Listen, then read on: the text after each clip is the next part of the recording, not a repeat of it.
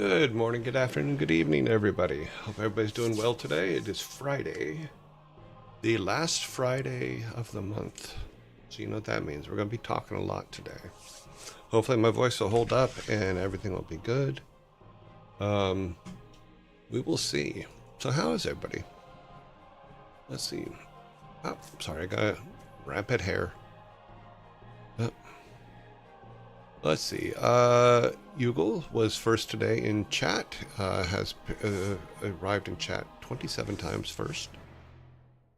Oni Demon, it was second and has been second into chat 31 times. And then Malieve was third and has been third 3 times. So nicely done. Woot woot. Sir Lunchalot, hello. How are you? Santu, hello. Good morning.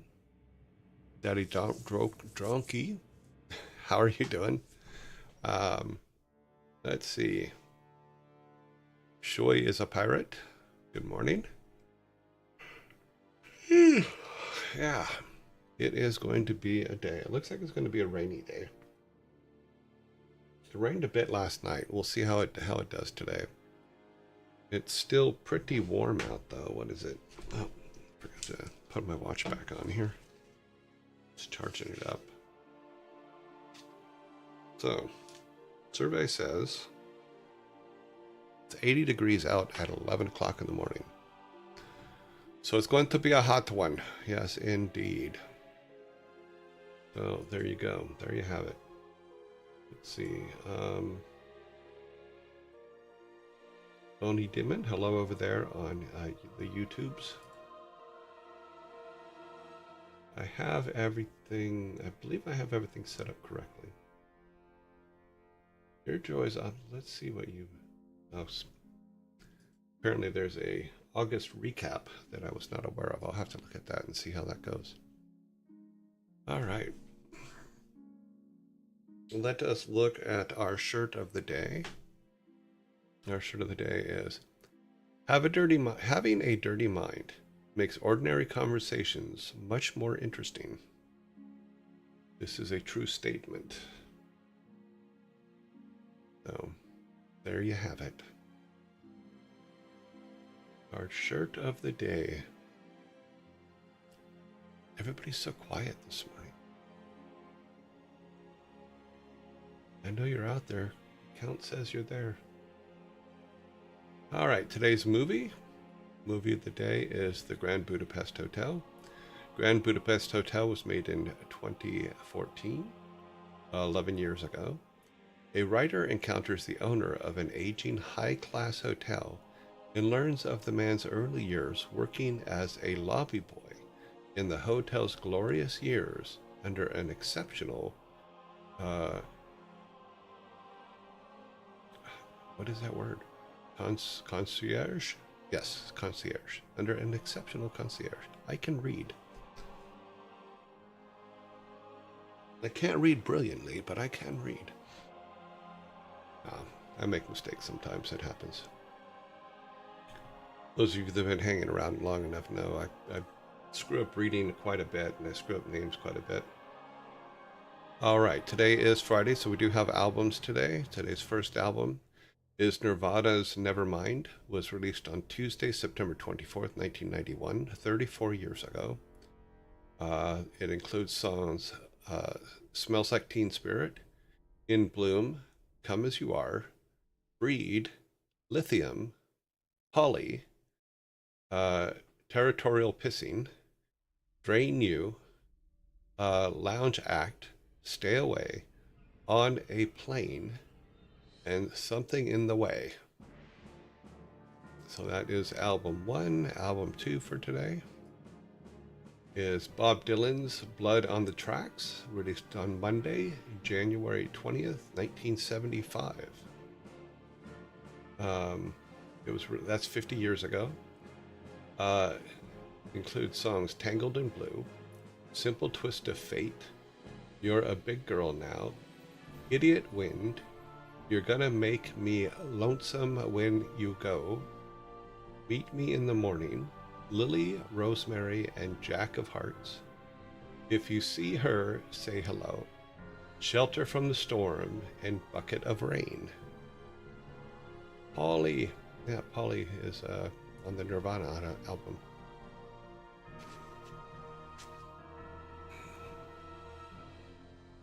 I did have the pleasure of working with Dave Grohl twice at BlizzCon. Once when he came and was the drummer for Tenacious D, and then the next year when he brought the Foo Fighters back. He seemed like a very, very nice guy. Like, way too nice guy. I say that because you don't see that many very nice guys, and he definitely is one. So, you gotta give him credit for that one. Okay, let's see. Getting things in perspective here, making sure we have everything in the right place. So those are our albums for the week. And we'll put them up on Discord later tonight. I do have to go somewhere right after the show today, so it'll be later tonight that we'll put the albums up, the shirt up, and the movie up of the week or the day, as may be needed. And then, yeah, so here we are. Now we start the main part of today. Today's the last, as we all know, today's the last Friday of the month, which means it's a conversation day. So what questions do you guys got?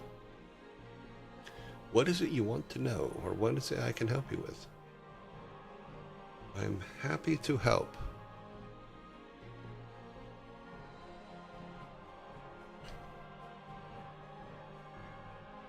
Or we can sit here silently.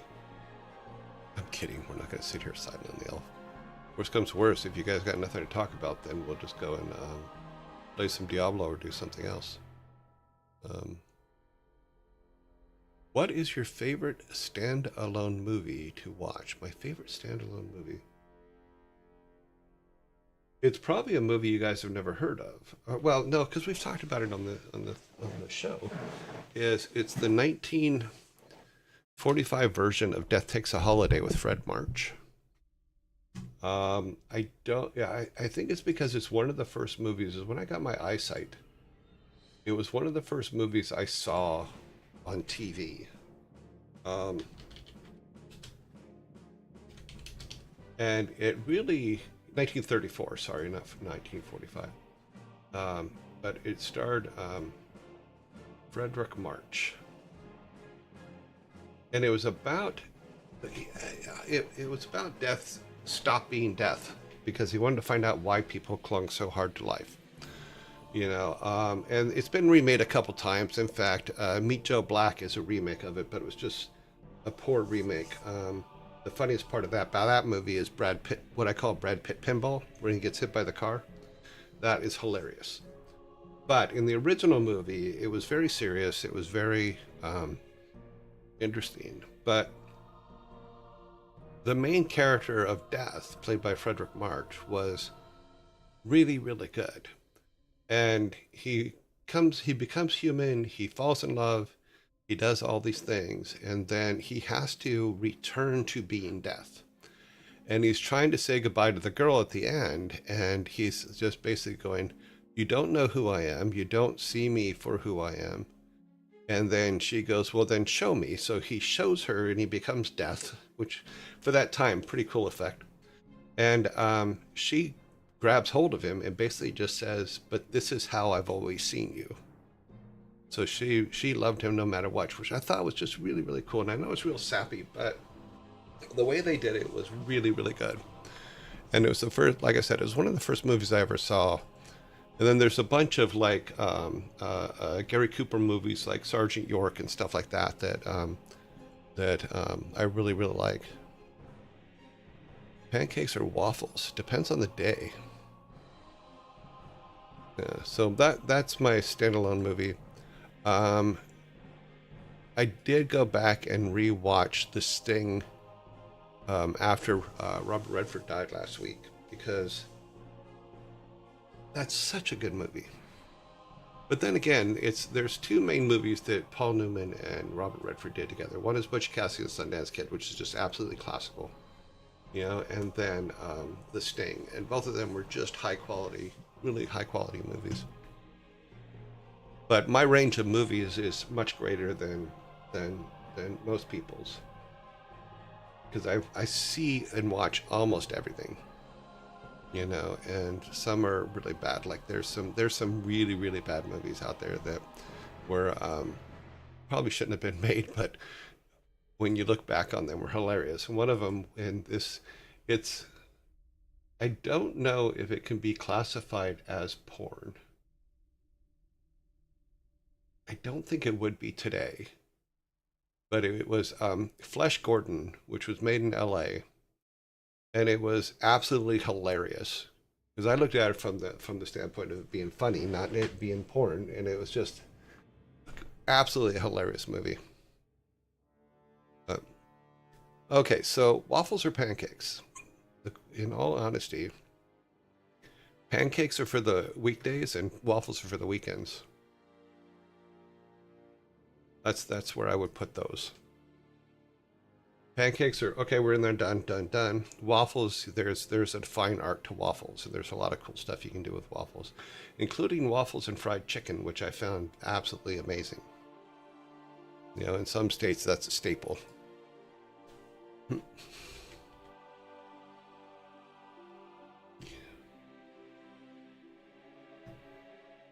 But waffles, you need a little time with.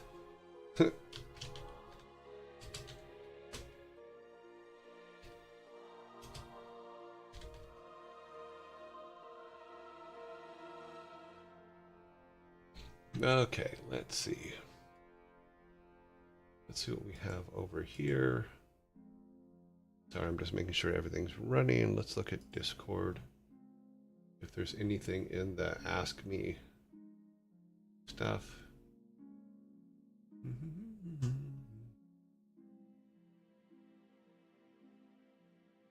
General tab, leaderboard, share link, questions.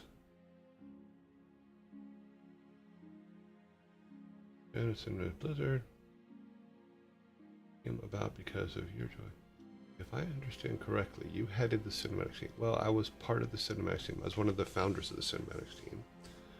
I did not lead the cinematics team, but I did lead the video and post-production team and the machinima team. In fact, I left cinematics after Warcraft 3 to start the video and or the DVD production team, because we were doing the behind-the-scenes stuff for the making of stuff for the special editions. I'm curious your time at Jagex, your joy work on old school or regular. I ran the creative services department for Jagex, and we did all the outward facing stuff for RuneScape and old school RuneScape. In what capacity was it? Cinematics like in Blizz? No, it wasn't cinematics like in Blizz, but it was basically building the marketing assets for all of the games at Jagex. Okay, thanks in advance. Okay. So that is the questions on the line. Here was it. What is this one? Oh, that was from months ago. This one is from recent. Okay. I go with Mini Waffles Maker, which is perfect for making waffles chicken sandwiches. Oh, that would be really good. I don't know what it is about fried chicken, waffles, and maple syrup, but it all kind of works together. I just felt my heart bleed reading this. Well, they're like waffles and chicken sliders, if that makes sense.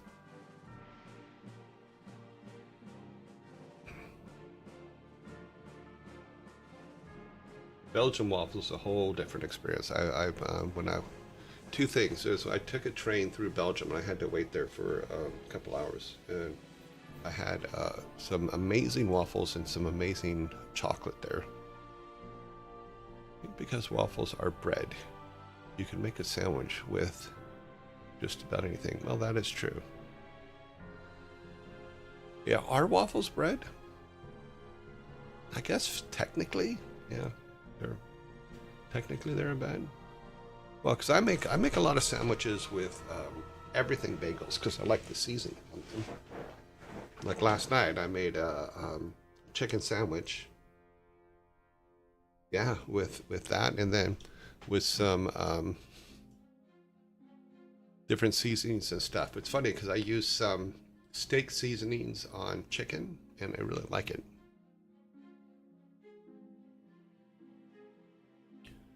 I guess technically you can make that bread into anything.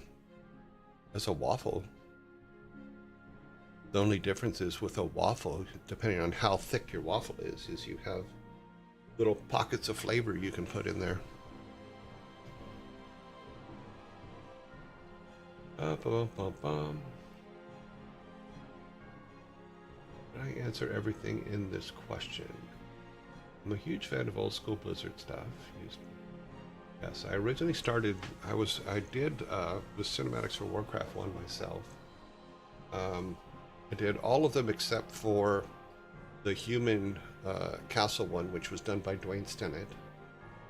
But all the rest, the maps, the orc gate, all that stuff, I did all those. You know, because I was the only one in the company at the time that had 3D experience. Because that's what I did when I first got there. That's what I was hired for. 3 years before that, do the cars for rock and roll racing. We have mainly two types of waffles here. The ones from Brussels and the ones from Liege. Those are really different. Oh, wow. Brussels ones is the one that people mostly put on social media. Let's see what a Brussels waffle looks like. How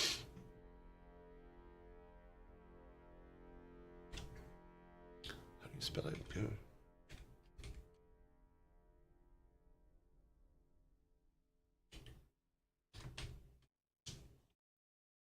Okay, let's see. Oh, so the Brussels ones are the square ones, depending on what you're doing. So if we look at here, Brussels waffles. These are the Brussels waffles, which are the ones most people, I guess. Let's see what the other ones are. Let's see what these look like. They all look the same. Oh, these are less perfectly shaped. I don't know. Okay, they're waffles. What's funny is I would never know the difference except for the other ones seem to be more defined. These look more like smaller amounts of dough.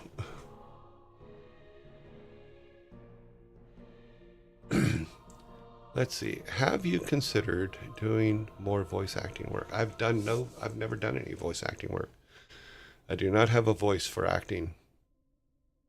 I have a voice for making fun and doing silly things for my kids. But no, I've never done any voice acting. It's probably in the world's best interest.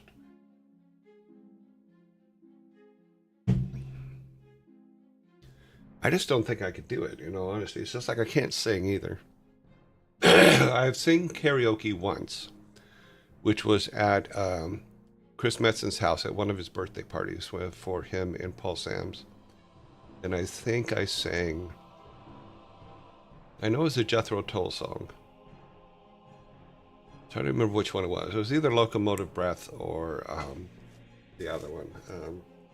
I forget now. It's been, probably 20 years. But yeah, I don't have a voice for... Nobody goes, oh my God, you should do a voice. I'm not that guy. And there were so many other talented people at Blizzard to do voices that no one really needed me to do that, and I was perfectly happy with that. Here is Let me see if I can get this working here. This is some images from Death Takes a Holiday, the original one. So it was a very pretty movie. Very well done. Yeah, so, it's funny because it looks like little models, but they're actually real places with real people in them.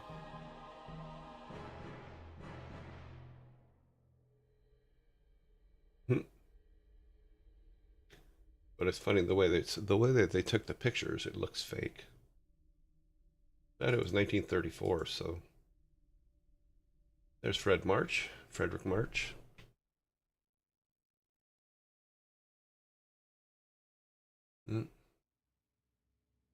There's the leading lady. What was her name? I forget what her name is. I'll have to look it up. It's not on the screen.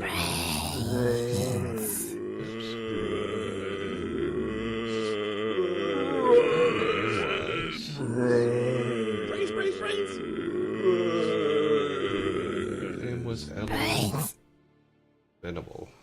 Wow, what else was she in? Known for Death Takes a Holiday, Double Door, David Hearn, Frontiersman. Oh, don't remember any of those. Huh. But yeah, definitely good movie.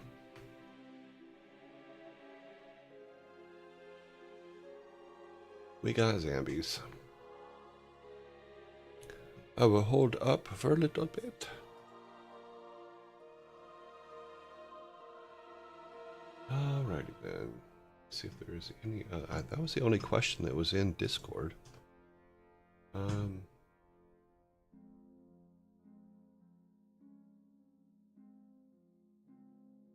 boop boop boop. Look at here. Where is that? We made a last Friday chat. Nobody's put anything in there for a while. I like the reruns, but it's missing chat. Oops, heavily chat. Okay. I don't know how to pull chats up. Maybe I'll have to find a way to do chats.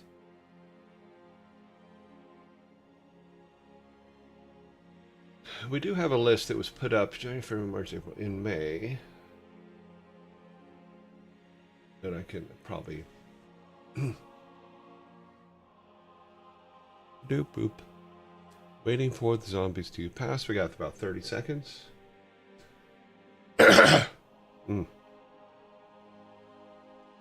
Yes, when the zombies are here, you shall hear me clearing my throat.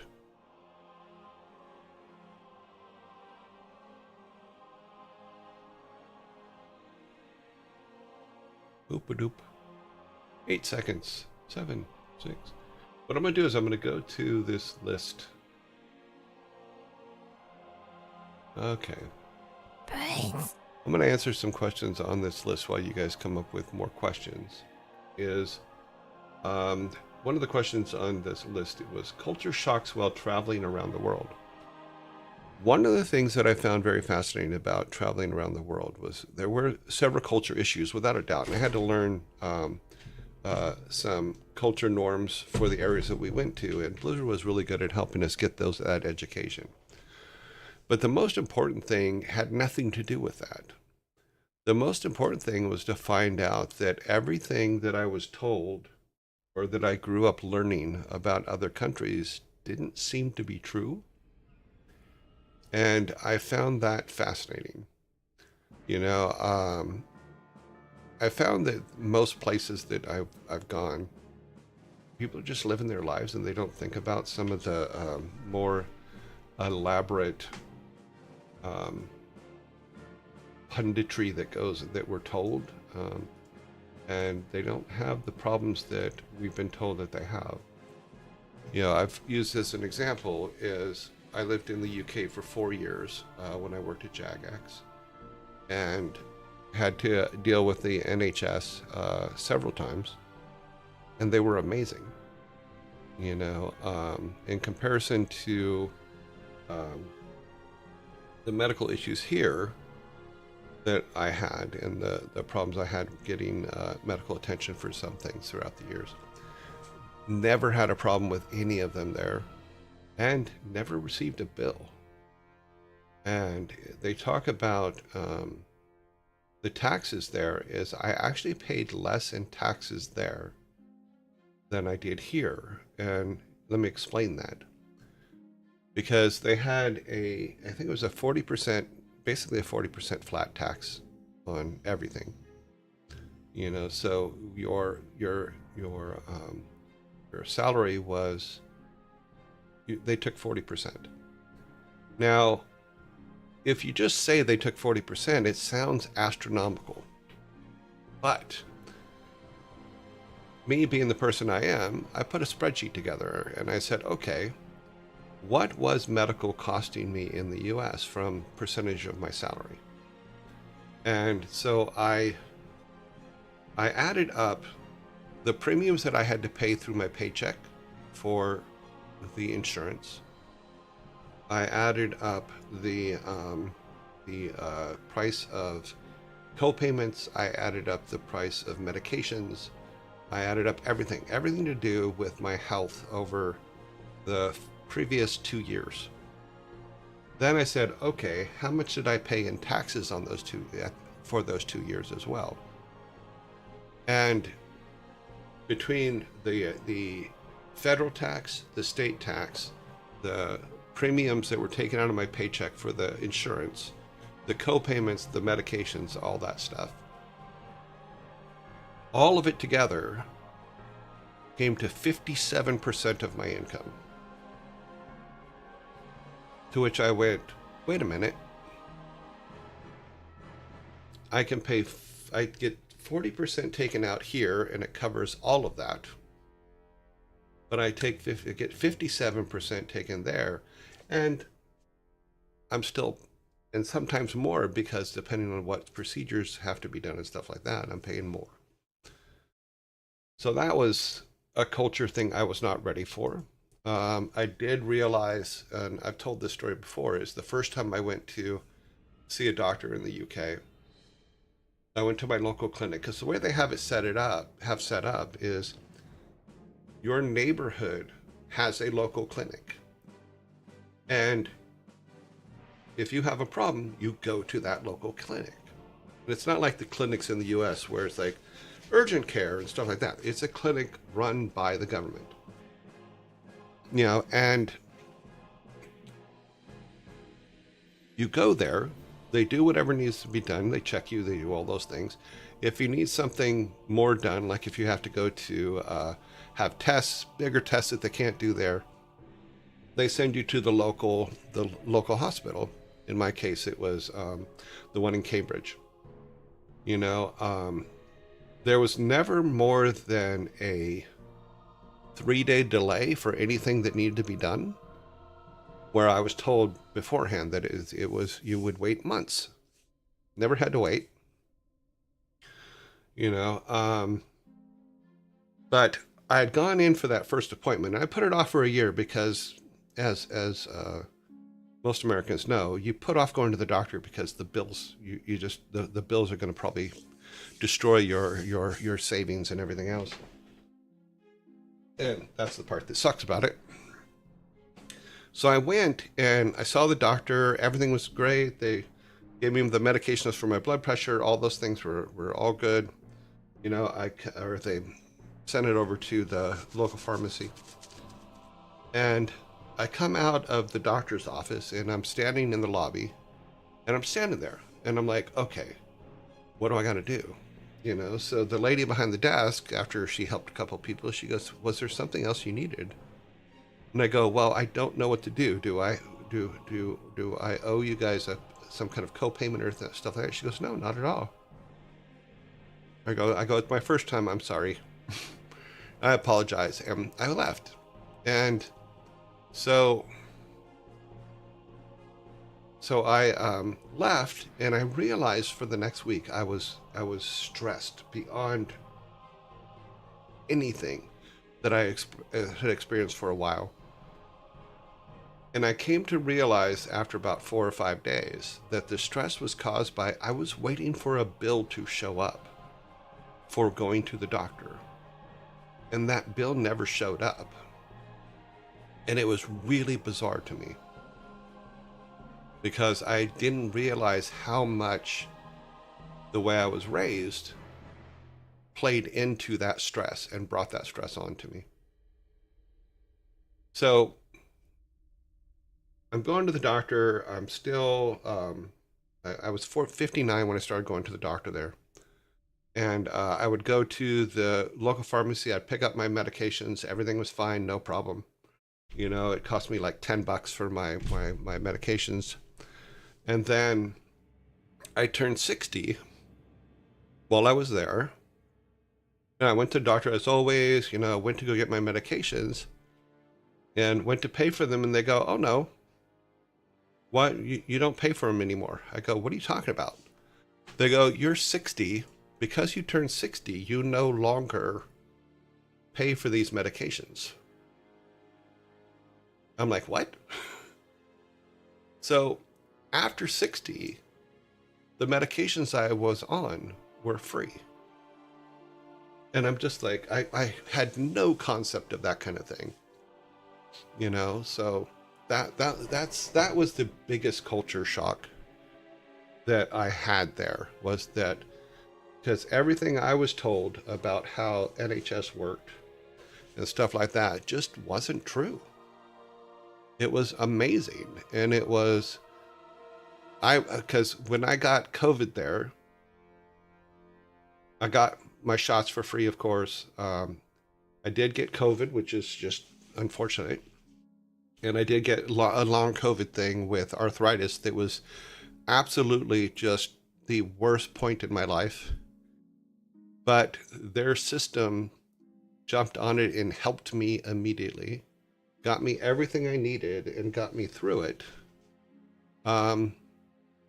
with absolutely no hassles whatsoever, with no fear about if I think about it now and I think about what needed would have, if we had done the same thing here, any savings I'd had would be gone. And I would have been, you know, I would have probably ended up homeless here. But there, it was just like, nope, it's done. You're taken care of. If you live in the U.S., it is cheaper to fly to Spain, spend about a month on vacation, and have a hip replacement there, and still have cash left over, than to have an operation done in the U.S. Wow, I don't know if that's true, but that's interesting. If there is a universe you could make a movie come game in, which one would it be? And what type of game would you make, given the full staff to make it and budget undefined? Oh, wow, that is an interesting question. What world?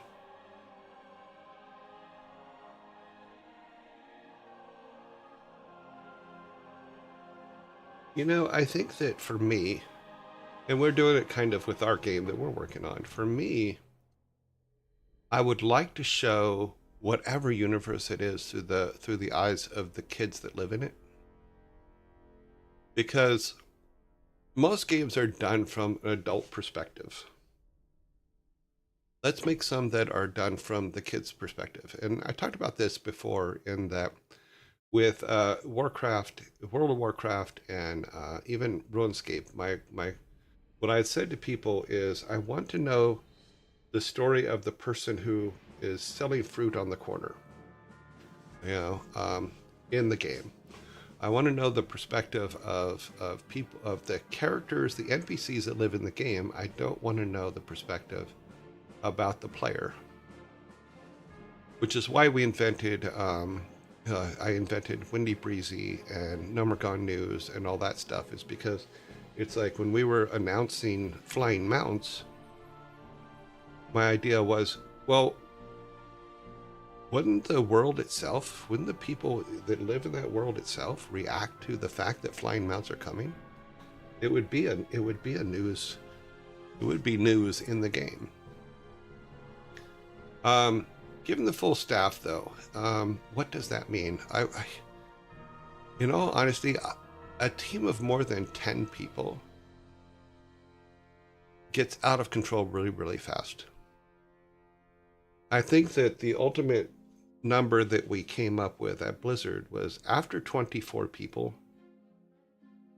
you have the amount of correct information getting to everybody starts to diminish, because there's people get in the middle of communication.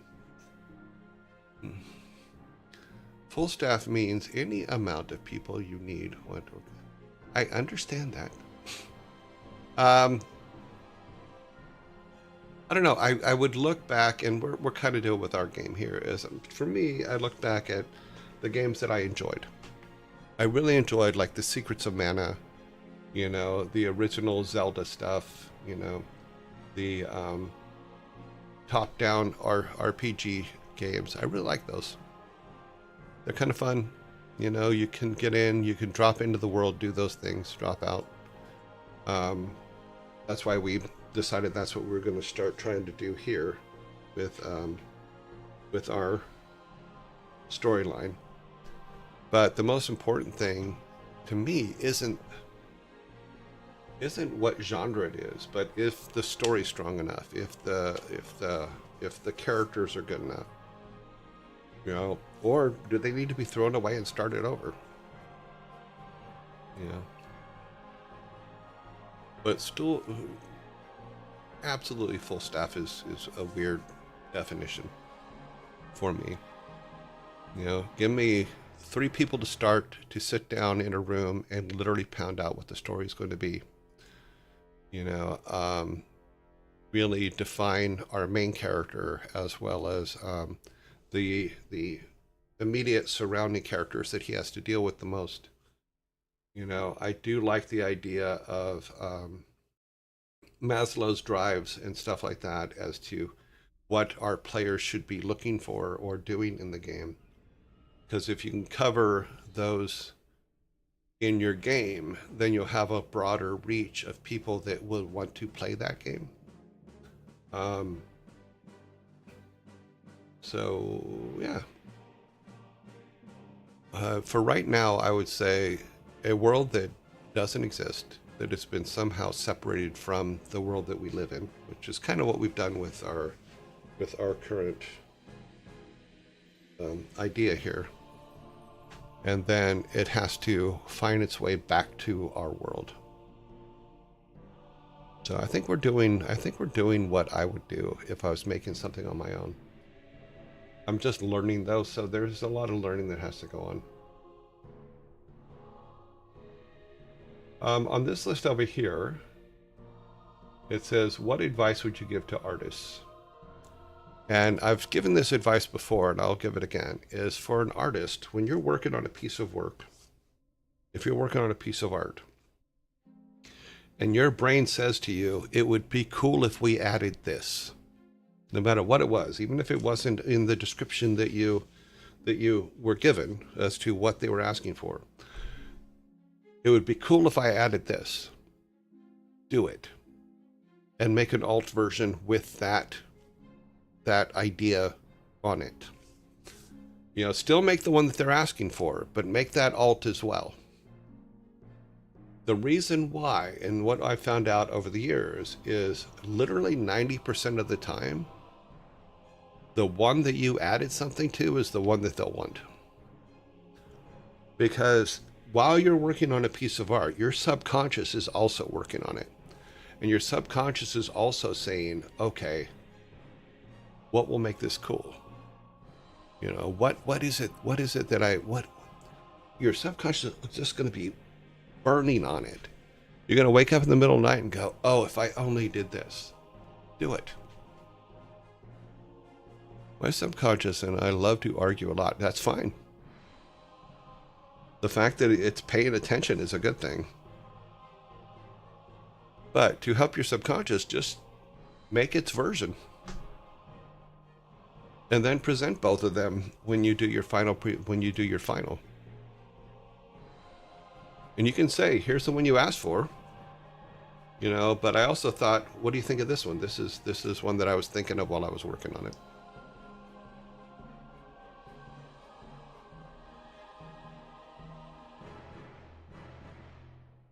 And if you have a open-minded boss, he will present them both to the client, so to speak, because you do have art directors and stuff like that. But I have always found that the majority of the time, and I believe it's 90%, your alt version is the one that they're usually going to want. So make that alt version. Okay. Okay, that's just a nightbot. Okay.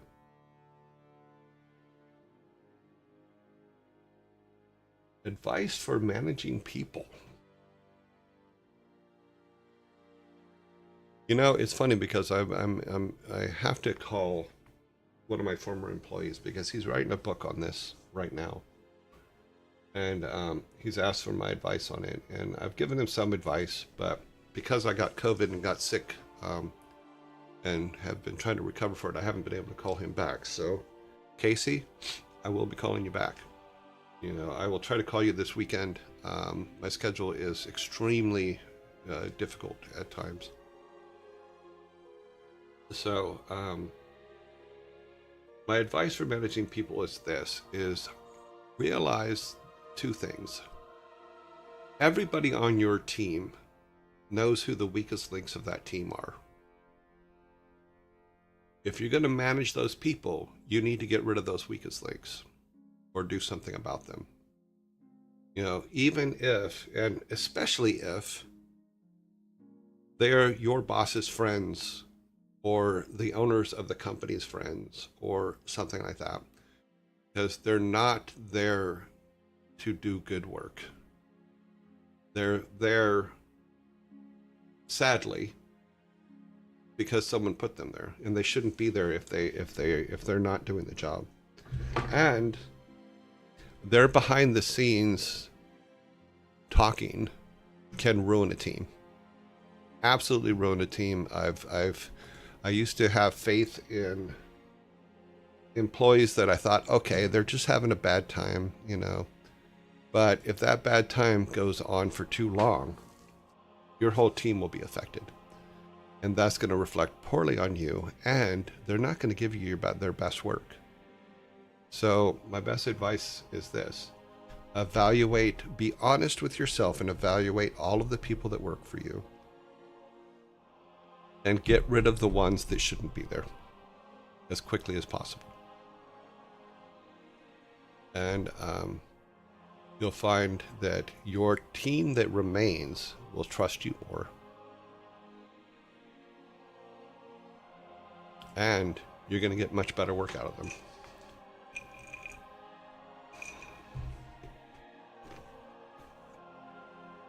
I like that, except the new manager has been the person who everyone is calling out. It's Rob. Then is it responsibility of leadership above him to get rid of him? I've had managers above me that I wouldn't trust to drive my car across the street. But as most people know about me, I'm also very vocal, and I will call them out in a heartbeat. I don't have a problem with that. You know, but I'm also one that's like, okay, you're going to fire me for it? Go ahead. All right. But when I'm gone, that person is still going to be here, and they're still going to be doing horrible stuff. So good luck.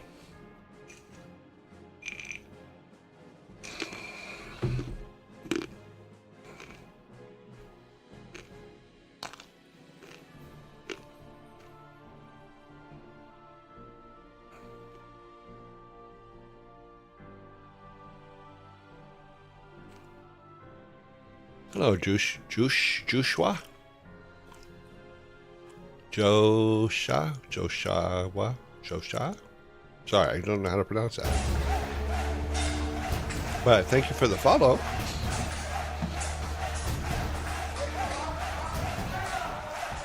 Yeah, there's a. Let's let that finish. There's a point in time. I've been in every single team I've ever been on. Every person on that team knows who the problem people are. And when you come in as a new manager or even a manager that's been there a while, the more you let that person continue, the less respect your team's going to have for you.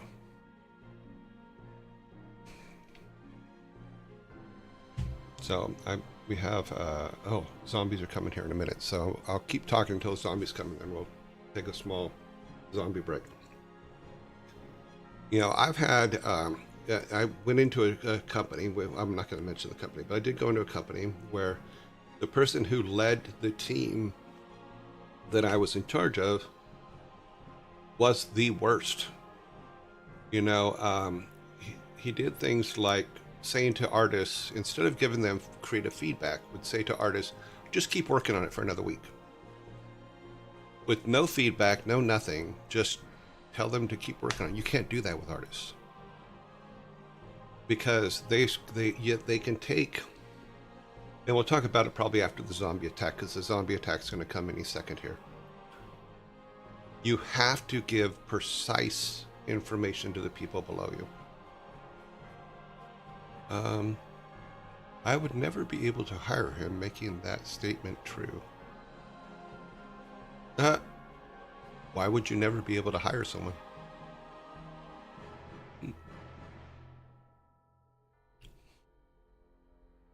Yeah, so this person should never have been put in the position. He was put in the position. Okay, we'll talk about it in a minute.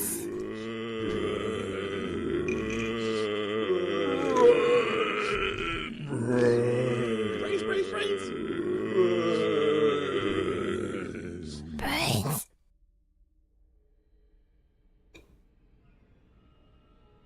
I can see that. I can be very expensive.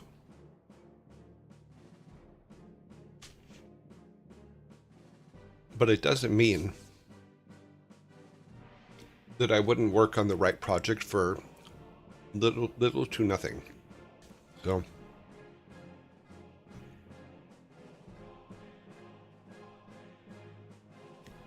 because to me it all depends completely on the environment.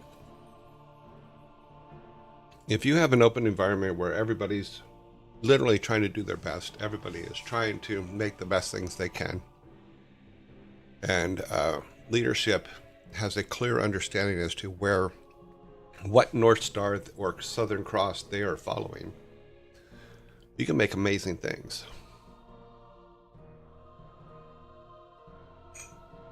Sorry, I get on a rant on this, and we have a minute more of zombies.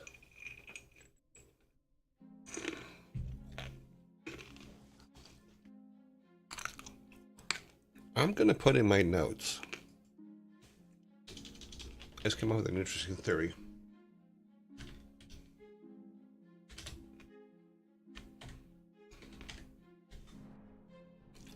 What I put in my notes is a note for zombie topics. And what I'm thinking is this. Is we have about 2.5, 3 minutes of zombies attacks every 30 minutes or so. What topics should I talk about for the people that are subs during those zombie times? That could be our next evolution piece, is adding zombie topics, questions that can be answered in 2 minutes while zombies are here. Interesting theory. What I was just talking about, for those of you that do or did not see or were in commercial breaks, is the idea of having, and I wrote down in my notes, as having zombie topics, which means that having questions and stuff that I will answer when zombies are on the screen or when commercials are going on. In fact, I'm going to make in here, I'm actually going to make it a thing in Discord. Let's see what we can do here. Text, we're going to call them zombie topics.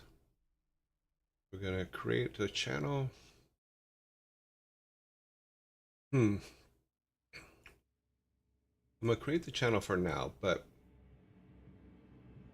yeah. So right now, I just put on Discord in Ask the Allfather a thing called zombie topics. And what we can use that for is, and I haven't set the permissions on it yet, so it may be open right now, but what it could be used for is for me to answer questions when the zombies are attacking. Depends. Do you want to have a separation between your subs and your followers? Because sure, it's nice to have something, the zombie break, but then you got everyone else left behind. Well, we'll see. We'll see how it goes. I like the idea of what you are saying. Regarding the weakest link.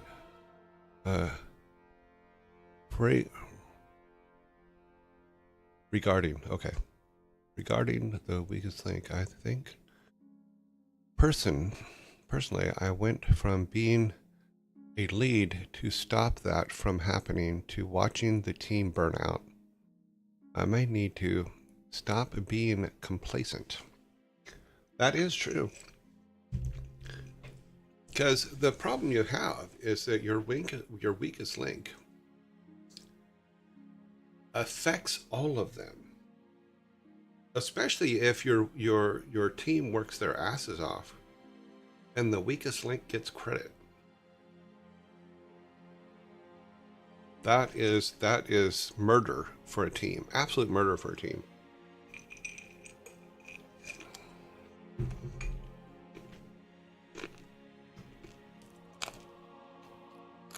No worries. I just have to figure out what word you're trying to say. We're okay. You're fine, Josh.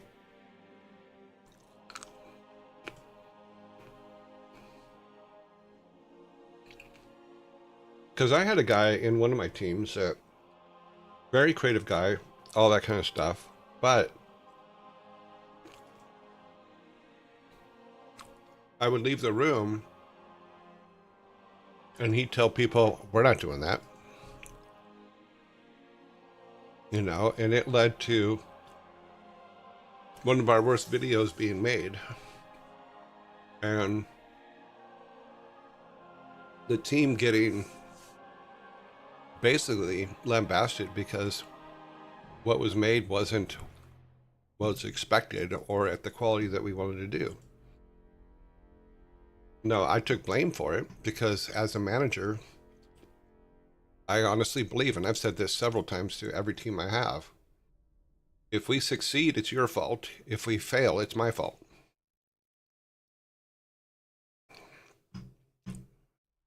We can see that with the Borderlands situation. The CEO is crashing out about complaints people voice on social media. Sometimes the weakest link is above. I learned with Lost Vikings that and this is going to sound probably horrible, I didn't care what the public thought. You know, because the most vocal people are not your majority of the people. You know, you can get a situation what I call the 1% 1%ers. So 1% of 1% of the people that play your games are going to go online and just completely tear you apart for it. And okay, you know, what you have to ask yourself is, did we make the best game possible based on every factor? You know, and did we release something we're proud of? Yes. I don't care what Reddit says. I don't care what reviewers say. Did I release a product I like? Yes. Did I do the best job I could making that product? Yes.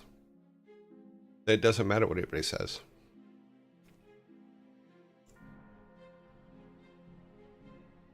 There's been many, many occasions in my career where the worst people were advanced into higher positions that they never should have been put in.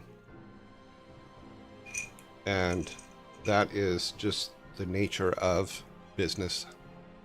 It sucks. The problem, what you have to do as an employee, whatever level you're at,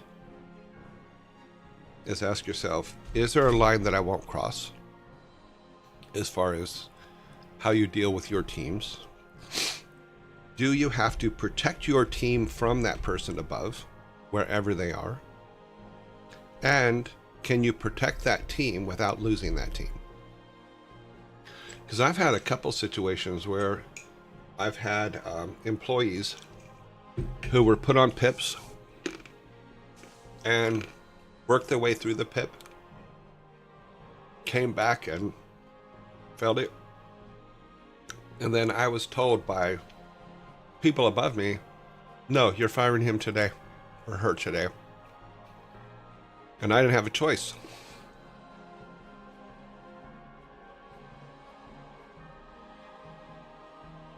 And that sucks. Especially if you feel that the person that was let go didn't deserve it. You know, I've also had situations where layoffs have come and I was never asked about people on my team as to who I believe should be laid off and who shouldn't. And when layoffs came, had employees yell at me about it, I was never part of that decision. Other people above me decided who on my team had to go and stay.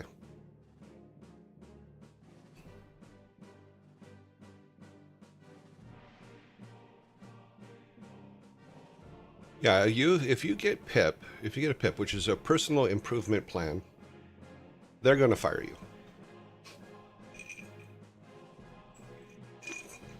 No matter how you did on it. And that sucks. Because the majority of the time, if you tell someone there's a problem, they're going to fix it.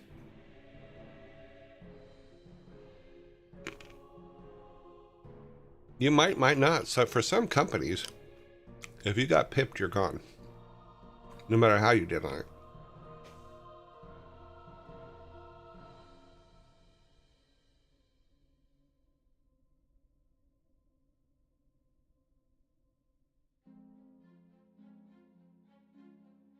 I always disagreed with that. Company policy is that what determines cause. I've been on PIPs and still was with the company until I found a new job. It also depends on which country you're in. Because when I was at 6 Foot, we had to lay off quite a few people, including people in our German office and other places. But you laid them off we'll use Germany as an example, they still work for you for 3 months, even after you laid them off.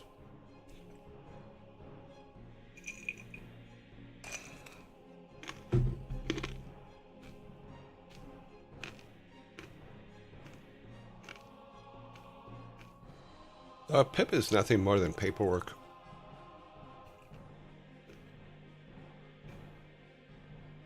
You know, one of the things that you have to do as a manager is you have to keep files on all of your people.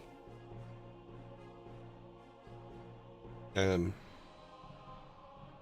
if there's ever a problem, HR does use those files to remove people they deem threaten the company.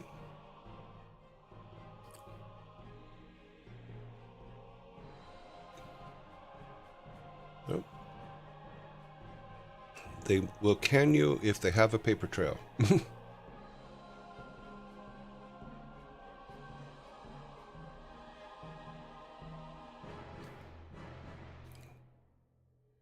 Okay, not all companies are the same, for sure. T the pilot? I don't know what that is. Just speaking from experience. No, not all companies are the same. But there are, I can only go by the companies that I've worked for, and it's not all managers in those companies that felt that way. I believe that there were the people that I grew up in, say Blizzard and stuff like that. The original people, the original owners, the original managers, all that stuff were amazing people. And because of them, I've had the most astronomical career that I could have ever had. Like I've said 100 times, I was brought in on a 5-week contract in 1991 and ended up there for 24 years. And the reason I ended up there for 24 years was because my leaders, the owners of the company, were amazing people. That is a person in chat. Oh, okay, sorry. I didn't see that name. Oh, okay.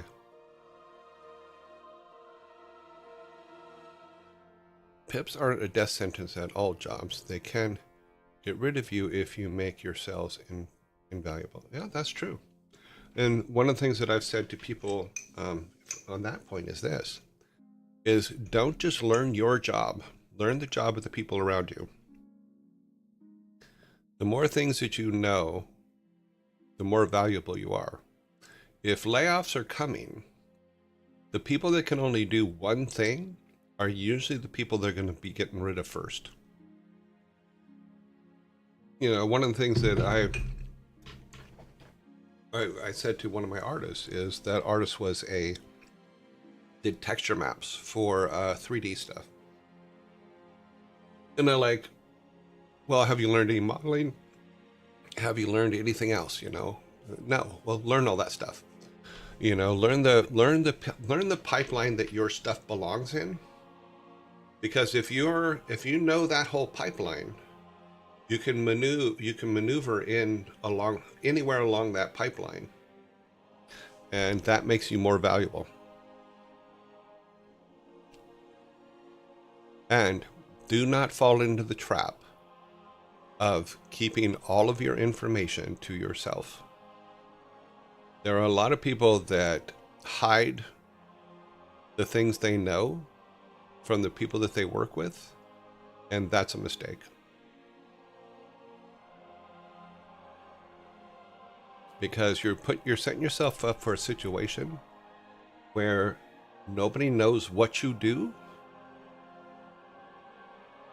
and they will get rid of you because they don't know what you do. And it doesn't matter that you have the only information on how X is done, because they don't know that and you haven't shared that. You're gone. My career has always been, well, let's teach everybody as much as possible. Let's find those new ways of doing things. Let's share those things together. And it's worked out pretty well.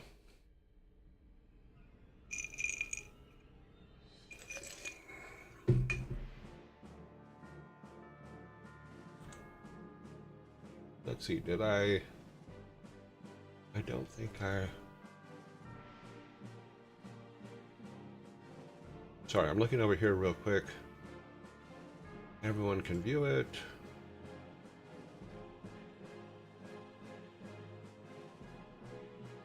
Send messages, yes. Send threads.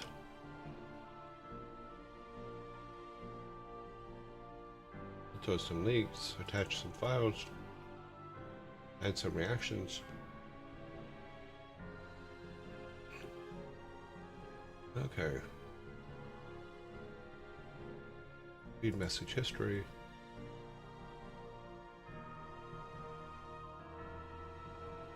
Rate polls if you want. I will just use that for now. There we go. Escape that. Okay. Even if you share that, you'll still be gone.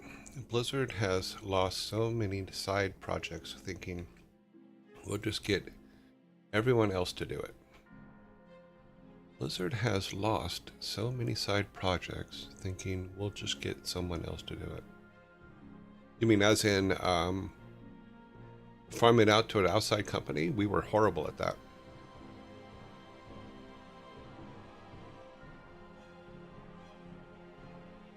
Blizzard's, at least from the time I was there, is our ability to find outside companies to do work and not take it from them and finish it ourselves or redo it ourselves was very horrible.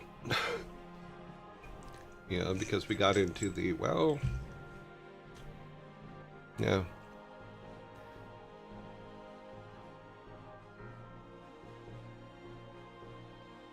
Yeah, there's been, I think that for me, the changes at Blizzard started happening when non-gaming people were brought into management positions.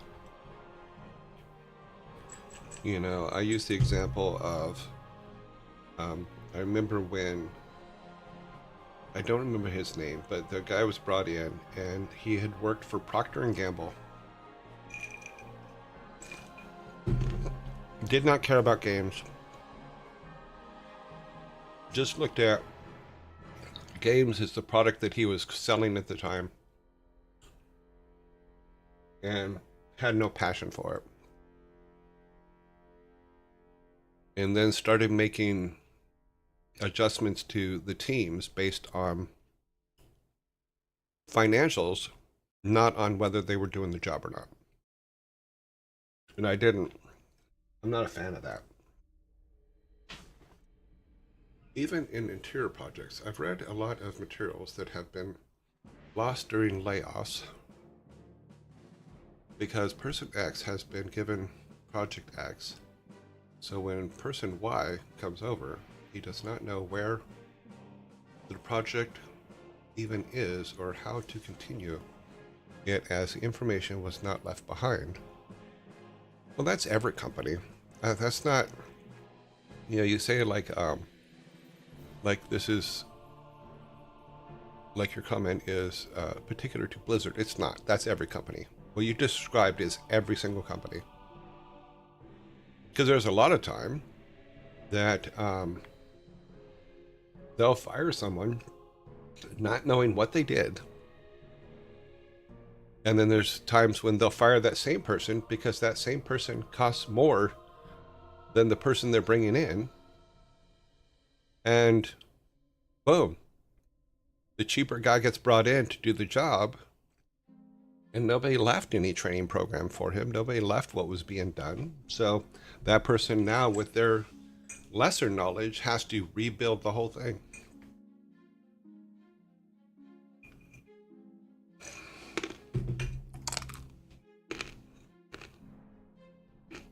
I had that happen when I worked at Sears. They brought someone in with zero ideas and didn't bother to learn the products. Hardware and lawn and garden. Customers would get angry when he brushed them off and employees quit from his know-it-all attitude. No. My wife's company currently does the same thing, and they don't know how to fix the problem those layoffs made. Yeah. Because the problem with layoffs is most of the time for layoffs, they're looking at it from a financial standpoint, not based on what those people do.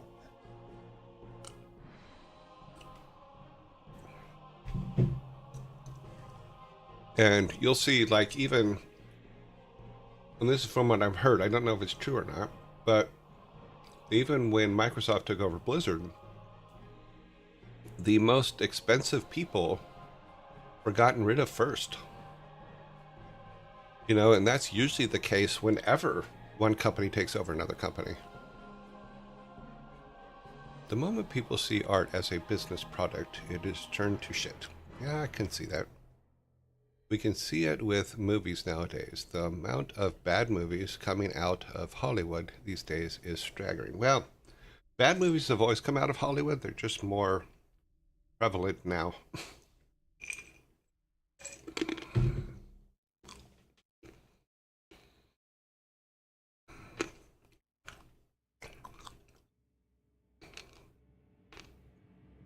Let me see if I missed one.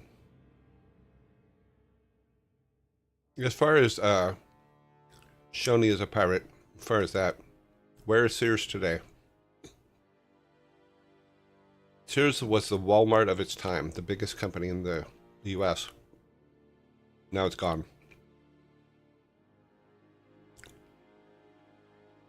I need sleep, but nice to meet you. Great insight. Take care. Okay, bye, Josh. Joshua.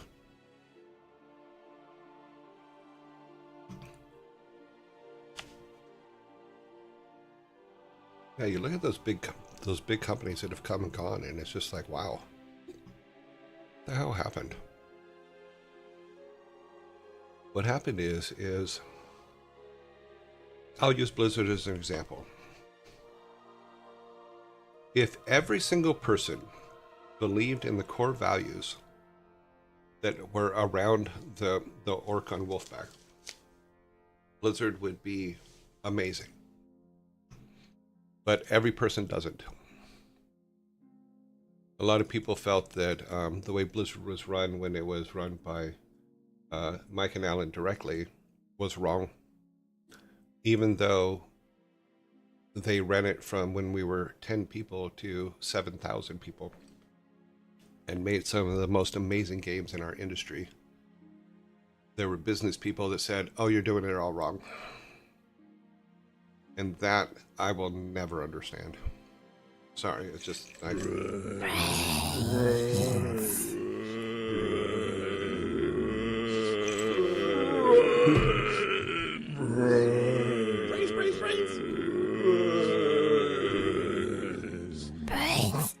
Yeah, Sears used to sell everything. In fact, they started out as a catalog. It was a Sears and Roebuck catalog. If you look back on it, they were like, God, when did the Sears and Roebuck catalog come out?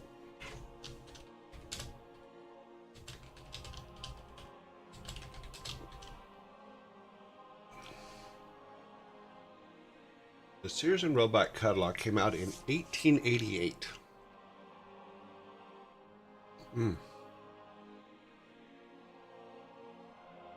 The first Sears catalog was issued in 1888 by Richard Sears.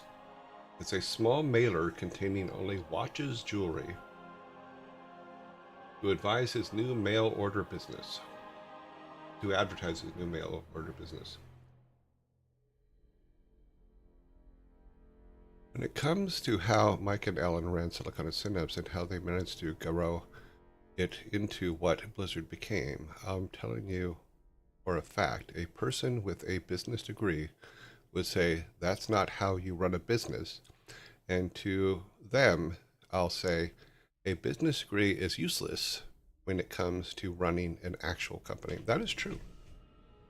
Mike and Alan did not have business degrees. They were programmers.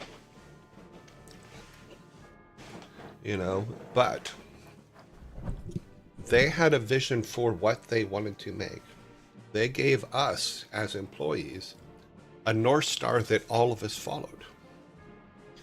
And without that North Star, the consistency of that North Star, we would have failed at so many spots.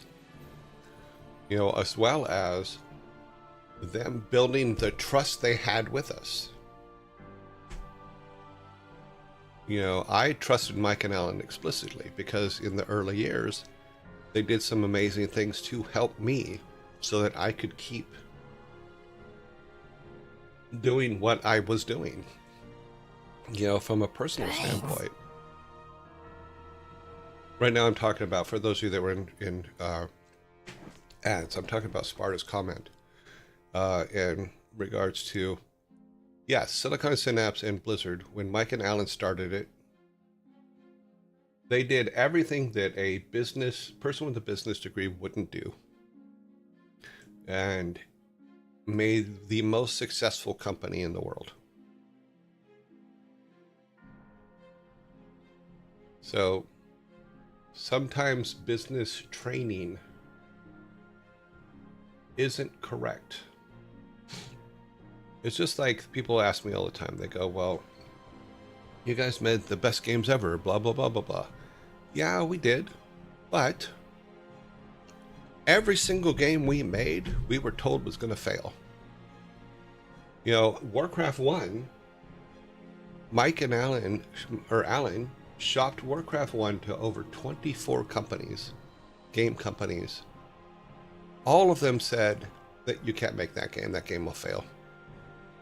All of them. The only one that believed in them was Bob Davidson. You know, and Bob Davidson, we were doing, because we used to do ports, and Mike and I were porting KidWorks 2 to Windows 3 from DOS. Mike was doing the programming, I was doing the art. That's how the company met, Bob and Jen Davidson, because KidWorks 2 was our product. And Bob took a chance and said, look, let me buy you. You guys make the games. I'll stay out of it. And here we go. And that contract that Bob did, because Bob only, in the early days, he only made one decision about the company, and I'm glad he did. And we talk about this in the making of stuff. At one point, Alan wanted to call the company Ogre Studios, and Bob said, look, I said I would leave you alone unless you make decisions, but that's a bad decision. And so he went and came up with, went to the dictionary and found different words, and Blizzard was one of them. And that's how he became Blizzard instead of Ogre. But the rest of the time, Bob let Mike and Alan make all the decisions when it came to the games we made, when the games were ready to go out, all that kind of stuff. That's why we were able to, in the early years, say, if someone said, when is X coming out? We would just say, when it's done. Because we were allowed to make the decision as to when it is done. We were not told to release it on a schedule. You know, people made a big deal about Diablo, I believe it was Diablo 2, missing Christmas, and that because Diablo 2 missed Christmas, it was going to be a failure. So it came out in January, missed Christmas. But you know what? It was one of the best-selling games. Because people trusted Blizzard at that point to not give them a crappy game.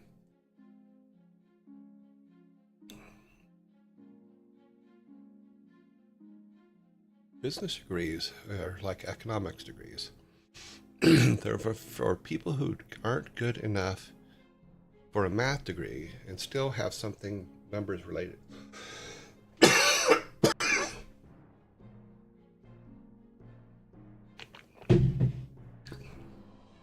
An idea will help guide you along the way. As long as you're flexible enough to adapt as a new problem arises, you'll make it far. If it takes you 3 months to make an executive decision to where you want to steer the company, you're always steering into the rocks before you ever start turning. True. The same we hear, except it is telling customers that things that do well are not tangible for large companies. What? It is the same we hear, except it is telling customers that things that do well are not tangible for large companies. That's the opposite of true. Because here, I cannot iterate enough. The problem with our industry of games being released before they're ready. I do not understand the concept. I do not understand why you would ruin your brand that way. You know, because we have, in Blizzard, we have an example of, if you look at the first 10, 15 years of the release games that we released. And it got to the point to where if Blizzard said, we're going to make a new game, people would just automatically say, I'm buying that game. And we're like, but we didn't tell you what it is yet. It doesn't matter. We're buying it. I'm going to buy it. You know, we did, if you go back and look, we did not do a lot of marketing for the games that we were releasing. We did some. In fact, we did banners on websites. We did all that kind of stuff. We did, in the early years, we did a lot of that stuff. But the number one thing that sold our games was word of mouth. And were people that said, oh, it's a Blizzard product, I'll take it, without even knowing what it was. And that was huge. I had the same discussion when I went to Jagex, because I'd heard of RuneScape. I knew RuneScape. I had heard of RuneScape years and years and years before. You know, it came out like in 2020 or something like that. You know, or before, or 2000. Sorry. And but I'd never heard of Jagex. Never heard of Jagex. And one of the things I said to them when I got there is like, okay, well, I see the branding for the games. Where's your branding for the company? You know, I've been in games for 20 plus years by then, 25, 6 years, something like that. And I'm like, and I'm not seeing, I don't know what Jagex is. How can that be? RuneScape, for what it is a great game. Yet, I didn't know who made it. I didn't know anything about that company at all. If that company released another game, would I know that they even made RuneScape? Don't know.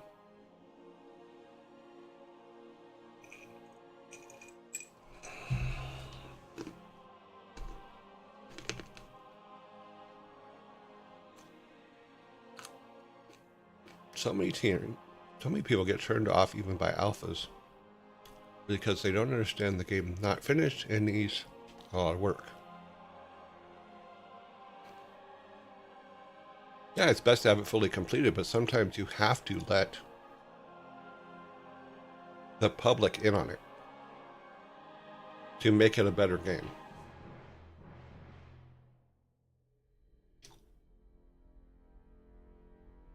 Because you can have a testing team and they can be phenomenal, but they're not going to catch everything. So what we used to do is the family and friends thing is have our QA guys in there, but also have our family members and our kids and stuff like that playing the games early before the public even sees them. And sometimes you do a wider test. You know, I remember when we released, or when we went to E3 or CES, one of them, with the original StarCraft, people hated it. Absolutely fucking hated it. They called it Orcs in Space. You know, so we came back and, you know, I believe it was Bob Fish said, give me a couple weeks. And went and locked himself in a closet and rewrote StarCraft. The code for StarCraft and stuff like that. And we came up with new artwork for it, all that kind of stuff. You know, because sometimes you need the public to tell you you're wrong.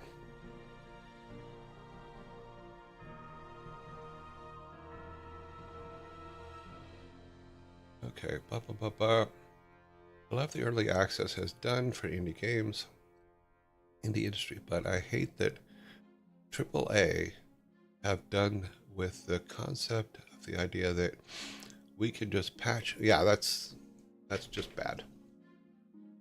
Because there are teams that 100% believe that. Okay, we're gonna put the Gold Master out. We'll just patch it. You know, so first day patch is horrible most of the time. because people want to get in and play the game. They don't want to load the game and then spend the next 2 hours waiting for the patch to update. At that, in the early years, it took a long time to do. You know, and sometimes those patches didn't work. Friday community yearlings, my internet is sick. I'm sorry to hear that. Lurking extra hard today. Okay.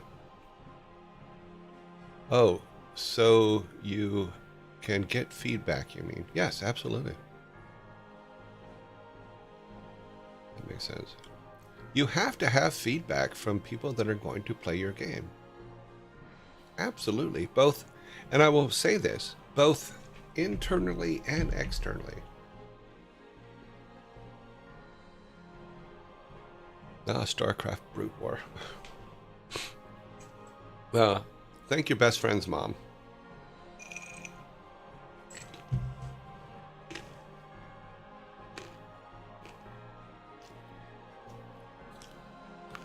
Yeah, it looks like we'll start playing StarCraft 1 next week. I just have one problem with it right now, and I have to figure it out this weekend. Is I can load it. I've actually loaded it from the CD, but I can't get it in a window so that we can put it in OBS. It only does full screen. So that is a problem I have to solve. And hopefully I'll be able to solve it this weekend. We will see.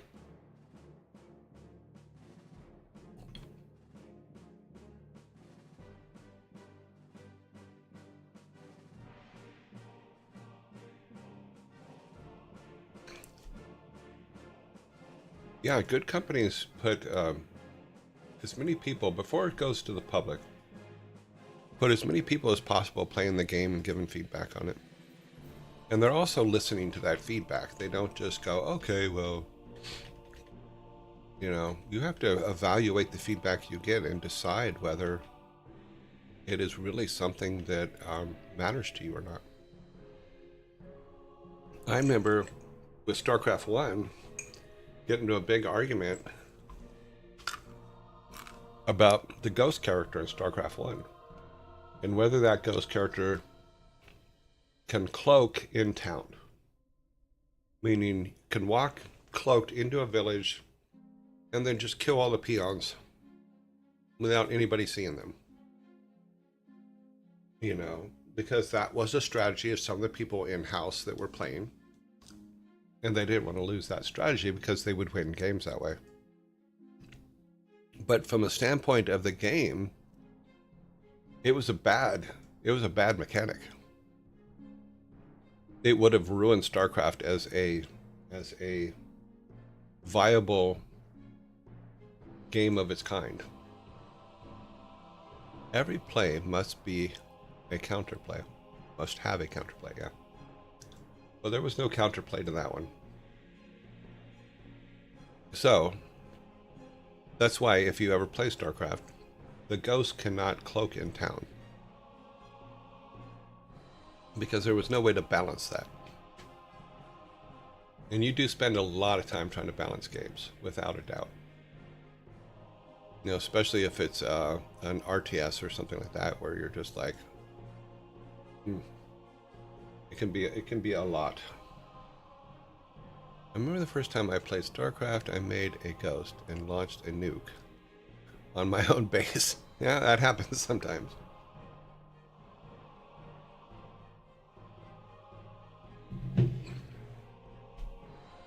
But it was a good character.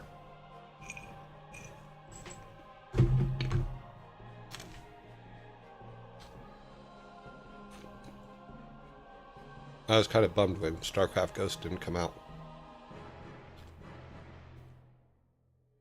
Hmm.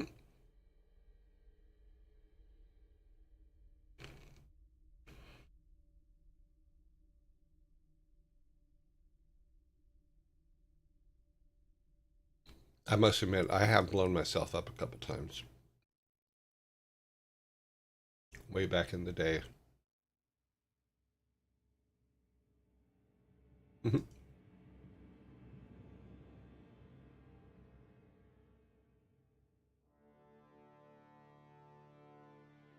Let me go back over here real quick.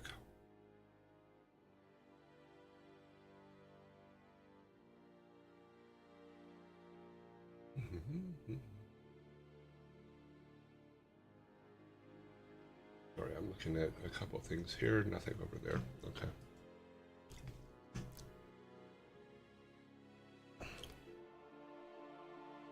I think in all games, in every single game I think I've ever played, I've killed myself at least once. Going, oh, oops. Sorry, didn't mean to do that.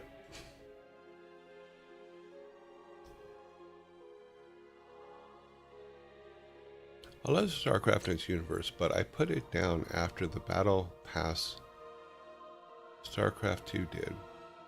I still boot up StarCraft on my Windows 98 PC. Wow. Was the StarCraft MMO ever more than just rumors? Well, we thought about it.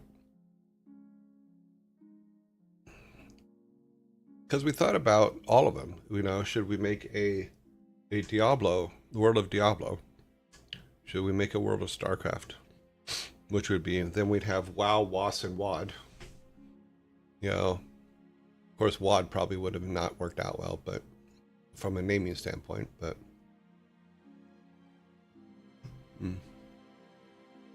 But yeah, I mean, we talked about all those things. Did any of them ever get off the ground? No. In fact, even World of Warcraft was originally Nomad. And Nomad just didn't come together. So it's like, okay, well, we have this team. What do we do? You know, it's like, well, we have the Warcraft IP. Let's go ahead and make a World of Warcraft. I actually had an idea for the Warcraft StarCraft crossover that I put forth at one point. This was many, many years ago. It says you have the portals. You know, could either an orc faction or a human faction portal into the other world to where you can mix and match all of the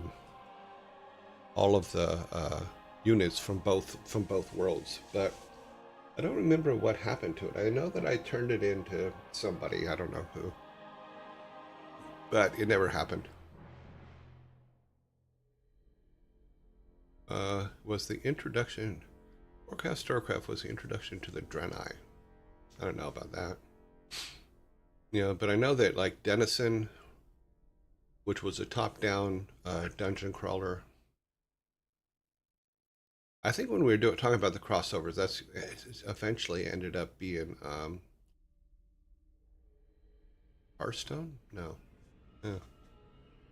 I would love to fight the Protoss as a horde. Yeah.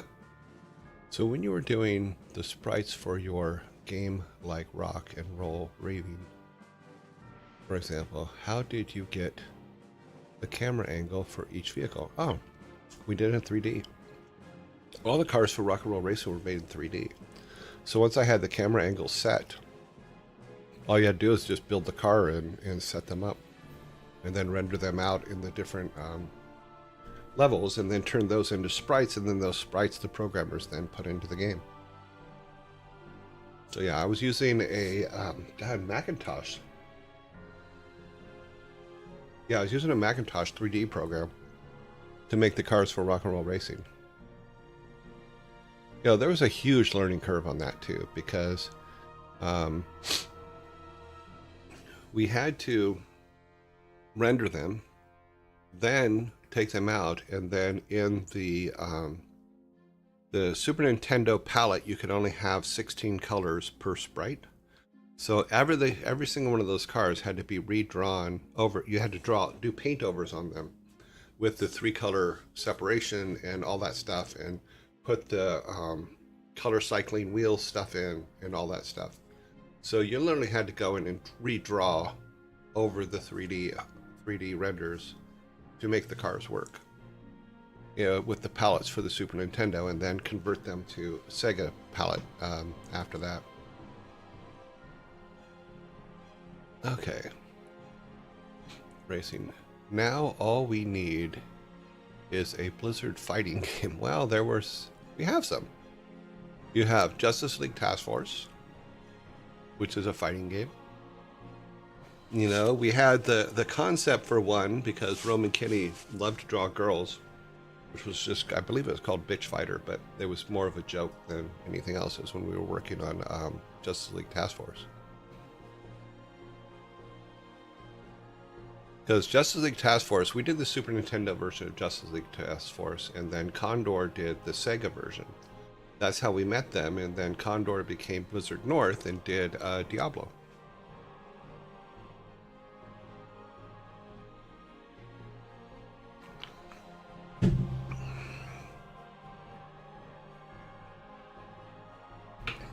Sorry about the bad names, but it was the early '90s, and it was a bunch of silly people thinking silly things up.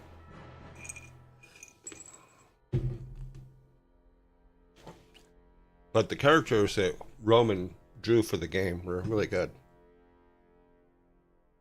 But like I said, it was only a joke. I think we used it for like an April Fool's joke at one point, but I don't remember. We either used it or we talked about it, but it was like 93, 92, somewhere around there. Yeah, it was a time when that language was fine.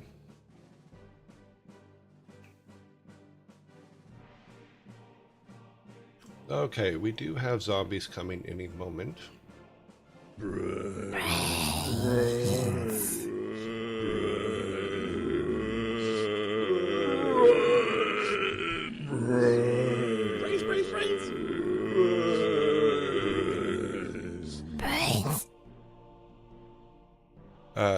Shuey the Pirate. I started making my own game. I use drafting paper to draw out my ideas. Yeah, that or graph paper. Sitcom reality. Thank you very much for the follow.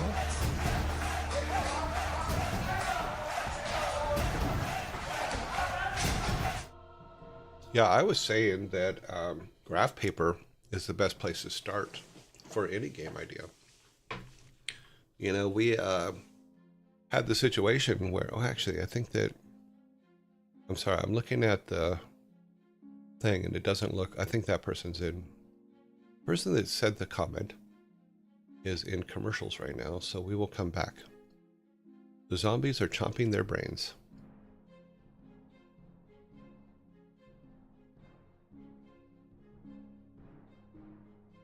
Yep. Sitcom reality, yes, it seems to be going well, but I don't think you can hear me either, so, because we are in commercials.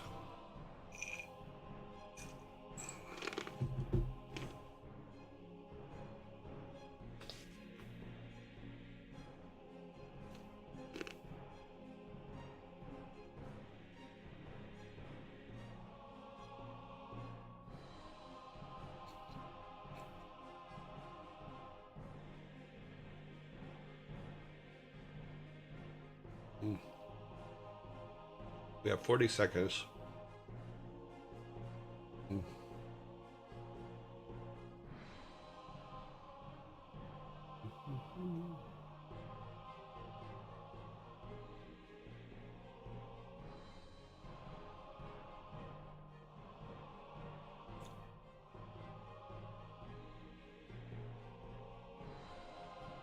Give my voice a rest for a second. I'm okay though. 13 seconds.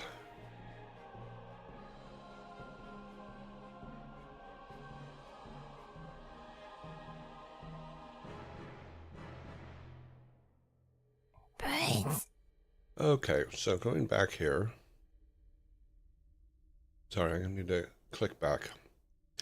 Shuey the Pirate is a pirate.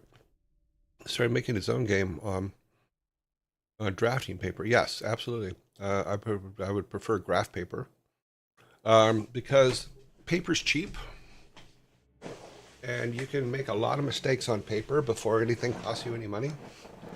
Plus, if you're using graph paper, you can work a little bit with your scale of sizes for your characters and stuff like that. You know, as well as your worlds and your levels and stuff like that. Now, for us, we use, because I couldn't show graph paper on here, we use Miro for ours. Let me see if I can pull that up here. And just started throwing ideas on Miro in our game section. So, because someone had asked in January if I were to write something now, how would I do it? And in order to show it, we just started putting stuff in on screen in Miro. So here is our starting point, which was just our 3 main characters. Ah, wow, that's interesting. I didn't know that did that. Okay, so here's our 3 main characters, and we started going out and going, okay, well, where do they live? Here's where they live in the forest. You know, we still have to put the lake in. We don't have a lake yet. And then here's the town, and here's all the buildings in the town. So if we move in, we have all of our buildings. And this was just literally, we threw this together. If you go back and look at the original videos, we threw this together in like just a couple days. There's our village. Here's our mines. You know, this is where Grandpa's brother lives. You know, he's a bad guy. You know, here's all the things for the city. And then to make things easier, we needed to make 16 levels for the dungeon. I'm like, okay, well, I don't want to leave that blank right now because I will think about, for me, I would sit there and think about the levels more than anything else. So I just went to one of the local D&D dungeon makers and then made 16 levels and put them all together. And then brought these into, this is where they all connect together, etc., etc. Brought these into Game Maker and just laid them out. We laid them out in Game Maker. So, yeah, you could do all this stuff on graph paper. We just did it on here instead. And then we went back and started building this, which was, here's our first attempt at our path for our guy. And then his game path. And I think this is our latest version and has decision-making algorithms and stuff there for reputation and things like that. And then started building it in Game Maker and learning how to code it. And these are all of our different things that we'll do. Yeah. But here's all of our statues that we have to build. And if we go to Game Maker, so I went and said, okay, well, I don't know how to use Game Maker, and I'm not technically a programmer. So I went and did a tutorial by Sarah Spalding on how to use Game Maker, and it's probably 9 years old now. Let me close this. I'm actually just going to do a build so that we can walk around our town and show basically where we're at. I'm not going to open up Game Maker for excuse me.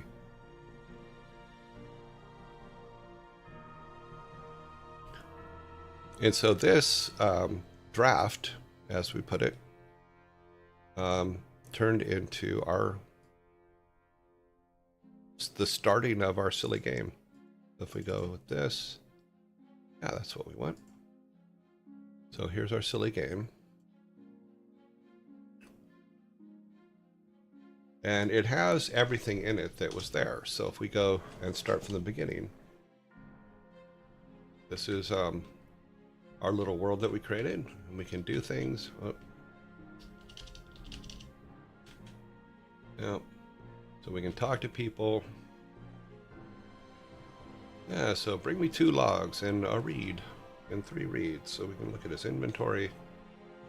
Okay, so there's a reed and there's a reed. Come back up here. And there's a reed. So we need another log. Let me get one from over here. Okay, so we have that. We'll save old Steve here. Thank you. He's run off to the clinic.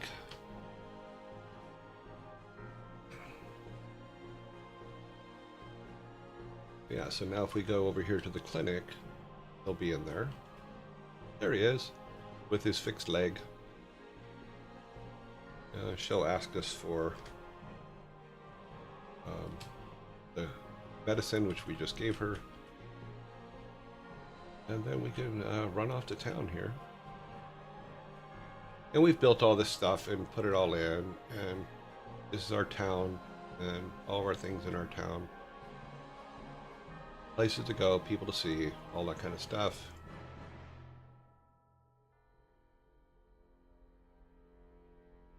And there's code with all this stuff for building things. And we have, if we go over here,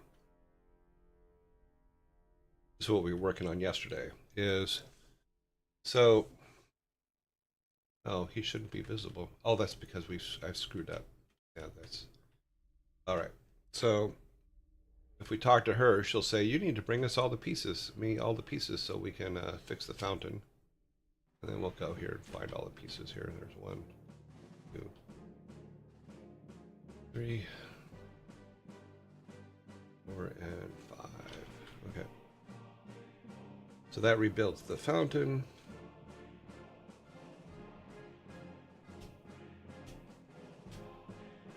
But this all started with literally just what we did in, that's weird.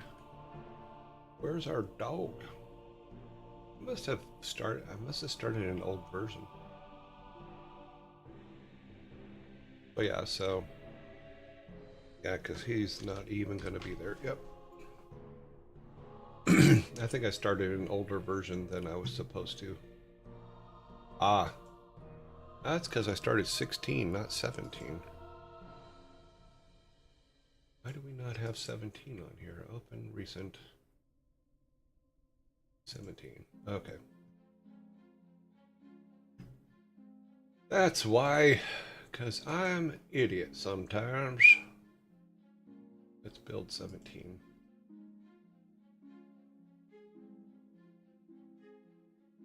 We'll come up in a second here.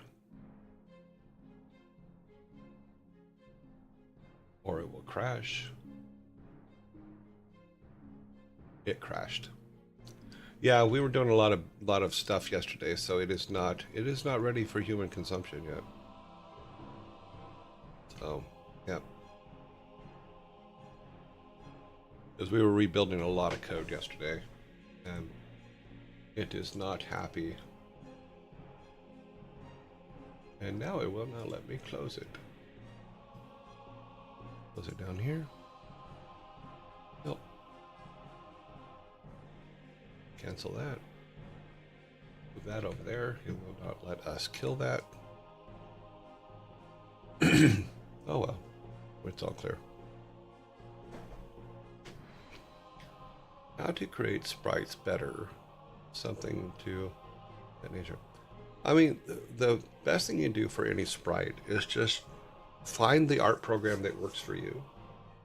In the early days, there was a program called DPaint, which was Deluxe Paint and Deluxe Paint Animator. And that's what we used to do all of the stuff for the Super Nintendo stuff, as well as the first Warcraft. You know, but you have to find the tools that work for you. There's a lot of stuff that people say, well, use this and use that, you know. My thing is, try several of them and find out which ones work for you. Because not every artist is going to work the same way. And not every person is going to have the same experience with different things. You know, is there any literature that would benefit to read? I don't know. I'm not, in all honesty, I'm not sure what people are using today. I mean, even the stuff that we're doing, I just do it in Photoshop, and because that's just what I'm used to. So, because I'll just pull things in and edit them in Photoshop and then throw them in, you know. But there are, like, if you go over to Ferret Software and ask Shay, Shay does a lot of artwork and stuff and sprites and stuff for Heartbound. I would say ask her opinion as to what programs to use. I know that she has some very strong opinions on different programs, and I think that will help. Another thing is just ask other people that are actually making sprites. Yeah, plus Shay is very talented, so I would definitely reach out and say, what do you think? Because I know that there are programs that she has suggested in the past, and I just haven't followed up on it.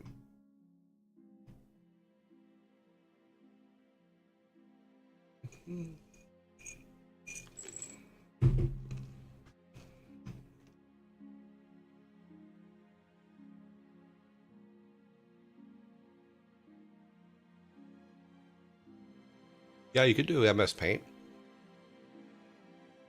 The thing I liked about Deluxe Paint Animator, or DP Paint Animator, was that you can do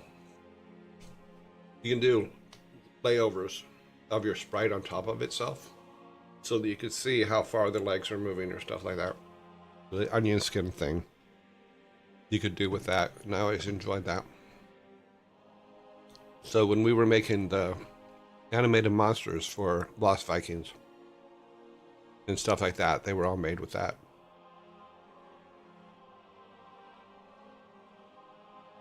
Yeah, a spirit. I know that name, so that may be the one that Shay talked about.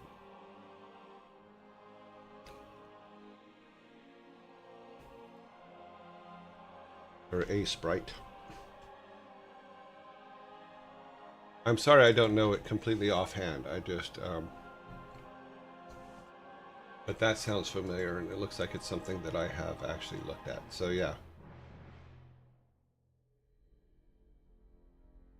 Because we are going to have to go in. Oh, and it does have the onion skin effect thing in it. So yeah, check that out. Here, let me put, I'll throw the link up here. There's the link.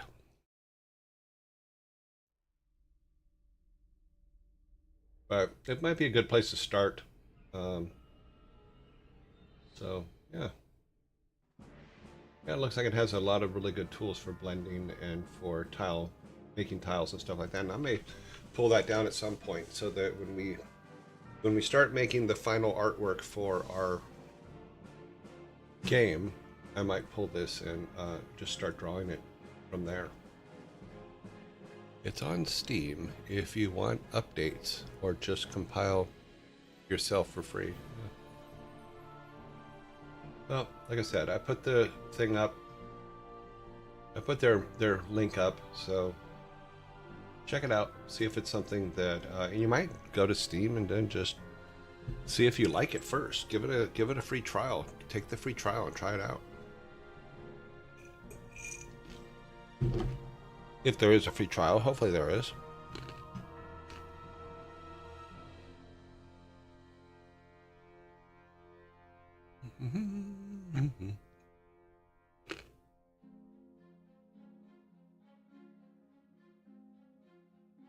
But I would also suggest try several different programs. Because what you're going to find is what you've learned in one can be transferred to the others. It's just a matter of finding out which buttons you have to press to do the same thing you did in the other one. I know that sounds silly, but completely true. Because like my original 3D, I was taught with Scope 4D on the Amiga. Then I learned digital arts. Then learned, I think it was called Sphere on the Mac. Then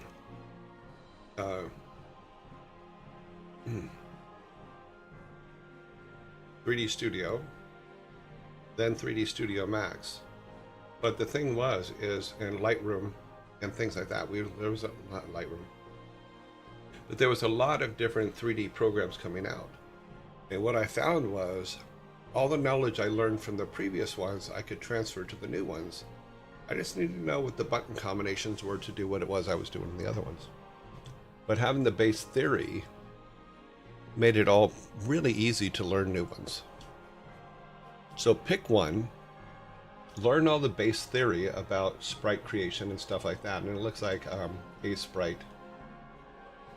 seprite is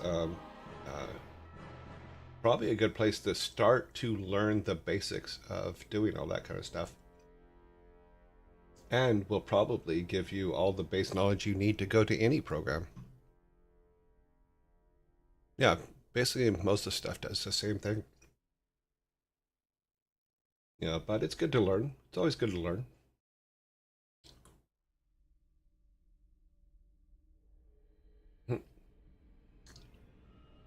Oh yeah, this one looks it's funny because it looks like a Windows 3 program from with all the menus and stuff, so it's funny. But yeah, you can look at let's go here and say competitors.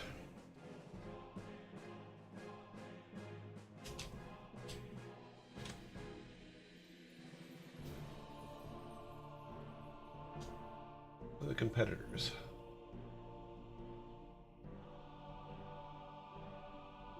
Okay, so they're Libra Sprite, Piscal, Krita, GIMP, Pixelrama. Yeah, so there's other ones out there. Just need to try them. Give me just a minute. I will be right back.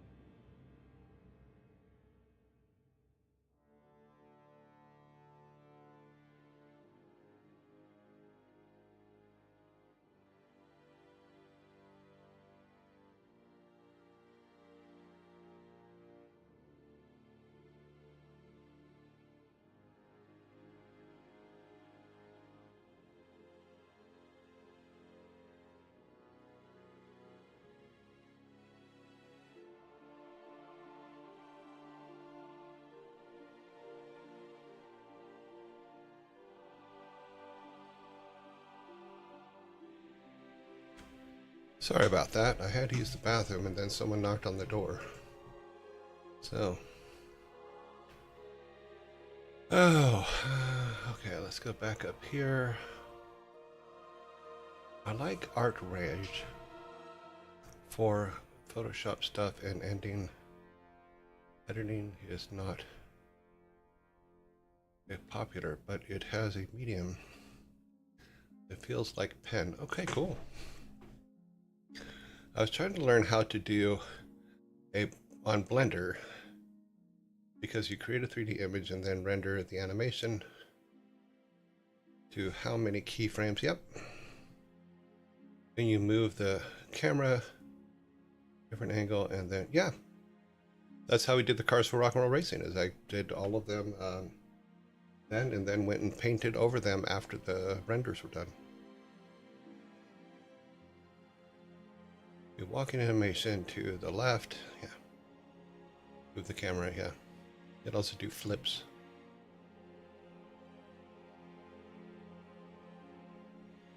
Yeah. Oh wow. It's weird on these talking days. The zombie attacks seem to come sooner and sooner. But I'm pretty sure they're probably set the same that they've always been.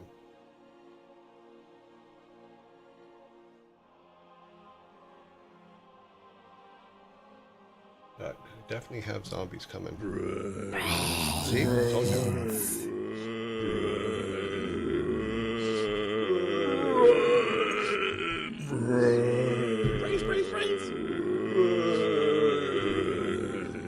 Brains.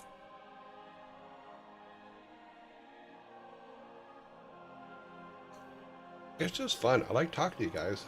Usually, that's one of the reasons why we even put this together for the last Friday of every month, is because I know I get locked in what I'm doing and I don't always pay attention to what chat is doing, and I apologize for that. It's just I'm thinking about what I'm doing, not about chat.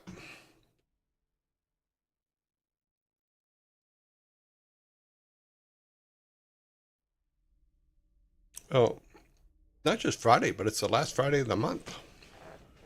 September is over. So on Tuesday, let's see, what am I looking for here?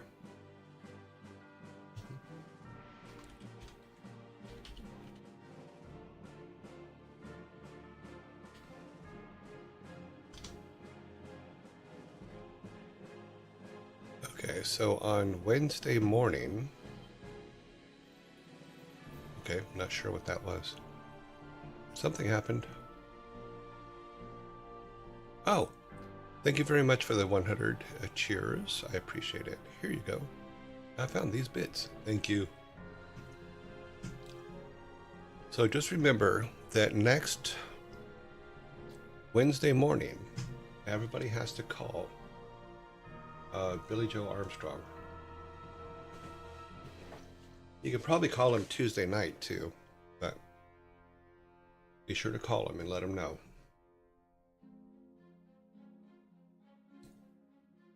$100 bits, yay!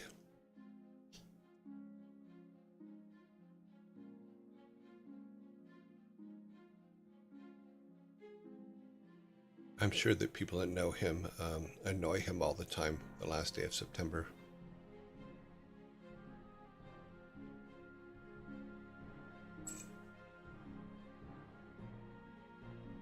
And we're back. Brains. I was just saying during the break, remember next Tuesday night, Wednesday morning, if you can, remember to call Billy Joe Armstrong.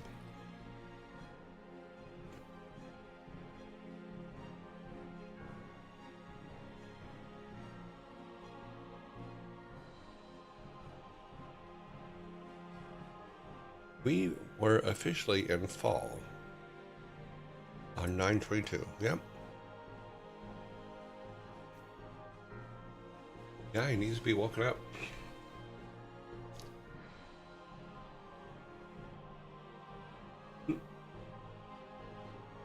I'm sure that his family and friends bug the living crap out of him at the end of every September. I know I would. If he was a friend of mine, yeah, I would be that annoying friend that would keep going, hey, dude, September is over. Wake up.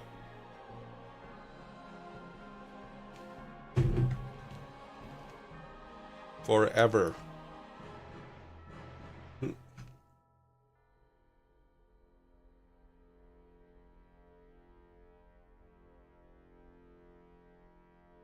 Yep.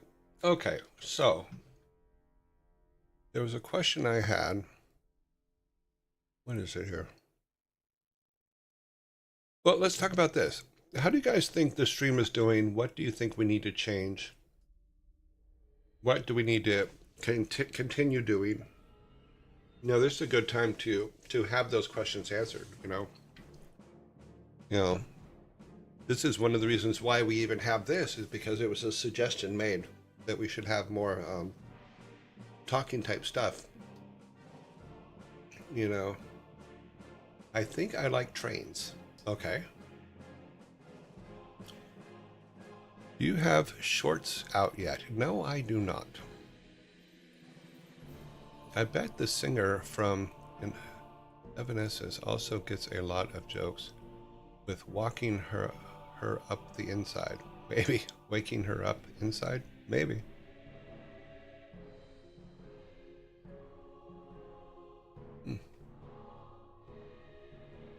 Yeah. I think I like trains. I'm trying to figure out what you mean by that, Sparta, because it could be anything.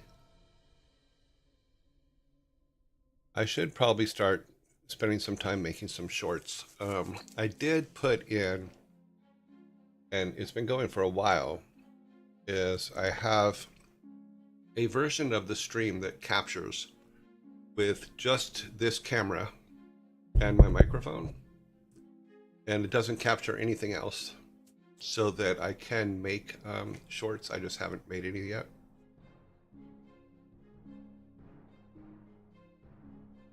That would bring more people, I think. Okay.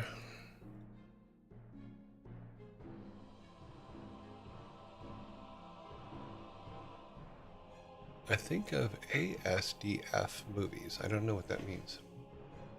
Let me look that up.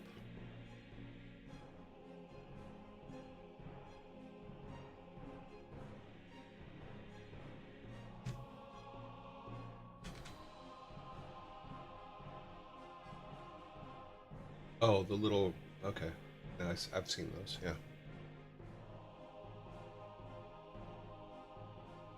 What if there are shorts already out? Are there? I don't know if there are. If there are, I don't know. I know that Sparta made a bunch of them. I don't know if they ever got put out. I would also practice interacting with chat more. Just a suggestion, of course. I noticed streams that you're consistently responding to chat seem to hold a following more. Okay. Have you ever thought about having people over on the stream like Jason did with you? Yes, I've actually thought about that, and I've talked to a couple people that you guys would know to see if they want to come on and have a conversation of the work that we did together and things like that. I need to make that net larger. I've been studying screens because I want to create games, and also was thinking about using Twitch as a way to get the word out. Okay.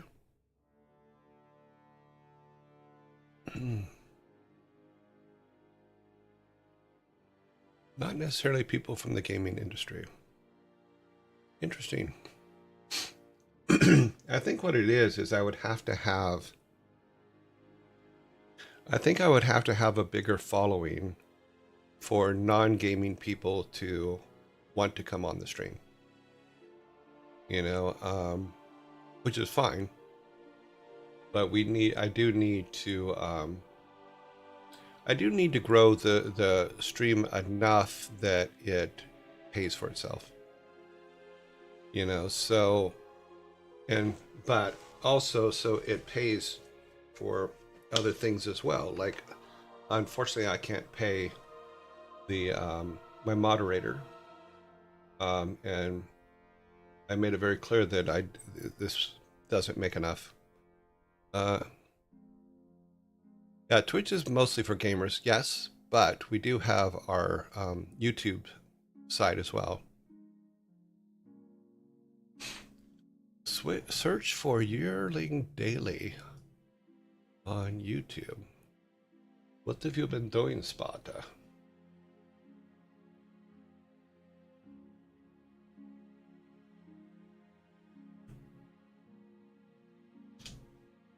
What am I looking for?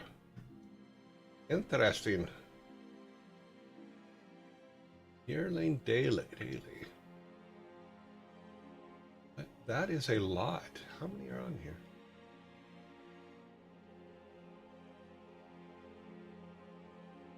What would you change on Vanilla WoW? And that's had 100. Censorship and rewriting.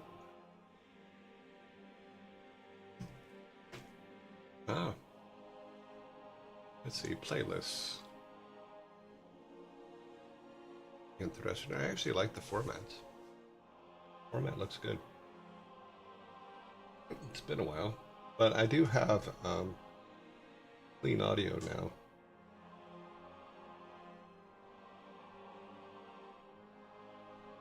Did not know this existed.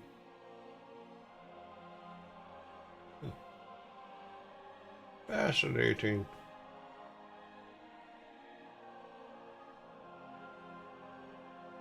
More people watching, chat gets really hard to follow. True.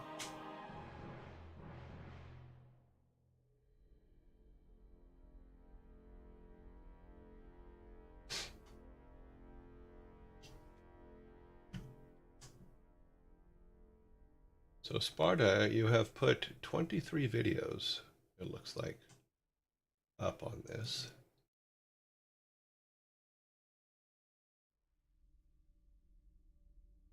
And the last video, let's see. It doesn't say when it was put up.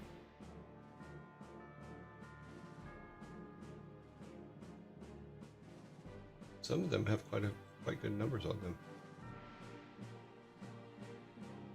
Nicely done, sir.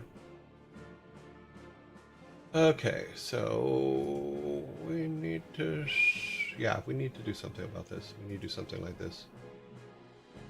And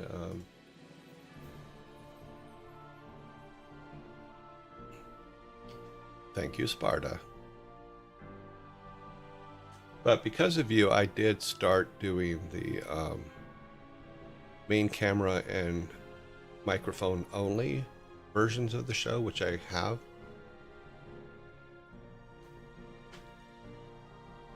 Specifically because of the conversations you and I were having, because I wanted to have all of the shows, all the clean versions of the shows, in case I said something that would be interesting. Because I'm not claiming that I say interesting things ever.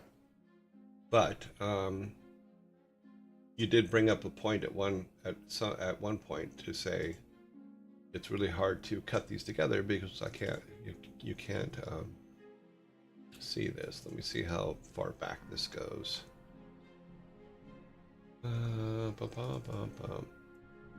Yeah, from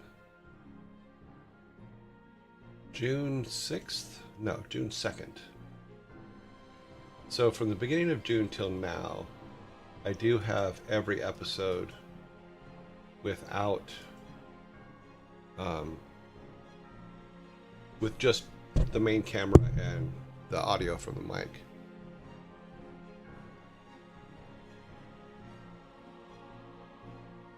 Yeah.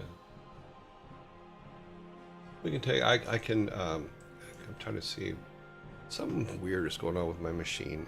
It's not responding. Let me close some things here. What do I have open? No, nothing's, there's nothing open, so I don't know what's going on. Let's close that. We can close that, we can close that. Close that, and that, and that. Those two need to stay open. Why are you giving me problems?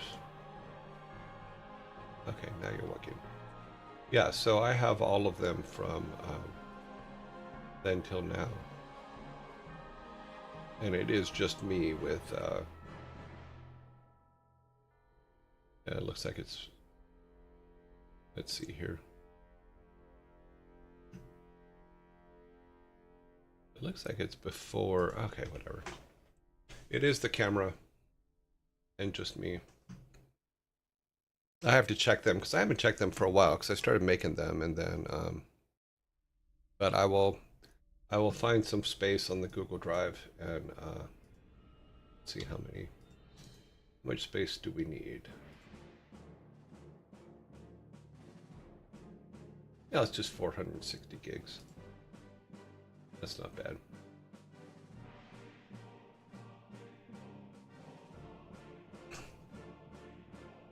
But my problem is I'm not the best person to pick what is interesting and what's not interesting about what I say and when I say it. So that's why I haven't gone full bore into the making little short things. But I could give you permission for mine, and you can. Well, hold off on that. You know, we will have to have a private conversation in regards to that. So I want to make sure that we're not stepping on things that we should not step on. And I think I just screwed up and closed YouTube. See if it comes back.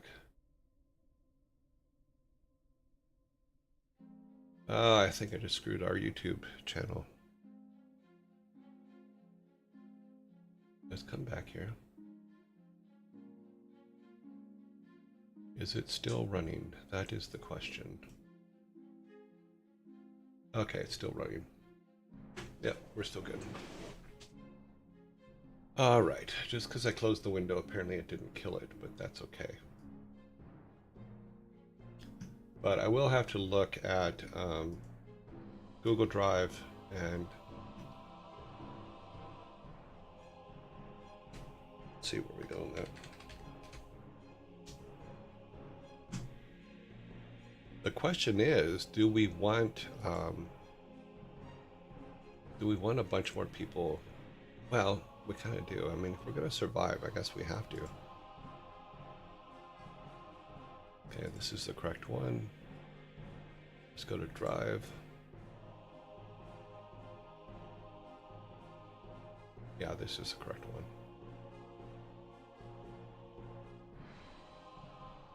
The best way to choose shorts is to have people vote to make them through the Twitch clips. At the moment, I'm using watch rule. Whatever keeps my attention on it gets turned into a short. Oh, okay.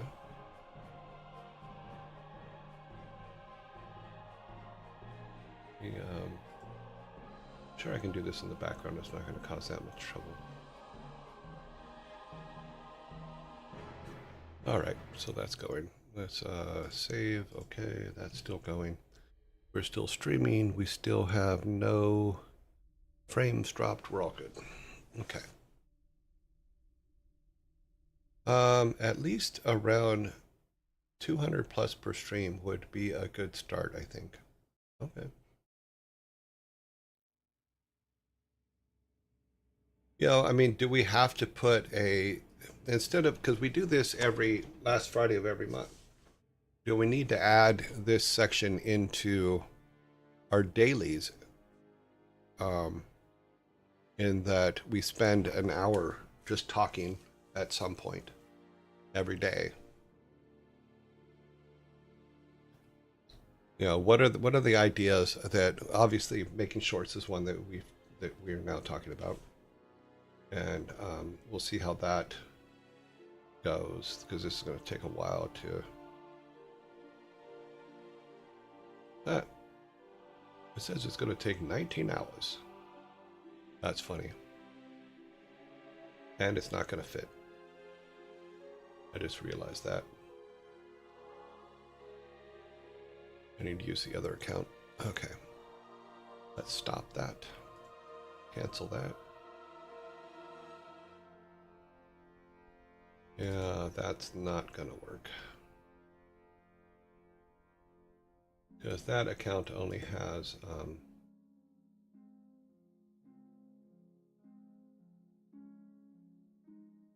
15 gigs and it needs a half a terabyte. Okay. Oh yeah, Lisa, that's not a bad idea. Really, that way chat can catch up and you develop more of a bond with them. Okay, I can see that.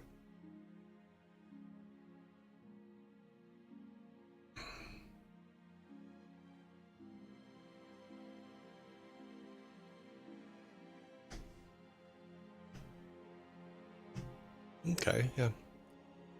Because we can add that in at some point. We do a property on that. That is, yeah, that's too big.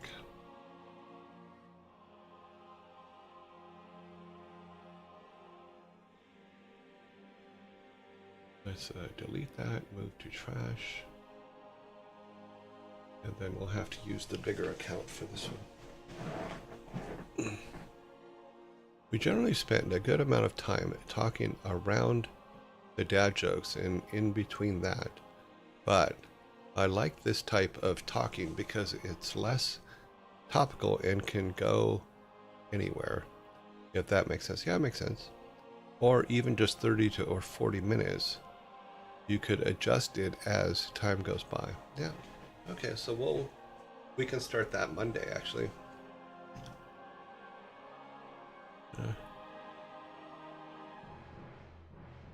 Because unfortunately, and we've talked about this before, is when I'm playing or working on something, I can't keep my eye on chat as well, and that which is why we put in the TTS so that you guys could like get my attention. Because, but yeah.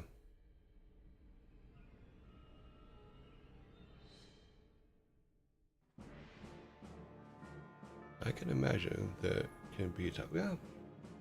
Well, I mean, in all honesty, I'm really used to just locking myself in a dark room and working and being completely locked down and focused on what I'm working on. And it's, as anybody that's worked with me is, if you walk in my office when I'm in full concentration mode, then my brain is just going to go, what do you want? Why are you even in here? Can't you see I'm busy? You know, and I'm trying to fix this. And now, right now, I'm thinking about what we were working on yesterday for the game maker part or the game dev part is we put a bunch of stuff in and it crashes the game apparently because we didn't do a build yesterday because we were putting a bunch of stuff in. So now it's like, okay, what did I break? So there's some broken things in our game right now. We will get there. We will get there. That is for sure. We will find it, we will fix it, and we will move on. Let's see, that is still working. That is still working. Okay, we're good. Apparently we didn't break it. It's still there and it's still running, so we're all good. You've used to what is called tunnel vision. Yes. For work, it can be a huge advantage depending on the field, of course. Yes. No, I do. I get complete tunnel vision. I do completely lock myself off and pay attention to what I'm doing. I mean, I've always joked about it. Is that I'm perfectly happy being the guy in the back of the room just doing shit, you know, doing cool shit, and not really paying too much attention to anything other than that. And yeah, as long as there was nothing needed on the floor, then that's what I would do. Make cool stuff. Yeah.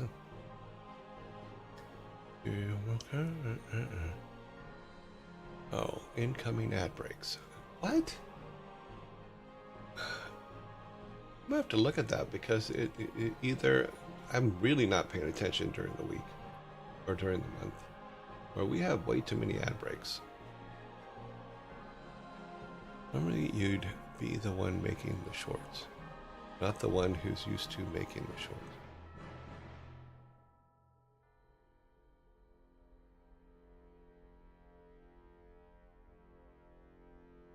No, if it was other people doing the talking, I would have no problem making the shorts. The problem I have is how do I decide what and when I said something important? Does that make sense? And that's the problem, because to me, I'm going to tell you what's on my mind, and that's going to be that, and if you ask a question, I'm going to answer it the best I can based on my experience. But if I was editing something else, like someone else's clips, then it would be completely different, because I would be able to be fair about them and be able to edit them in a way that best fits that person's personality and that person. But for me, that's not for me editing me, that's not possible. My sister is here. I must bid you goodbye for the evening. Goodbye. I need no name, but we will drink lots of water while you are gone.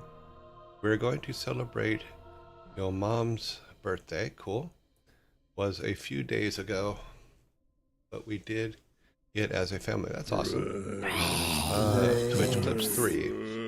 See which Twitch clips you most popular. Have a fun rest of the stream, everyone. Chat needs to start clipping more. Bye. Brains. Make sure Malieve's aunt isn't hiding. Any Nunham says obligatory reminder to hydrate before I leave. Do you, sir, or madam?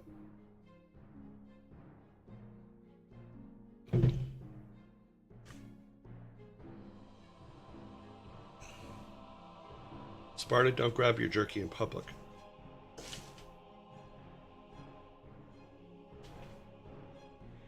Oh, well, let's see. I guess I need to go to Twitch here. Let's open that. I keep forgetting that there's a whole clip thing. In fact, I don't even know where it is. Is it here? Well, that's analytics. Content. Clips. Oh, there are clips.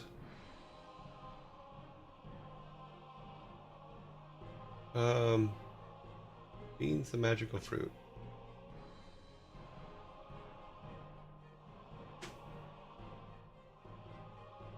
So these are in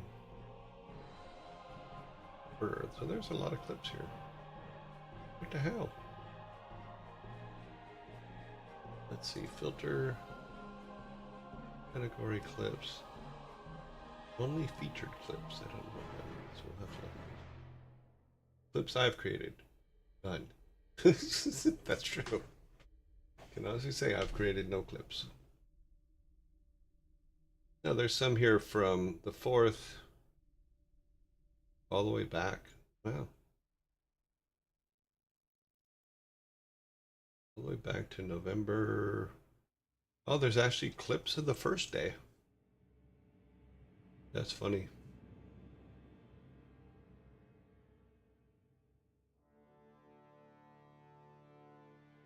There's some of the first clips were Zultralord. And the fact that Zultralord will never be a mod. That was all the first day. Funny. Brains.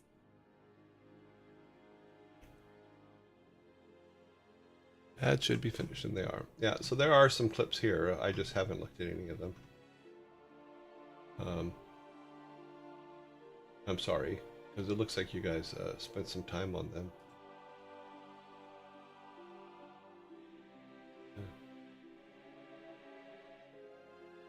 Clips on my channel of clips I've created. It literally, here, I'll show you here. If you look at the clips I've created section, it's empty. Clips I've created. Clips on my channel. So there are some from September 4th all the way back to November 4th, which was our first day, which is another thing we need to talk about is we have our 1 year anniversary coming up in about a month. So here's the Zoltar Lord stuff. Zoltar Lord will never be a mod. We're testing the streams. Yeah, this is all the first day. This is the lost episode. Because for some reason that episode did not save at all. So yeah.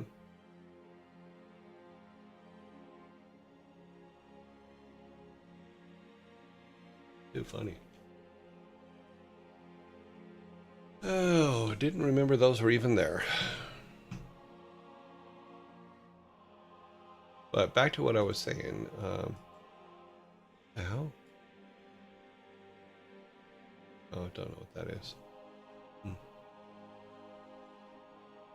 Is one of 10 commandments on the stream.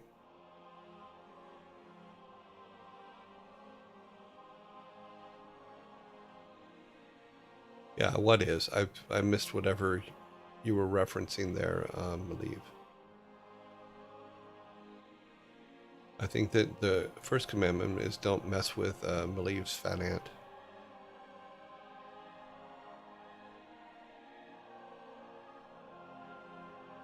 Oh, Zoltar Lord is not a mod. That is true. He's not becoming, will not become a mod. And he didn't. He tried. That first day he tried a lot. But he failed. We have a mod. We have the Savvy Otter. I have written her to see how she's doing. Because she has gone dark. I was sick last week or the week before and haven't had a chance to touch base with her the week before. Haven't had a chance to touch base with her and see how she's doing. So we will see how she is doing.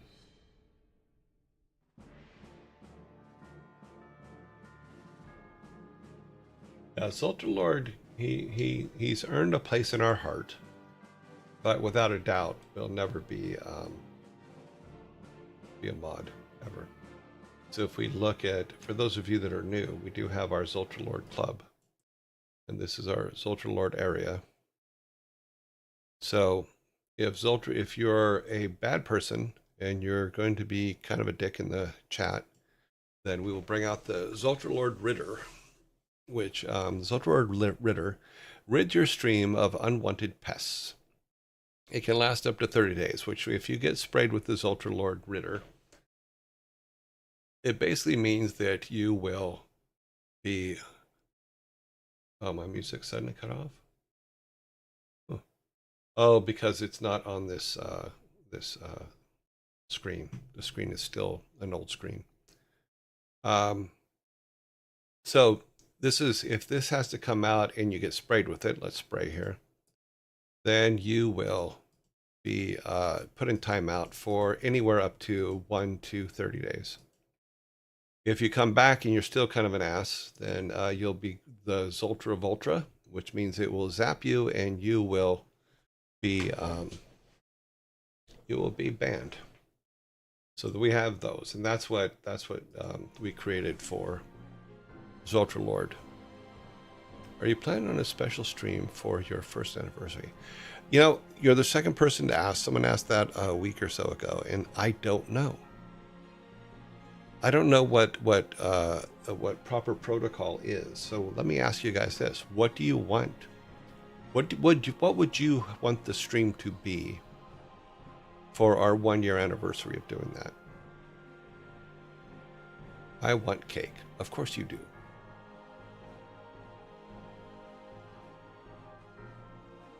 I can get a small cake. I agree with cake. Okay, so everyone wants cake. You can do whatever you like for your anniversary. I'm aware of that, but I'm so you want me to just sit here and eat a cake? In Europe, you bring your own damn cake, or nobody cares for your birthday. Symbolic. Whoops. Wrong person.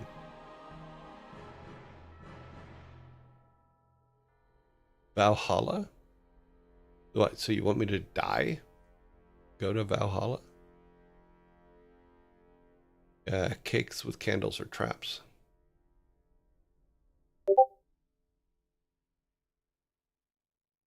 Okay, something bleep somewhere. Not sure what.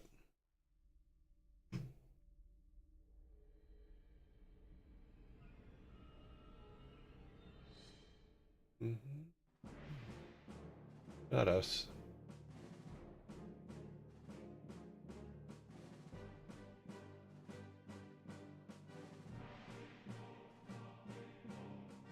Oh, okay.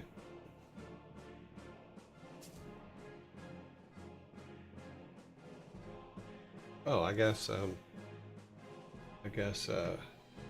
Pirate Software's hit the hype train at 27. Pretty good. Good for them.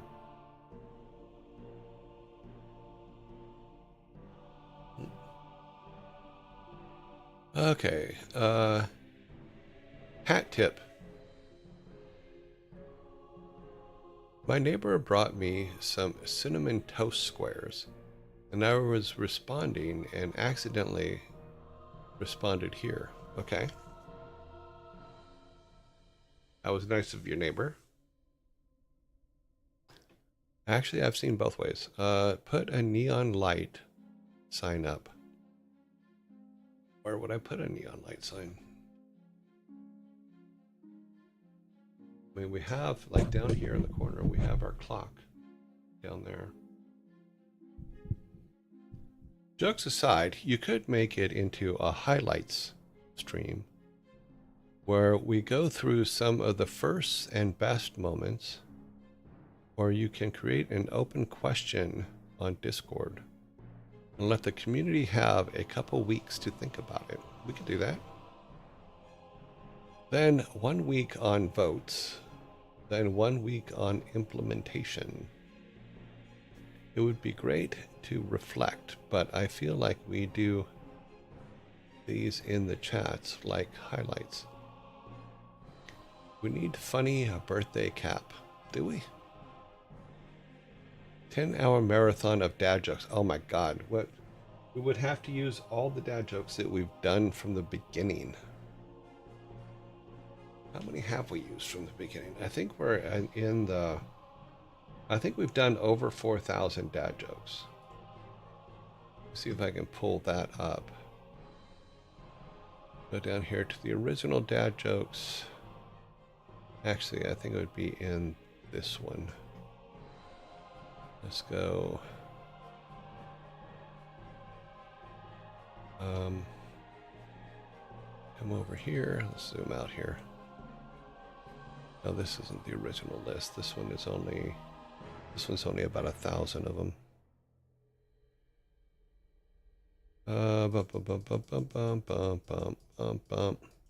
Yeah, I would have to collect all the different dad jokes from everywhere because we have so freaking many of them. We'd have to have a new scoring system. Okay, nope. That is not what we wanted to do. That is just the ones, this was the old way of doing them, so they're a mess. Okay, statistics, ready, net, colors, met, weekdays, codes, permissions. Oh, this is the old one. We need the newer one. I think it's this one. This one's empty. That can't be good. Okay. I think we need to go back to this one.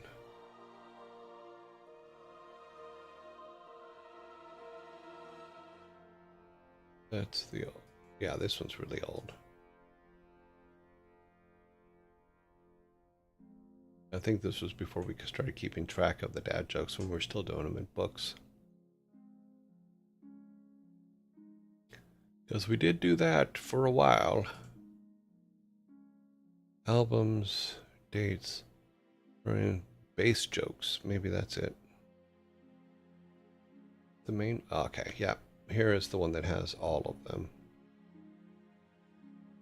We are at, if we add the ones we have now, we're at 4,500 jokes that we've already done. Maybe we'll do a 10-hour, maybe a 10-hour dad joke stream would be interesting. Top 100 dad jokes that have been used. All repeats on a 30-second timer. That'd be pretty funny. Yeah, but how do I determine the top 100? Because we didn't keep track of any of that. We didn't keep track of any of that during the making of them.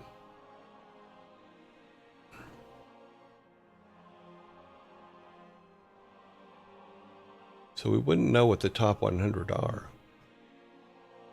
unless we went back and watched every single episode and every single dad joke and made a new list. Because you got to remember, we're doing 20 dad jokes a day. That is a lot. That's why we added riddles and pub quiz questions as well, because it's just so much. So I'm looking at the list that was dad jokes before we started doing riddles and stuff like that. I mean, there's some in here, but not a whole lot.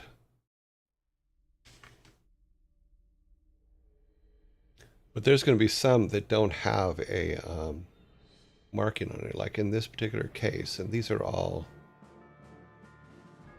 Yeah, let me bring this up because these were all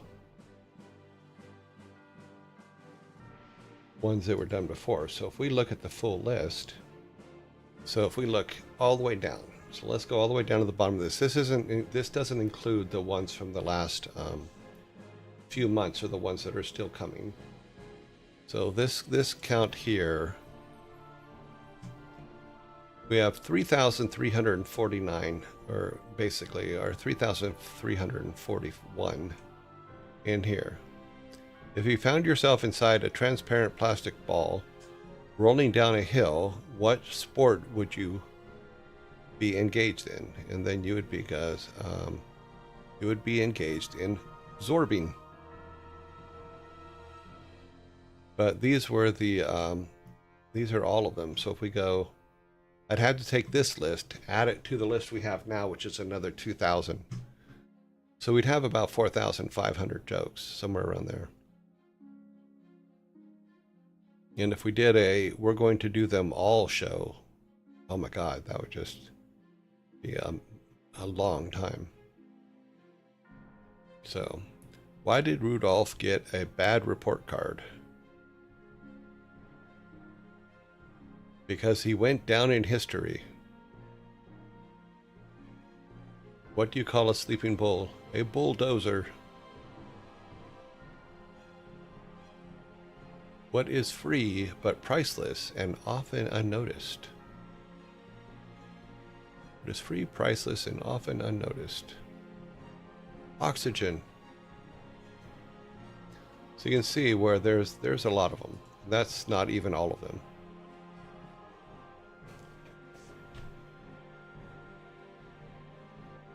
Wrong answers, only 1 month streak.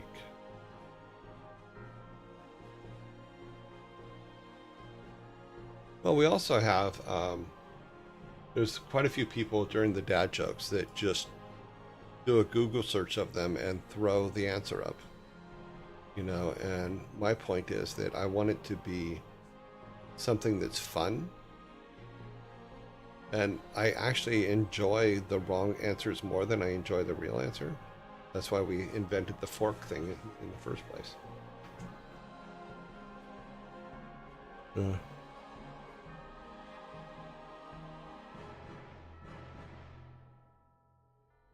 getting a lot of phone calls right now, and I don't know why. Let's see if any of them have left messages. More than likely not.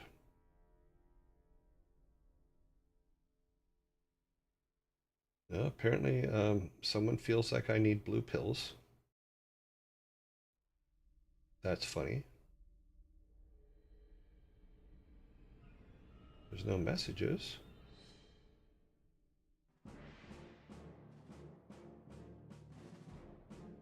Apparently, my Coinbase withdrawal is ready. I don't know anything about that, so I'm not answering that.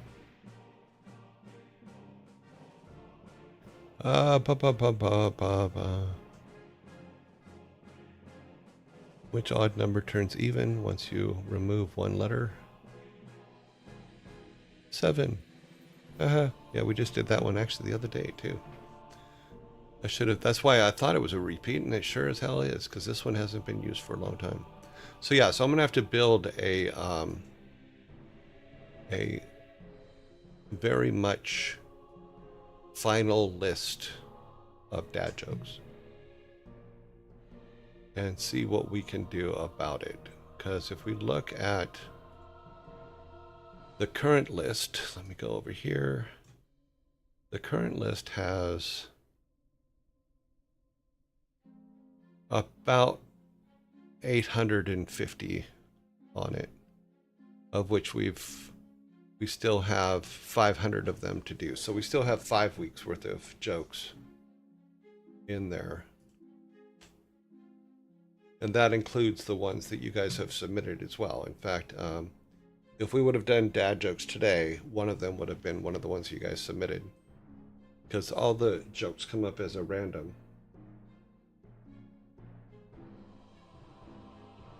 Okay, I just got yet another text.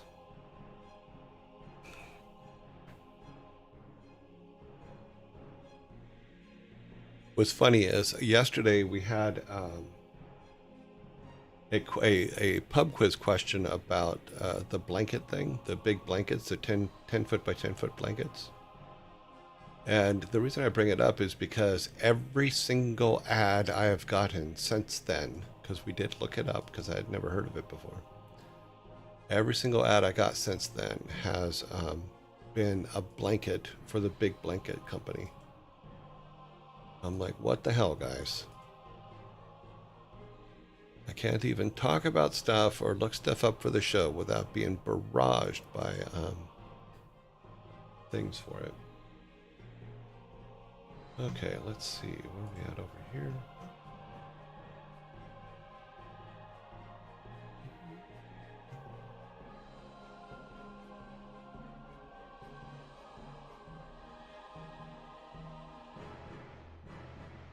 Okay. Oh wow, I didn't change that to Diablo. I just realized that our schedule on Twitch is not correct. Do you have personalized ads turned on? I don't know what that means. I shouldn't. I have not knowingly turned it on, if that's what you mean. Okay, something weird's going on because it has not.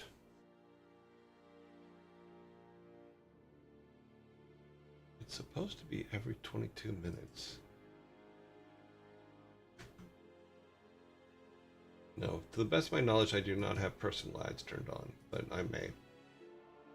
It's highly possible. But the funny thing is I looked at the blanket company on this computer, which is nothing is connected to. Yet, on Facebook, on my iPad, I started getting ads for that company.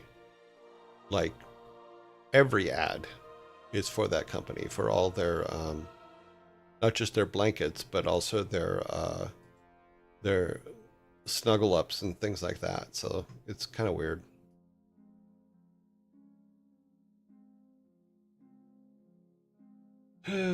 But no ideas. And we're in zombies already. Wow. Goes quick. Definitely goes quick.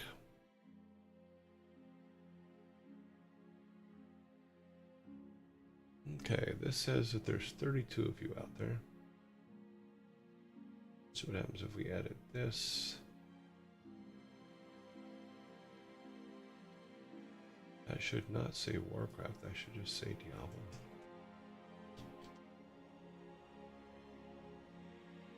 Okay.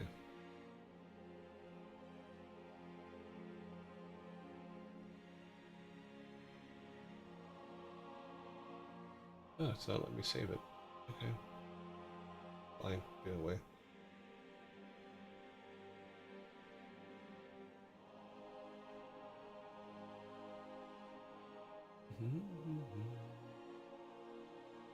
And there, we'll go back to that. Don't leave the sound on. Yeah, it won't let me save it. Okay, I'll have to fix that later. I have no cookies whatsoever, but whenever I talk about, I always get ads for it. Yeah.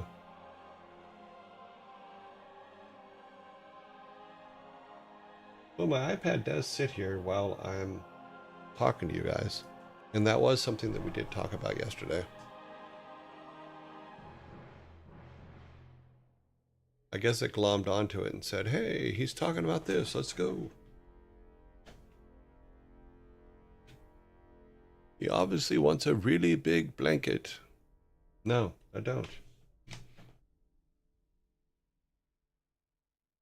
Just because you look something up doesn't mean you want it.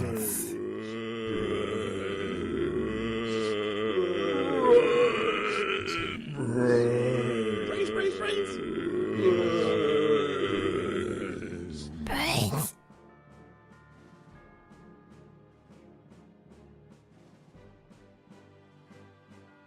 Ads are running for the next 2 minutes. Yeah, so I can put together a thing. We can put an event together for our 1-year anniversary, which is November 4th. And say, give you guys some time to put some stuff in.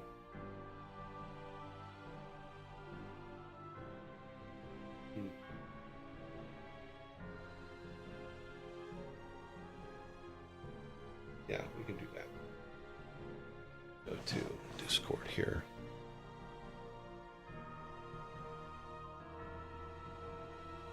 Make a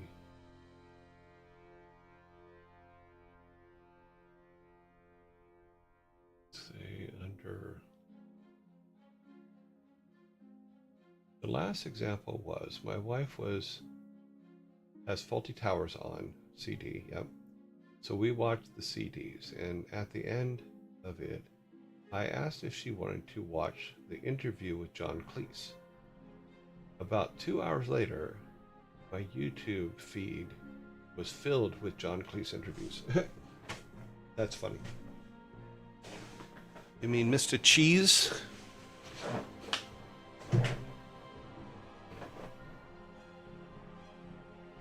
Yeah. Alexa is always listening, even if you don't have Alexa. Let's put, we'll make an event. There are no upcoming events. We're going to create an event. We're going to put it on our live stream. Let's get that from here.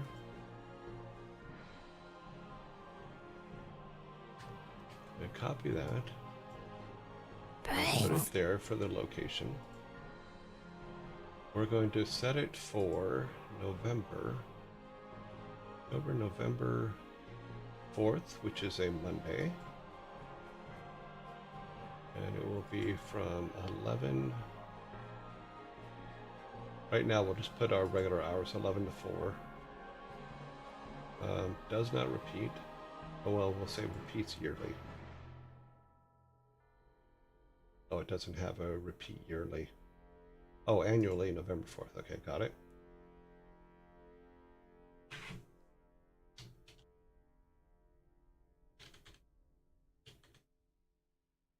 We'll say anniversary for right now. Okay, we'll say stream. Stream anniversary.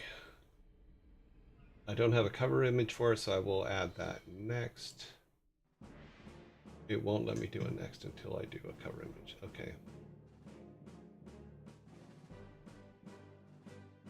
Okay, that. Okay, now it will let me.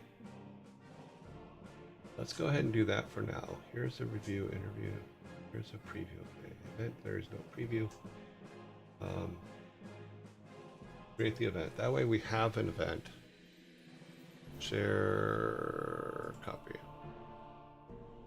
Okay. Your invite will expire in 7 days. Really? Why would it expire in 7 days? Okay.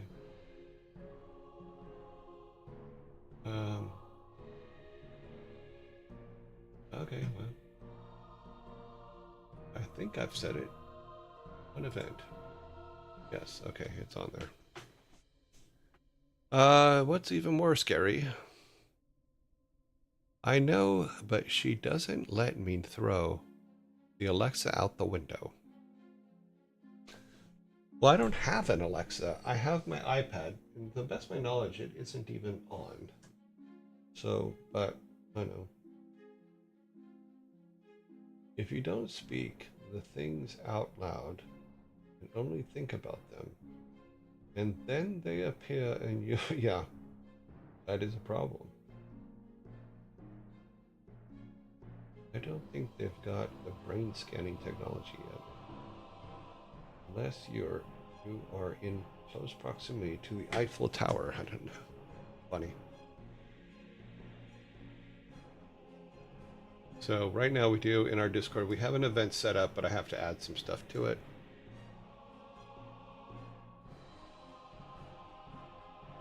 Did the invite watch a videotape? Huh? I don't think that. What? Okay, now I have to look at the invite. What did I screw up? Stream anniversary. Repeats every 4th of November. Yep. Event series. This one I guess I can go in here and add things.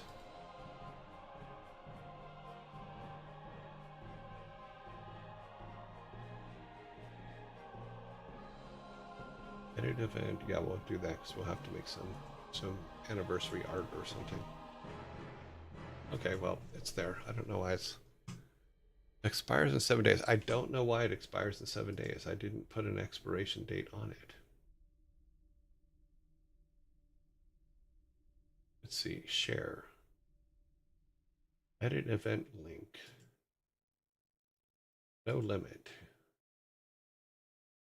No limit. Ah. Never expires. Generate a link. Okay. So now we have a proper link that doesn't expire. Event in series.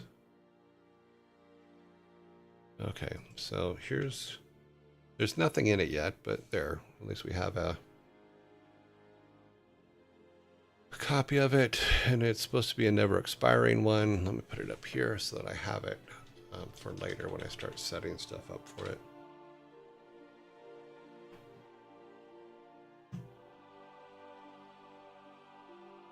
The event repeats every notice. Okay. Yep, should not expire. Look at the share. Your invite link will never expire. Okay, yeah, now we're all set. Invite link will never expire. Woot woot. I tied my Alexa to my thermostat, and it's great. I wanted to tie it to my curtains, but the little robots that move the curtains are pretty expensive. Yeah, I didn't have Alexa, but I did have when in my house in California, I had everything on my iPad.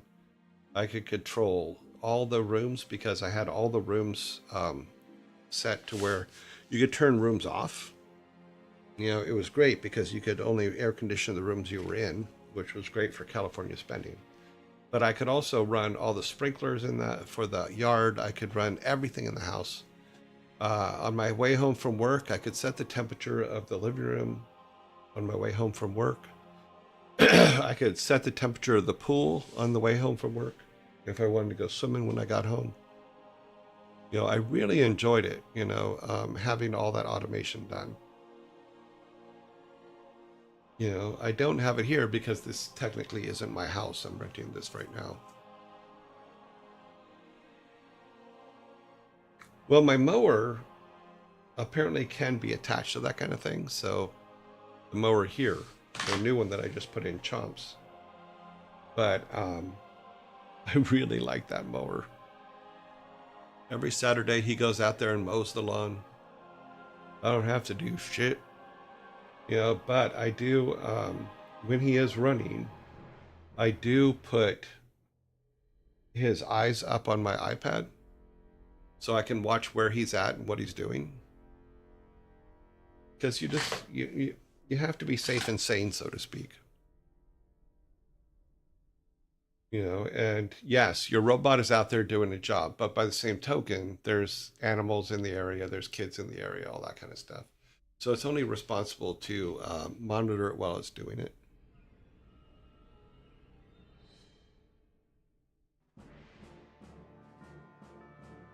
Well, my mower looks like a little Formula One car.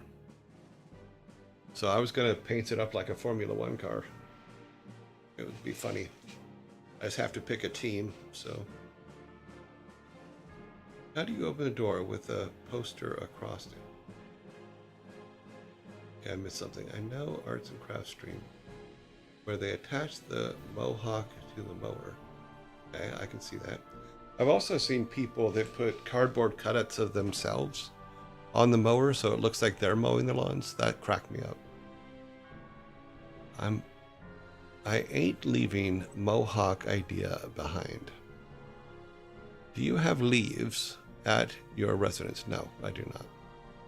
How do you open the door with a poster across it? I don't. It has, for his little house, he has these little plastic things that hang in front of his door, and he just rides through it. So I'm assuming you could probably put the artwork on that. I could make it look like a Formula One pit crew in there. That would be hilarious.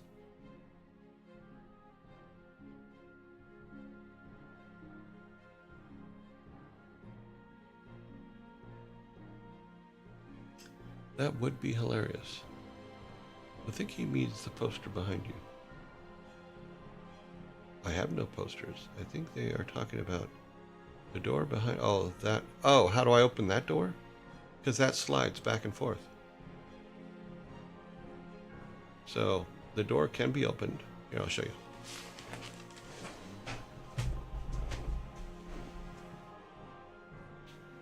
You just move this like that, just a little bit, and the door opens just fine. And when you close it, you just move back. Like that. Boom.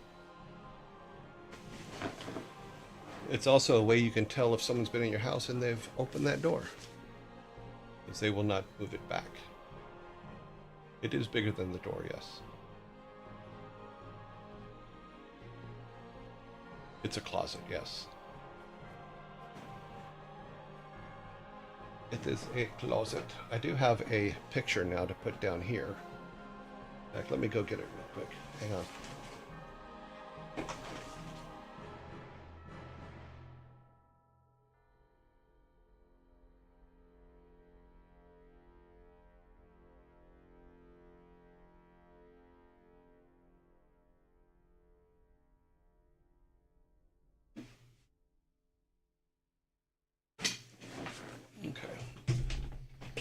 So for my birthday, a couple weeks ago, because we had our birthday actually last week because of COVID, but Frigg's daughter who is a pretty decent artist for a 15-year-old, made this for me, which I thought was pretty cool. It says happy birthday and has some of our characters, old characters on it. She's a pretty decent artist, so sorry about the lights. I'm trying to. So that will go down here. I'll put that here. I just need to get the attachments to put it on the door. I need my little 3M squishy bits sticky squishy bits to put on it so I can put that on the door. Yeah, she did a great job. And she only did it in a couple hours, so I would kind of give her credit. She's a really, really good artist. Yeah. So.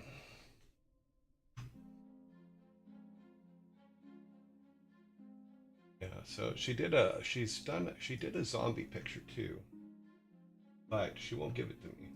She doesn't like it. I go, I like it. I want it. It's mine. And so we are arguing over where the zombie picture is and why I haven't got it yet. She also wrote some really nice things on the back of it, but I'm not going to show you that. So, but it's in a frame, and it says happy birthday. And she did some great pencil work on it. Yep. So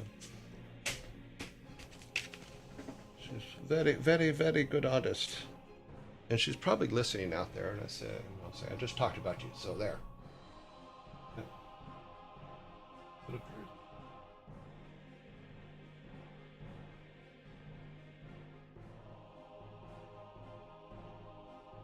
Yeah, I guess Frantic's having trouble with.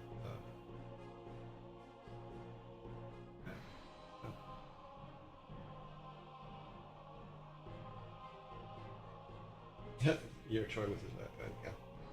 Well, my old house, like I said, I really liked the fact that I could run everything from my iPad in my old house. Because I could set up the house to everything that I wanted. Everything that I wanted the house to be when I got home, I could set up before I even leave the office. And maybe she needs a Nordic god name too. Well, right now she's Frigg's daughter. So I could name her with, maybe we could call her, because let's look. Because there's two daughters.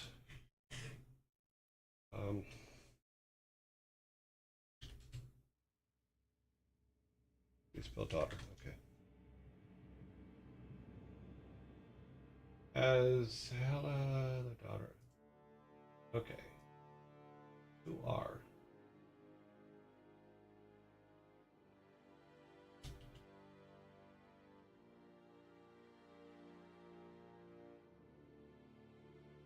Okay.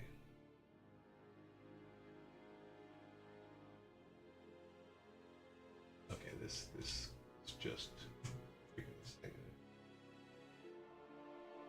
Who are Frigga's children? So there is Aldar, Hermor,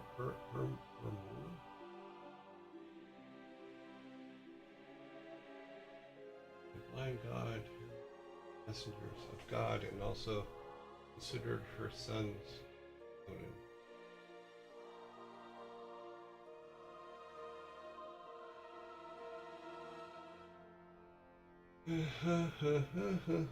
No, I don't.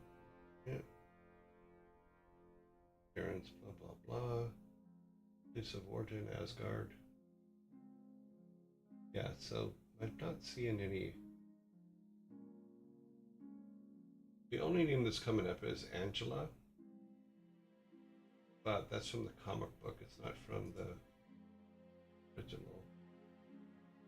Oh, here, Fula, Gefjorn, Lofen, and referred to as her daughters in some traditions. Confusion stems from the Old Norse Yarr, which is can mean both daughter and wife or maiden.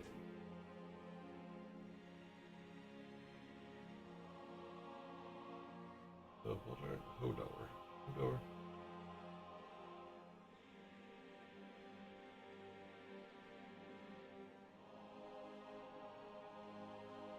Consider Freya and Frigg to be one in the same. Yeah.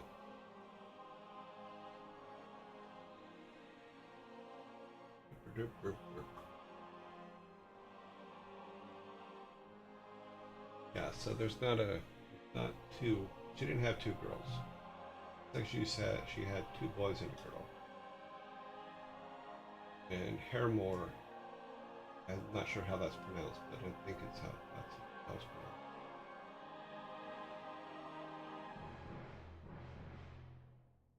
No, those are all sons. I don't see a daughter.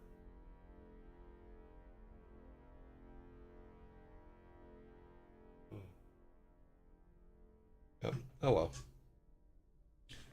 You can have her choose her own. Yeah, we could do that.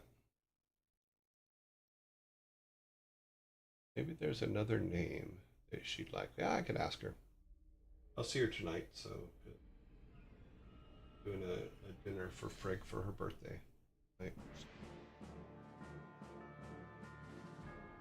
One of the most legendary Valkyries was Brunhild. You can name Brun for the elder and Hilda the younger. No, because in our day and age, Brunhilda, or Brunhilda, is a old crone and or witch, I believe.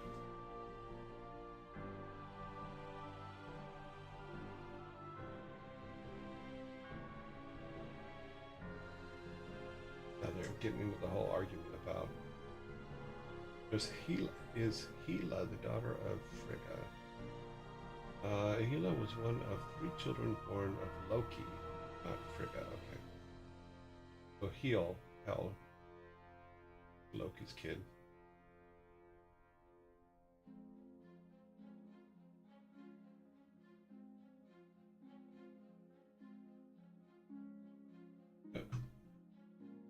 I will ask her because we will not be using their real names because number one they're under 18, so you just don't do that.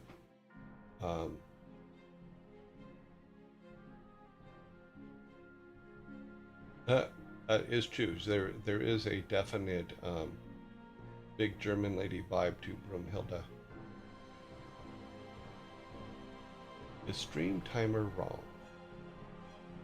Yes, it is. It looks like it went off and came back on. Something happened 39 minutes ago that made it reset to 0. Not sure why.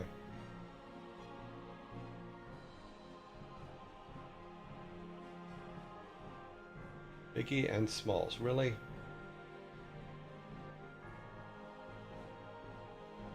I really need to check the ad thing because the ad thing just seems that 22 minutes seems to go by way too fast.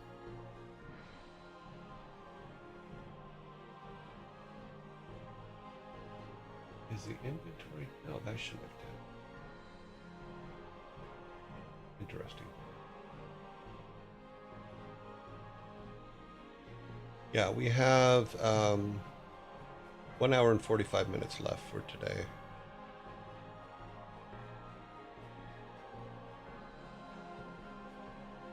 But the date is correct and the subs are correct. Something just turned off. I don't know how.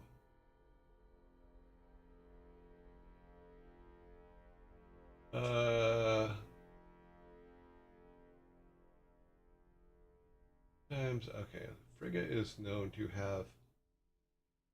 Frigg is not known to have any biological daughters. She has handmaids. Well, I'm not calling her a handmaid. That'd be no. That ain't gonna happen.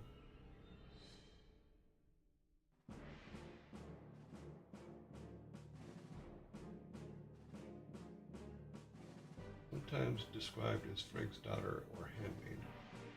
That's Gefjun. Una. Messenger of the Sun.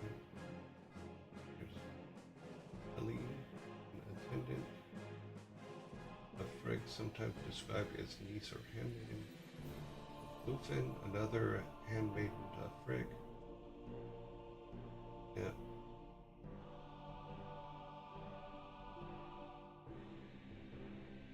Okay, well, she didn't have. She didn't be. She wouldn't be making daughters. She'd making sons.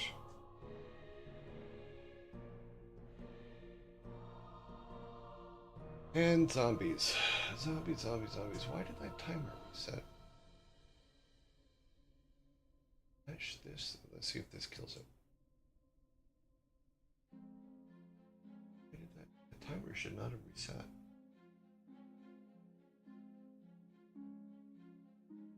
Weird. Oh, I know why. Because we went to the screen that has the Zultralord on it, it doesn't have this information at the bottom of it. It was never put in there. So when we went to that, it turned this off, and when we came back, it turned it back on. So that's why the timer is wrong. Yeah, so we have about an hour and 45 minutes before the end of the show.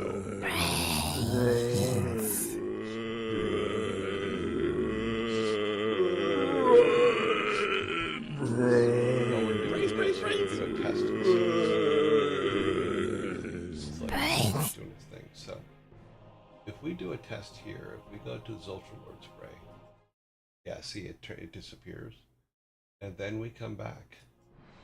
It resets to 0. Okay, that's exactly what happened.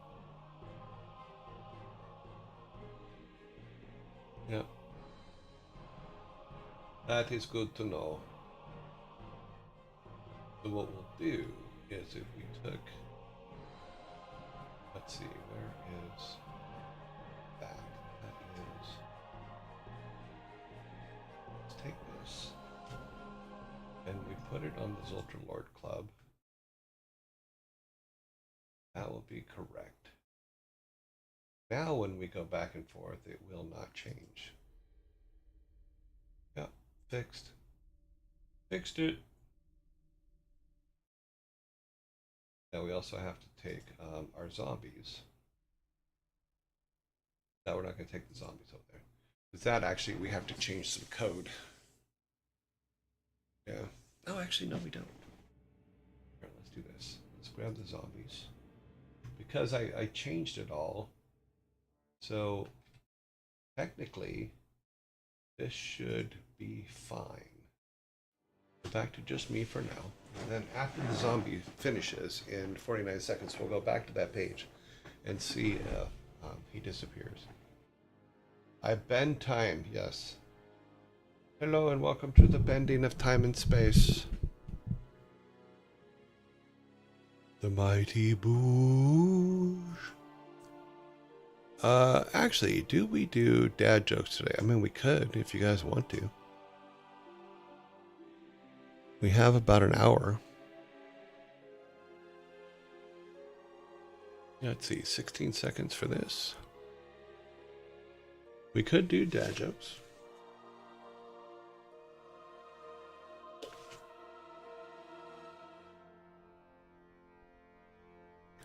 I do have them set up, even though we did not plan on doing them. Brains. Okay, now let's go back to Zultralord. Now the zombie didn't turn off, so we do have to tell it to turn it off there.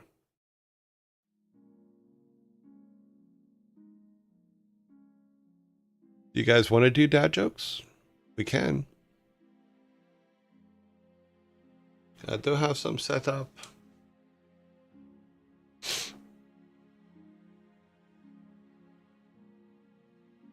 I mean, okay, what do you mean?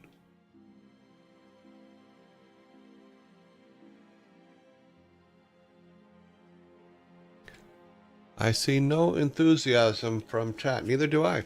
So maybe we should not do some dad jokes today. We could just keep talking.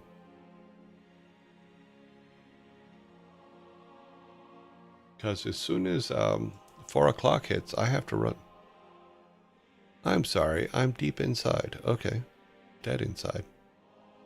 I'm lurking while working. Don't look for enthusiasm from me. I don't. That is a good rule. Do not look for enthusiasm from Sparta.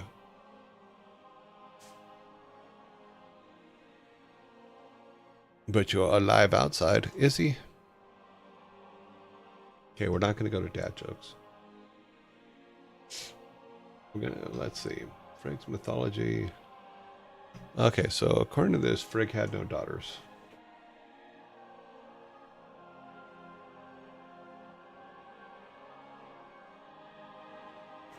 She has stepchildren. Because Odin was kind of a dick.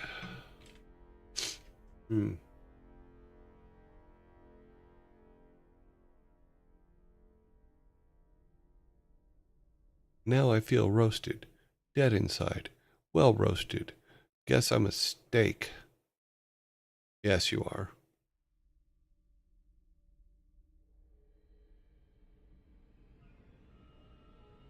Working off a hotspot. So have limited bandwidth. Okay. Maybe you're al dente. Or however you spell it. Close enough. I understood what you meant.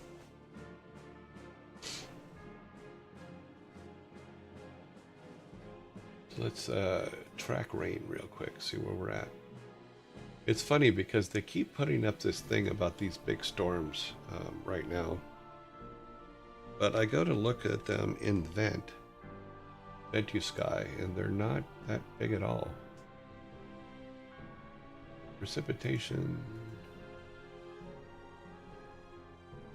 There's a hurricane out there called Humberto.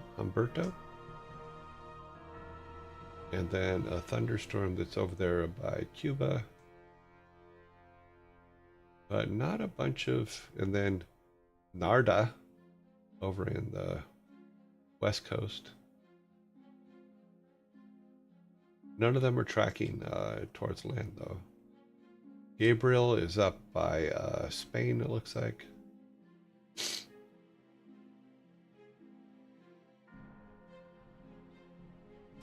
Yeah. And that looks like it's going to track into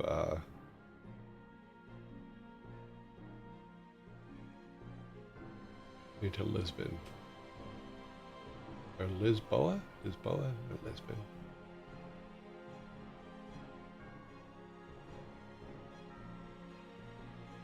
Lisboa. I don't know. Hopefully I'm pronouncing that right. But looking at the current hurricanes or hurricanes.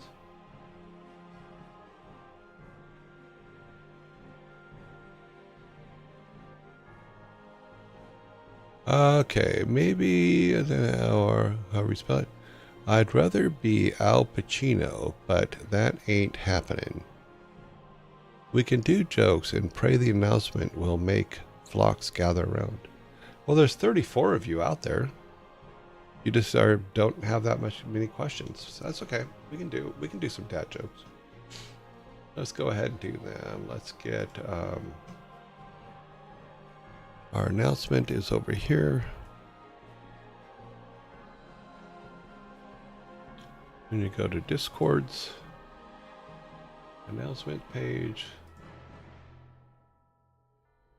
Yokel87 says, time for fatherly humor, cursed knowledge, and silly riddles. You know, until I made the announcement, it's actually not time at all.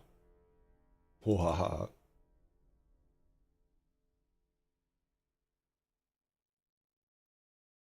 We will make the announcement, which we have now made. We'll go to our dad joke page. I don't think I even have the window open, so let me go see if this is the correct one. That should be the correct one. Let me save this.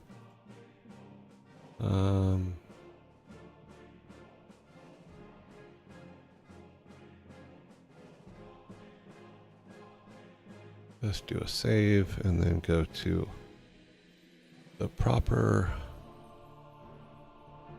Sorry, because I wasn't set up, it was just making sure that I have the right things. Okay. Alrighty then. So we need this off. We need this on. We need the timer on.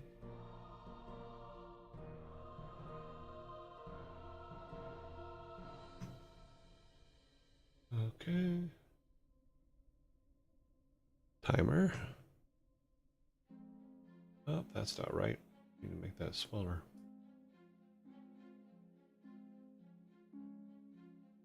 There we go. A little bit bigger. There we go. Like I said, wasn't set up for it, so now we are.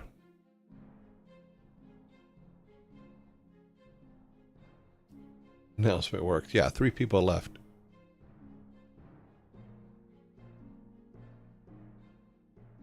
Ah, too funny. All right. Let's go ahead and do number 1.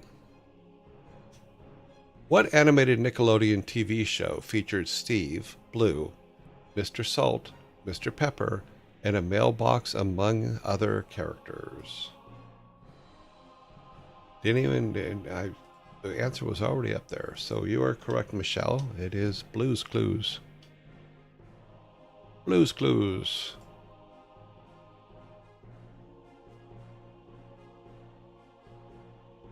There is your soda.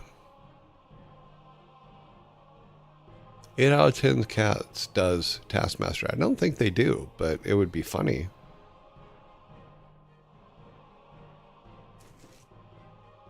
Has 8 out of 10 cats does a crossover with Taskmaster?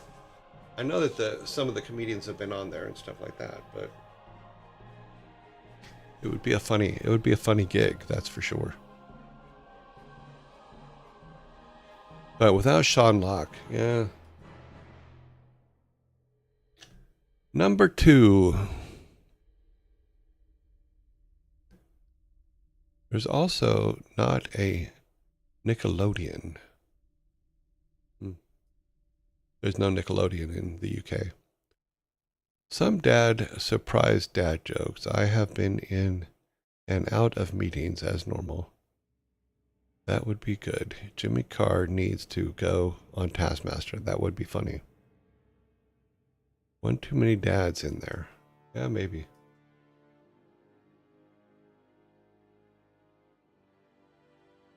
Number 2. How did the personal trainer quit his job? How did the personal trainer quit his job?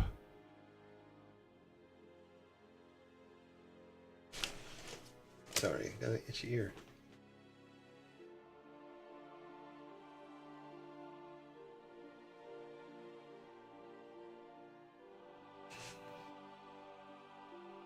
I want to see Michael McCain versus Jimmy Carr on Taskmaster. I would give all 6 of my kidneys for that. All 6. You've been saving? He worked himself right out of it. He became very impersonal.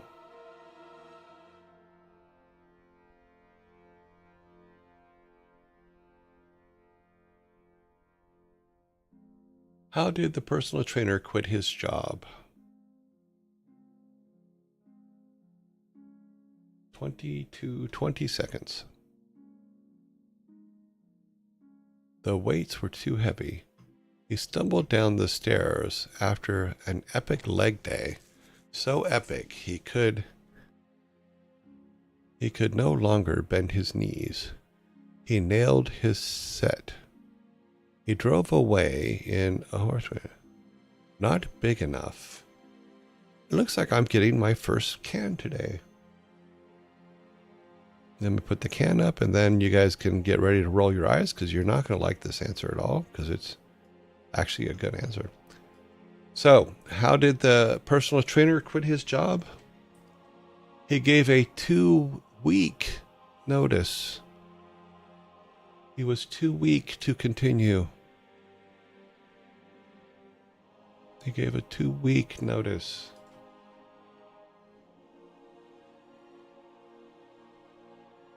That's right. Roll your eyes. Yep. Throw your tables. I see how you are.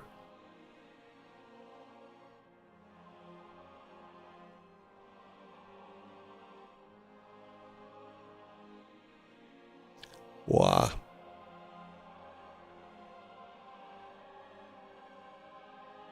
Okay, number 3. Number three. What's the difference between a hippo and a zippo?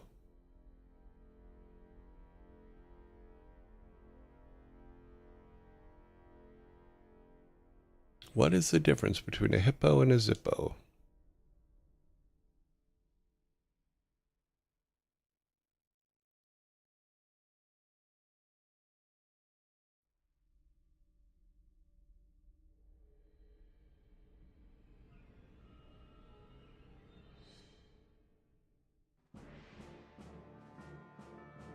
We do have a correct answer on the board. What is the difference between a hippo and a zippo? One is very heavy, while the other is a little lighter. So, Schrift tax, you are correct. You were the first one to give that answer. Oh, sorry. Yeah, Schrift tax. One is heavy, the other is a little lighter. You are correct. So here is your can.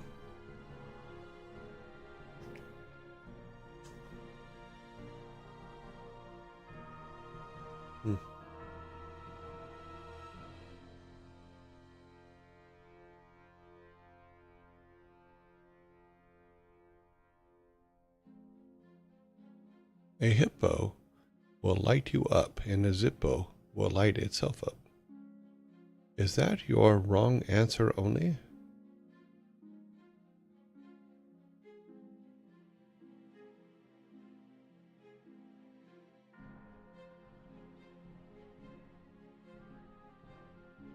Schrift tax. Okay. Number 4. What do you do to have a space party? What do you do to have a space party?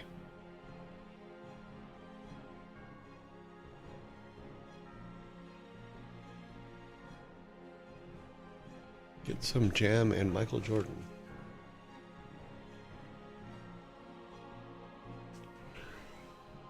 Ooh.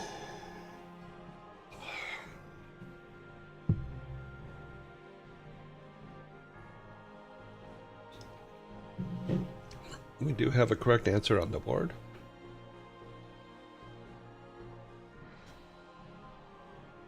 What do you do? What do you do to have a space party? You plan it. You plan it.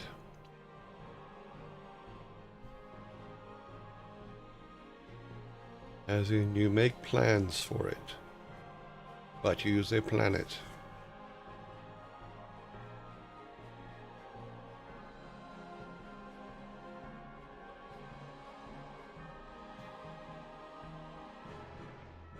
Okay, Interplanet Janet, she's a galaxy gal.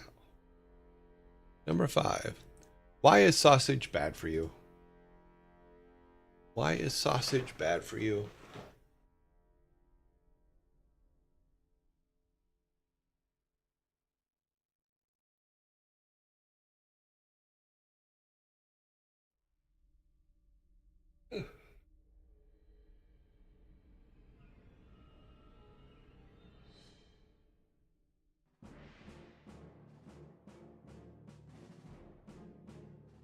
It links to your stomach.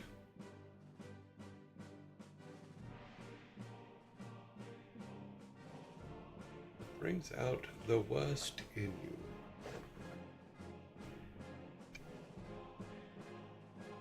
We do have a close enough answer on the board. Why is the sausage bad for you? It brings out the worst in people. So Yugal did say it brings out the worst in you. So that is the correct answer.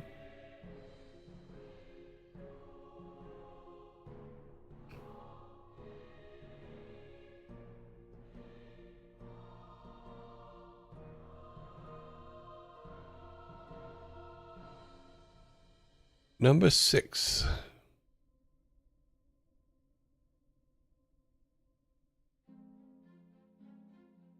Did you hear about the constipated movie?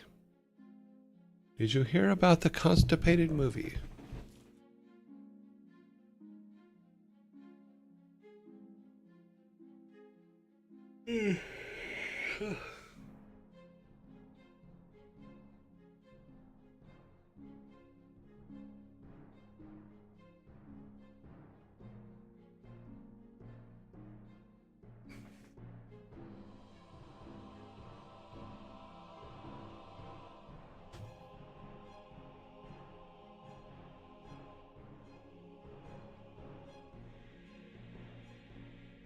Let's see, shit show. We're gonna give a fork for the shit show.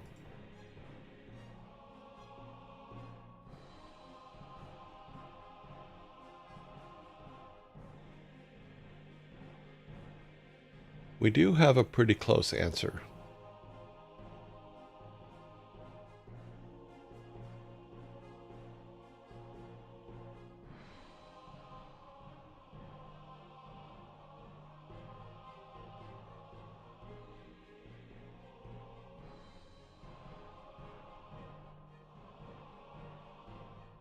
Okay, time is up. So, did you hear about the constipated movie? It never came out. I am inclined. It hasn't been released. It's the same as it's never come out. So, Michelle, I think you get the. I think you get the. I think you get the can for that one. There you go, Michelle. It was never released, so it never came out.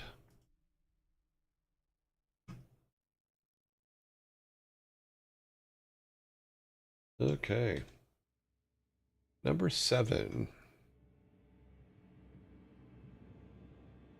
What percentage of the Earth's wildlife is found in the ocean? What percentage of the Earth's wildlife is found in the ocean?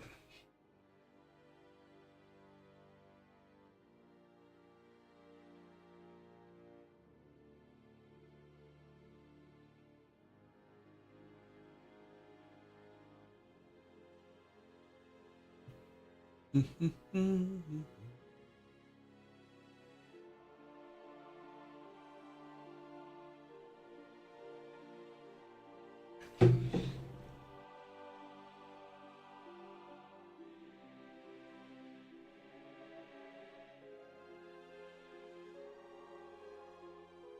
30 seconds left.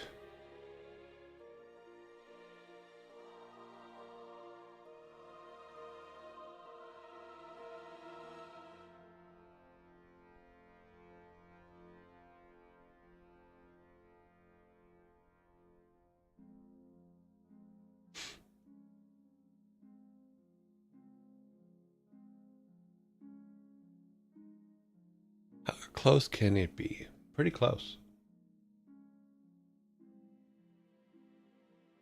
Time's up.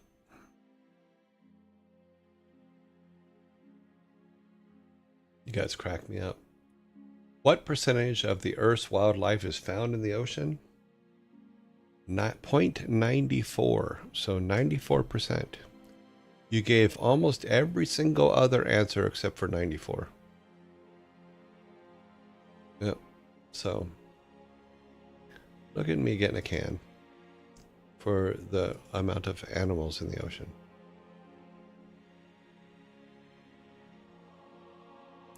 One off is not correct.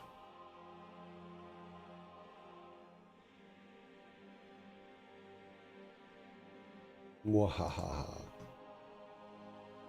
We do not have enough time for the next one, but We should have 7 on the board. We do. We have 8. I was close to this. Off, maybe.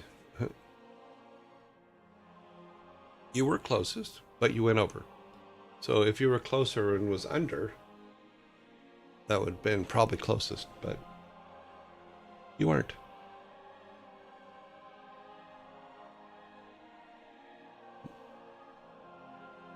I do need to get some more water. So when the zombie comes here in a couple seconds, I will go and get water and then return. Because water is your friend.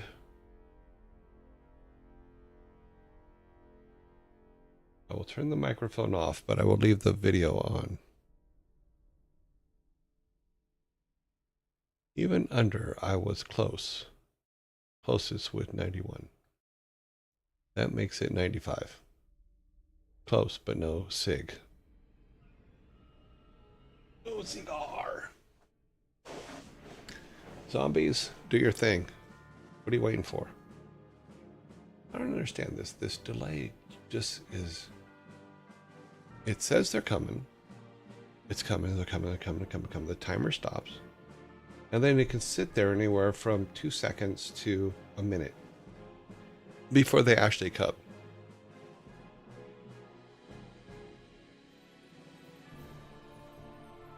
Which will give you guys Scritty Scree says, Mayday, what is this delay? The delay was waiting for the zombies. I'll be right back.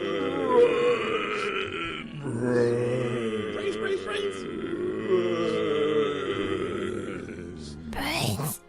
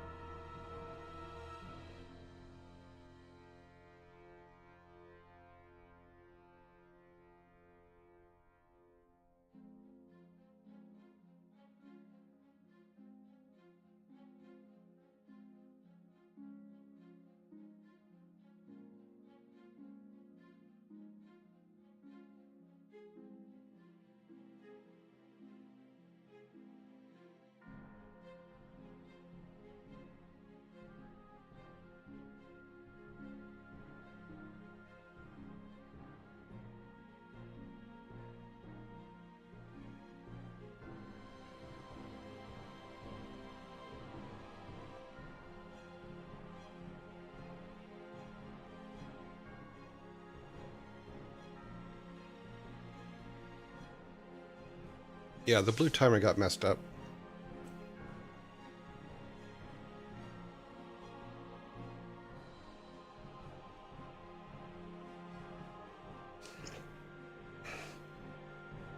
I got some vitamin C and some water.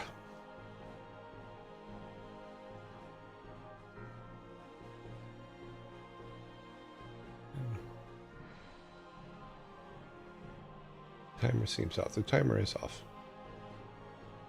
The only one that matters is the white countdown timer here. The timer for the show itself is off because we went to a screen that didn't have it, so it reset when we came back.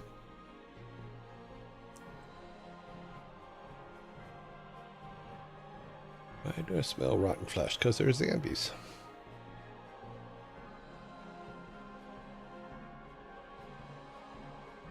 The blue UI timer is, yes, you know, yep. Sparta, Sparta, Sparta. Zombie hamburgers. Interesting. Let's see, 2 seconds, 1. Goodbye, zombies. Brains. We are back. Yes, we're the blue timer at the bottom got messed up, so don't worry about that. We have fixed it so next time it will not get messed up. But there's no way to put it back at the right time, so it has to do its thing. All right, number 8. Where are we at? Okay. Number 8. What did the doctor say to the panicked man who was shrinking? What did the doctor say to the panicked man that was shrinking?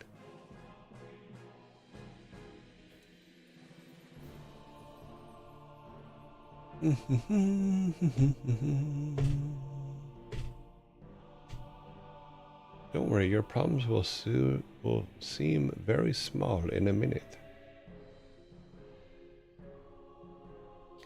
It's just a small side effect.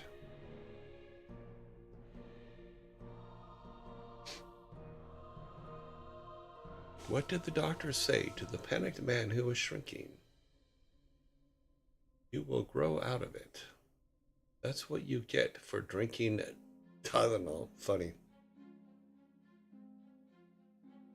Just for the record, Tylenol came out in the 50s. Autism was discovered in the 1800s, but whatever.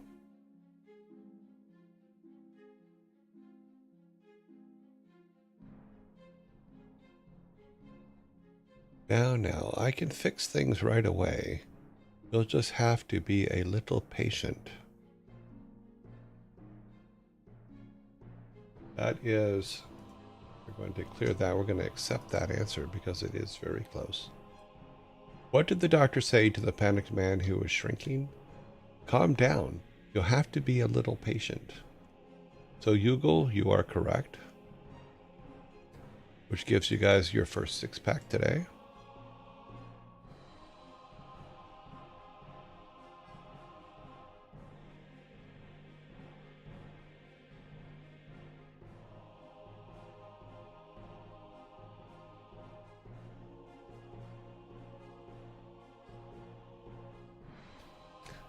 So number 9, do we have 8? We do have 8.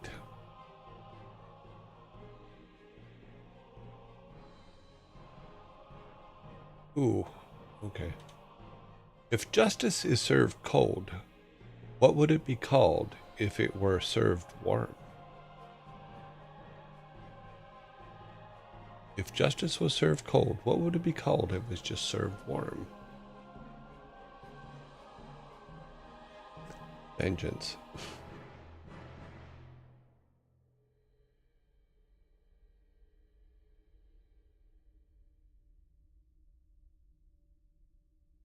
Always confused by the U.S. names of medical acetaminophen.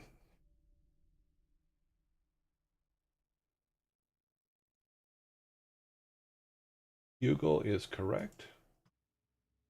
If justice is served cold, what would it be called if it were served warm? Just water.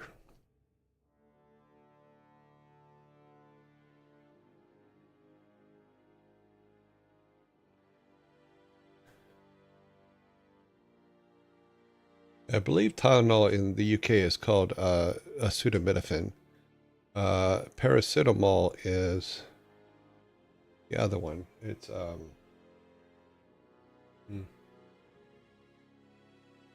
I'm pretty sure I have them correct.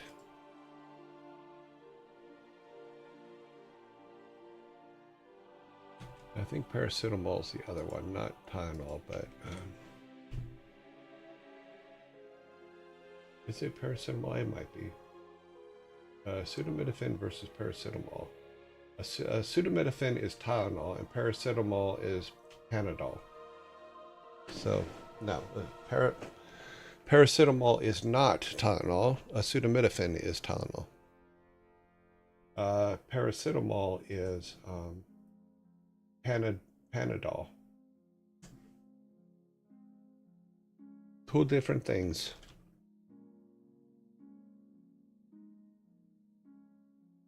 Ibuprofen is Advil.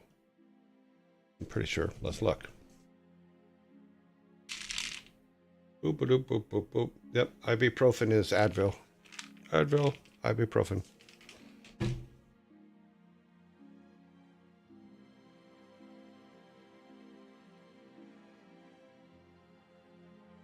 Medicines used. Active ingredients in Tylenol is what they call it.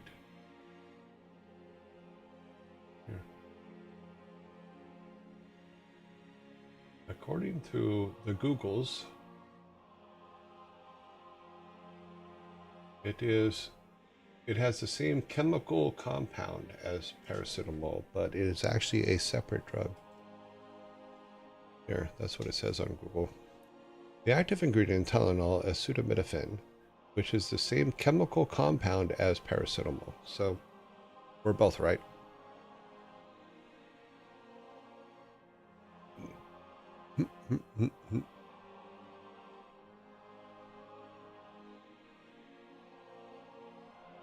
Just made by a different people.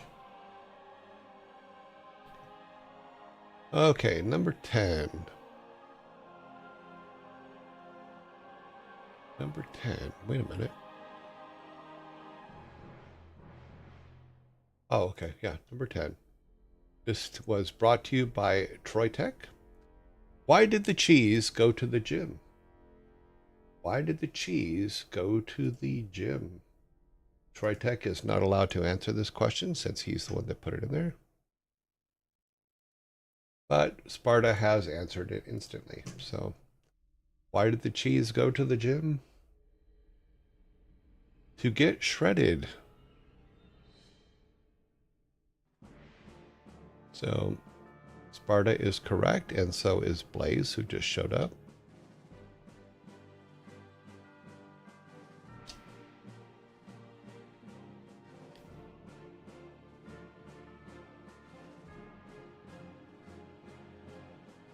Okay, this one's just silly. Let's see, we should have 10. You guys just got one.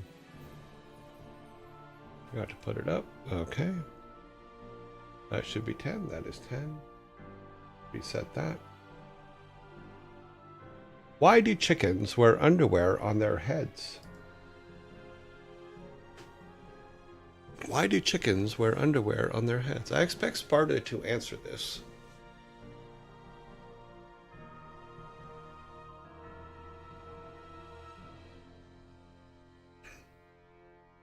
I expect Sparta to answer it, but more than likely, Hugo will answer it.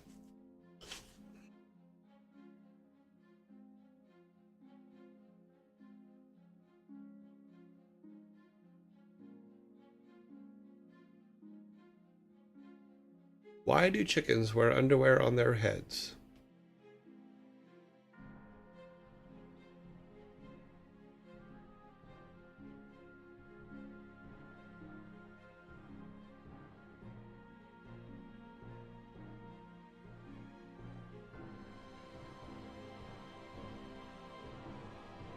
I think I have to give it to Blaze, actually.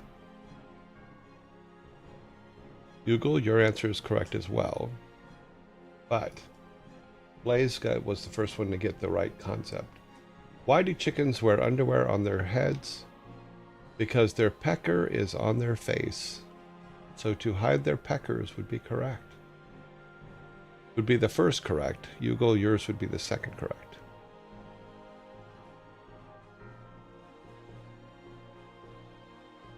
Yep. So Blaze, this one is yours.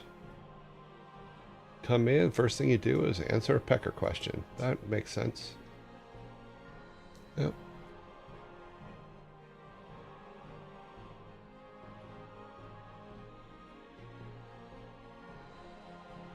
What do you mean you win the big show from between the ropes? So they can 619 the big show from between the ropes. I'm not even sure what that means. Okay.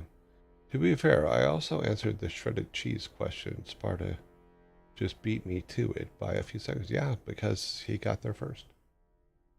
Number 12. What is the name of John Travolta's character in the 1977 film Saturday Night Fever?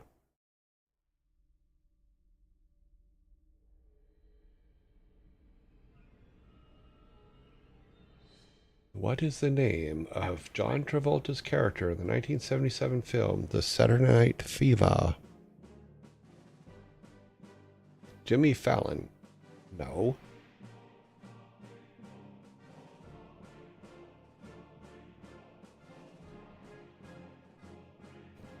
Jimmy Carr. No.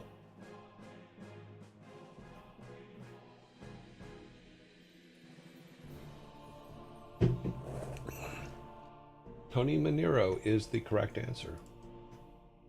Hugo, you are correct. Tony Manero. Jim Norton.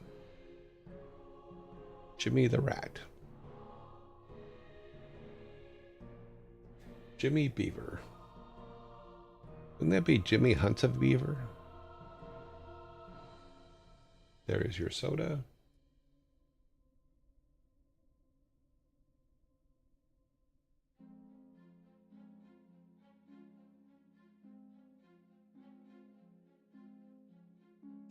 Number 13.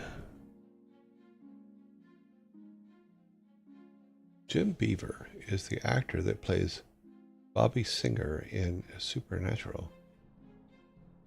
Okay. Is that true?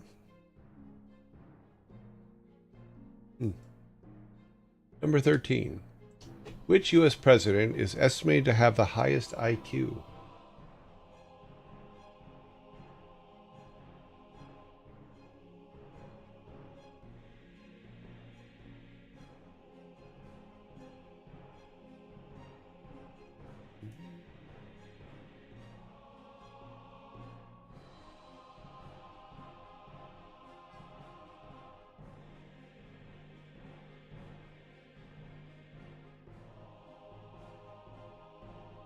Yep, that is true. Jim Beaver is the person that plays Bobby Seeger in Supernatural. You are correct.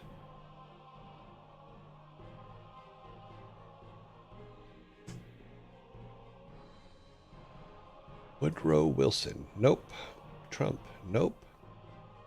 I never joke about Supernatural. Well, that's fine. I didn't know. I was just looking it up.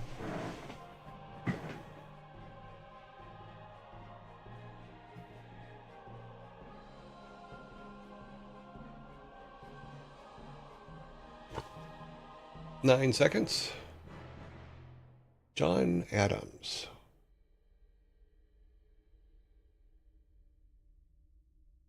We do have a correct answer that came in just before the buzzer. Wolf Mage, you are correct. The U.S. president is estimated to have the highest IQ was John Quincy Adams.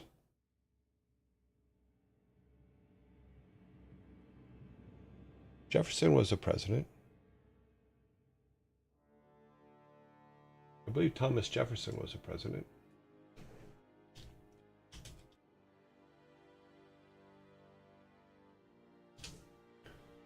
Okay, list of presidents. Okay, yeah, Thomas Jefferson was the third president.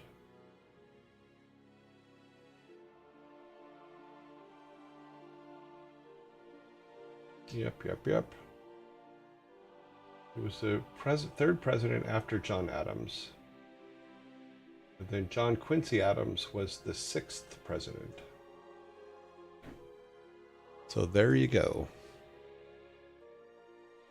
Let's see if that's true. Washington, Adams, Jefferson, Madison, Monroe, Adams, Jackson, Buren, Harrison, Tyler, Polk, Taylor, Fillmore, Pierce, Buchanan, James Buchanan, sorry, Lincoln, Johnson, Grant, B. Hayes, Garfield, Arthur, Cleveland, Harrison, Cleveland, McKinley, Roosevelt, Taft, Wilson, Harding, Coolidge, Hoover, Roosevelt, Truman,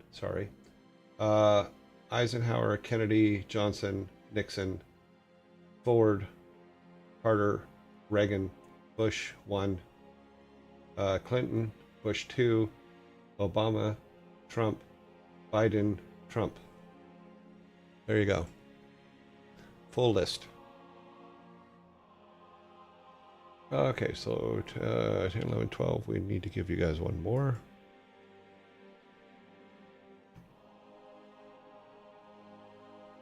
Alrighty then, number 14. No, Benjamin Franklin was never president, but he is on the $100 bill. So I think he might be the only one. I don't remember if he's the only one that wasn't a president that is on our money, but I don't remember. Okay, number 14. What did one toilet bowl say to the other toilet bowl? What did one toilet bowl say to another toilet bowl? You stink. I've been having a really shitty day. Hamilton also on currency and hasn't...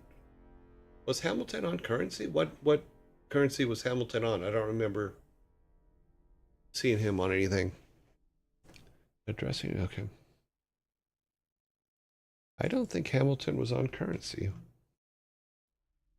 Let's find out. Yeah, I could be wrong.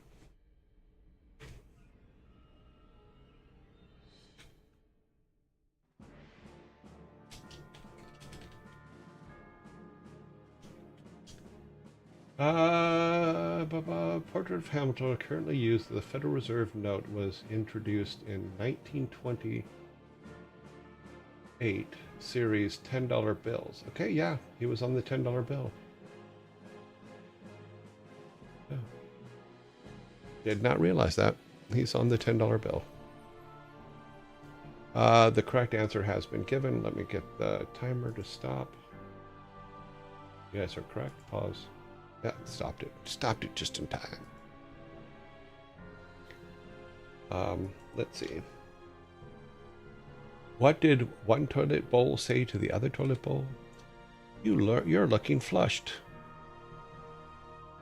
So you guys are correct, which gives you your second six-pack.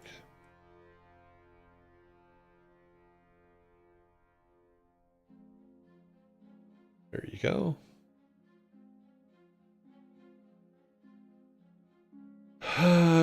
I gotta go, deuces. Thanks. Have fun, Sparta. Whatever you're doing today, have fun.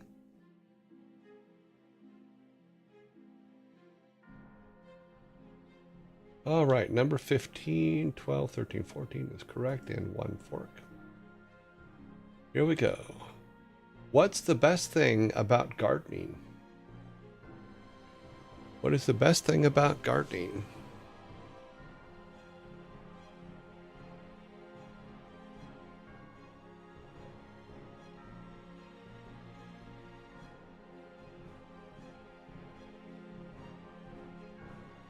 Gardena hose. You can hire someone else to do it. That is true. Or get a robot.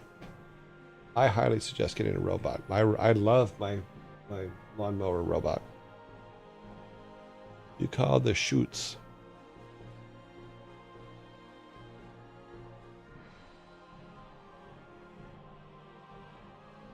All those 304s.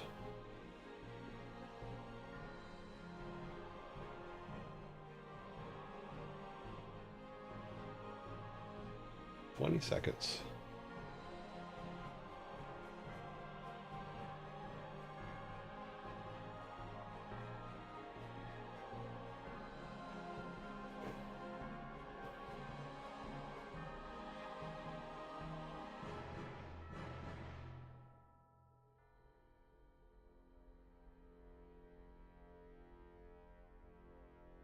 We have a no correct answer. We have a close answer. But Sparta, you were close. So,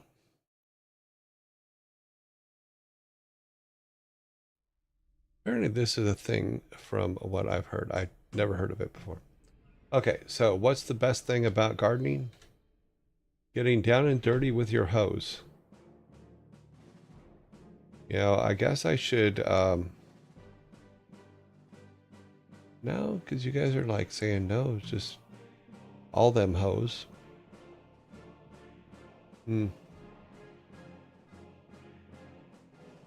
Yeah, that would get me auto-modded as well. Yeah. There's definitely a... No, I think I get the can for that one. You guys were close, but not quite there. So I'm going to take that one. Because you guys just said all them hoes. So, darkness. Not darkness. Yeah, darkness. So, 304 means hose. No can for us, yeah.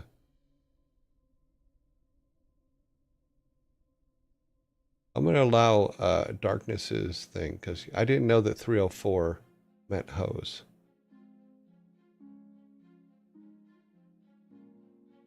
EOH. Interesting. I've never heard that. Read it backwards. Oh, okay. So A, B, C, D, E. Wouldn't that be 508?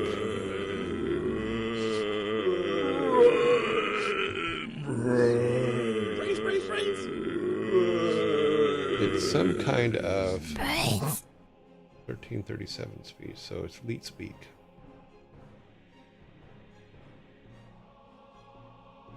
Or flip it upside down. Oh, I see. Okay, so yeah, if you put the 4 upside down and read it backwards. Yep. Okay, now I got it.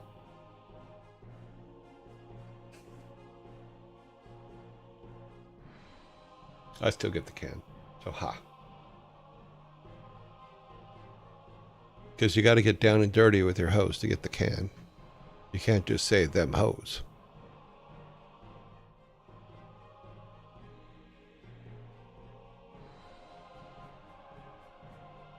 Oh, the old flipping the calculator thing. I remember that. God, that was a long time ago. That was before phones. Oh, look, I wrote boobs. Ha ha ha.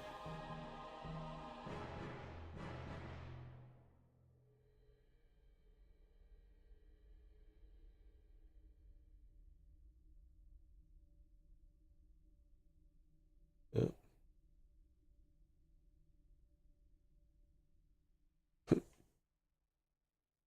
Oh, that was a long time ago. I forgot all about that. That's funny. We thought we were so cool. Now you just take out your phone and show real boobs.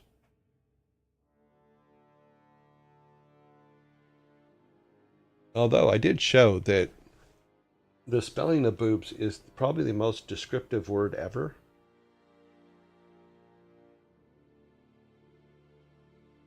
Because if you look at the word, you have boobs from the top, boobs from the front, and boobs from the side. And then you just slobber, but whatever. So top, front, and side.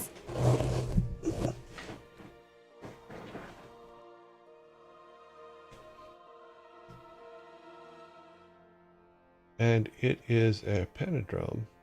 Yep. No, that's not accurate. What do you mean that's not accurate? Make it accurate then, Sparta.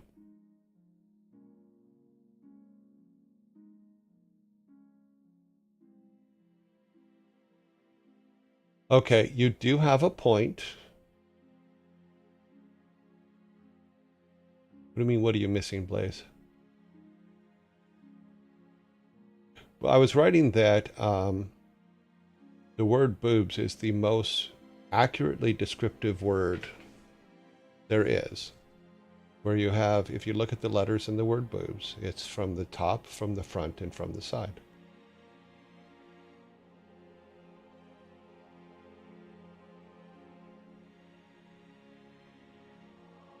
So from the sides, well, no, boobs from the side are this. It's just, that's boobs from the side.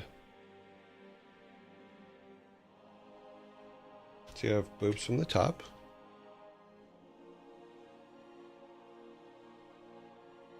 Boobs from the front. And boobs from the side. And then drool, basically. You got, if it doesn't, well, boobs. It's silly. It's an elementary school joke, but it's funny. Especially when you talk about dad jokes. It's just silly stuff. And from the other side, yeah, because it is, sometimes they do turn around. Okay, so number 16, we do have 15 on the board. 16. Which writer holds the Guinness Book of World Records for the most translated works? Which writer has the Guinness Book of World Records for the most translated works?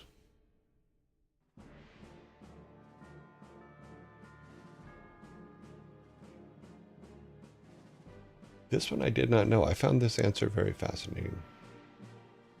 Not Tolkien. No.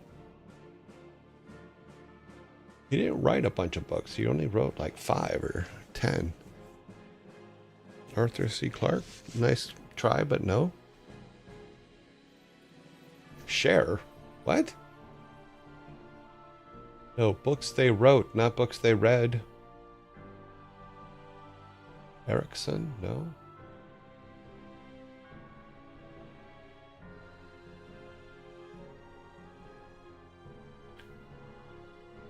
Hugel is correct. Which writer holds the Guinness Book of World Records for the most translated works? Agatha Christie is the correct answer. Agatha Christie.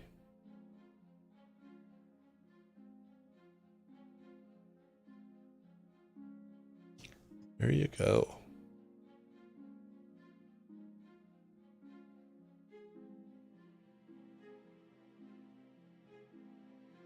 Alrighty, boop, burp, burp.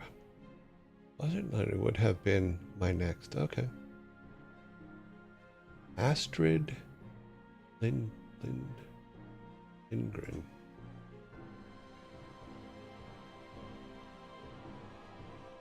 So she was a Swedish writer.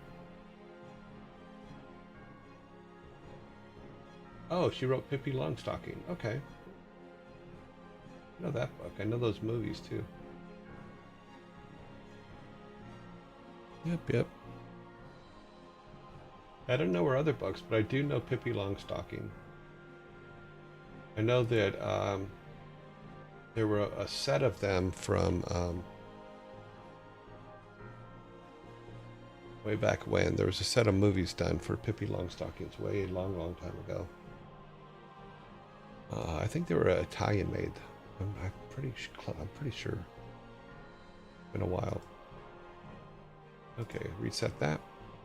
Number 17. What do you say when a chicken is looking at salad? What do you say when a chicken is looking at salad?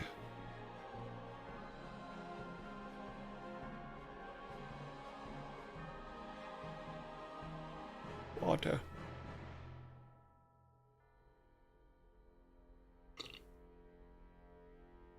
Yeah, the Pippi Longstocking movies really cracked me up because she was like super strong and her hairdo looked like funny.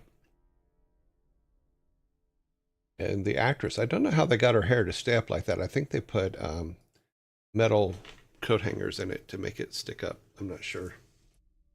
But they were very popular back in the day. What do you say when a chicken is looking at a salad? Blaze is correct.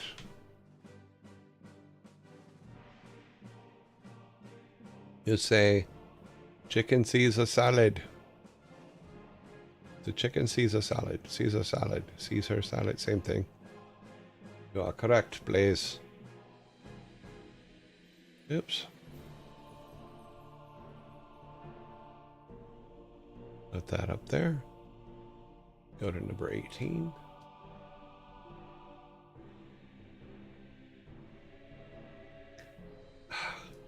I do not know how many different ways they're going to write this joke, but you guys are going to get this in an instant. So, number 18. Why did the golfer get a new pair of pants?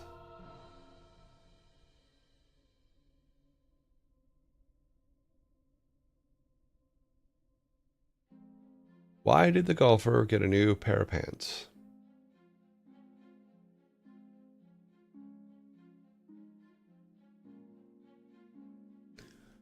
Sneedling, you are correct. Because he got a hole in one.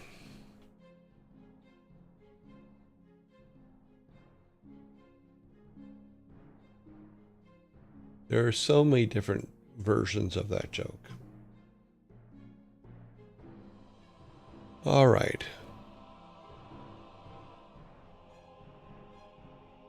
This next one is a long read, so you got to bear with me. Here we go.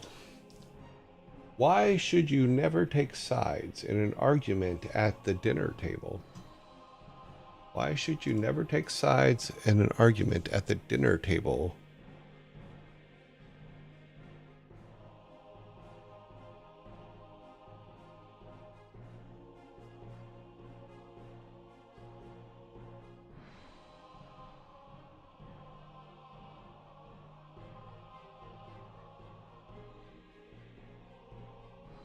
Because folks are very erudite. And your mom throws plates like a... So you don't accidentally fill up before the main course.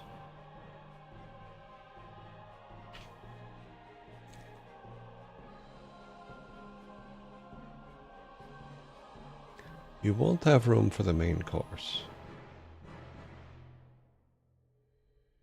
Because you should wait your turn.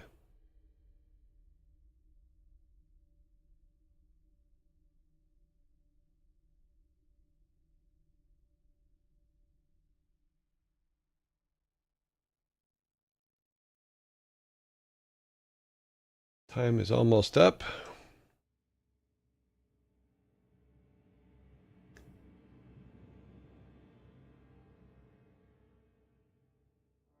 Time is up.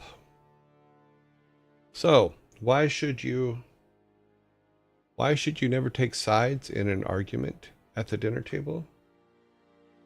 It is a trick question. The perfect time to take sides because no one's paying attention. Bring Tupperware.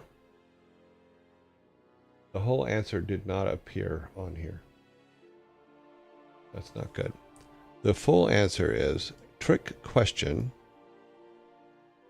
It's the perfect time to take sides because no one's paying attention. Just bring Tupperware. So you can take side dishes.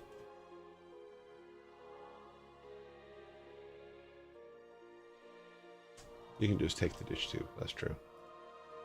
But I do get the soda for that one. So nice of you guys to do that for me. I don't know why that one got messed up, but we'll get there. Doggy bags? You could use a doggy bag. The last question today is a pub quiz question. Here we go. Which NBA team plays its home games at Madison Square Garden? Which NBA team plays its home games at Madison Square Garden? I have my finger on the timer because I know you guys are going to get this way.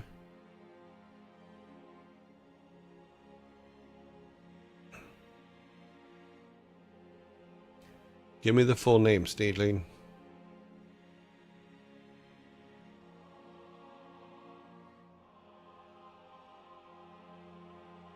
The Toronto Ballers. We have a correct answer on the board. It is, in fact, the New York Knicks. You guys do get the soda. Technically, Sneedling was correct with the Knicks. Yep. Okay, so our final today was 16-4 and one fork. 16-4 with one fork. Nicely done. New York Knicks, dang. I'm allowing that. That should not have been blocked.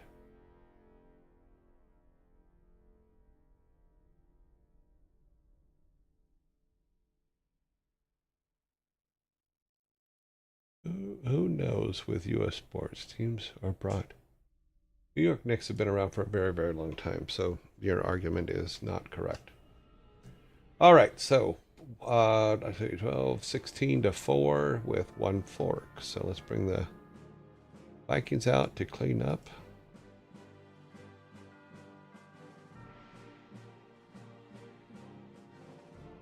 There we go. I'll close that up.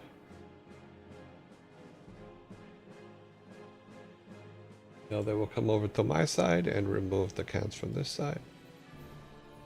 Yeah, I just put one in my car, put the rest in the back. We're all good. Okay. Back to the house. We are all good. We are a little ahead of time, but that's okay. Well, good times out to everyone. I need sleep. Okay, Scry, go ahead, go to sleep. We can go ahead and see who is, what the number of people online is. I think it's going to be pretty high. Yeah, it's pretty high.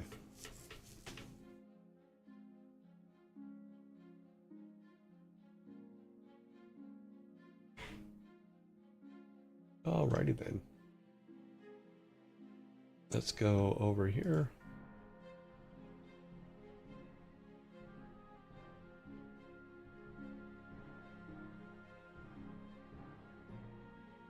Okay, we are there. We have that. We do have a lot of people online today. That is for show. So we may have more. Yeah. Let's get, pretty sure that's open, yeah. What time is it? Okay, well, we do have 8 more minutes we can kill answering questions if you guys have any questions. How did that trigger? Well, it triggered a response. Let's see if I can find it here. Instead of putting New York Knicks, you put New York Knicker. And dang it, Wolf beat me. So beat, it also threw up. So it's because you put Knicker and beat. I went ahead and allowed it because I know that's not what you meant to do, but okay, that's where you're at.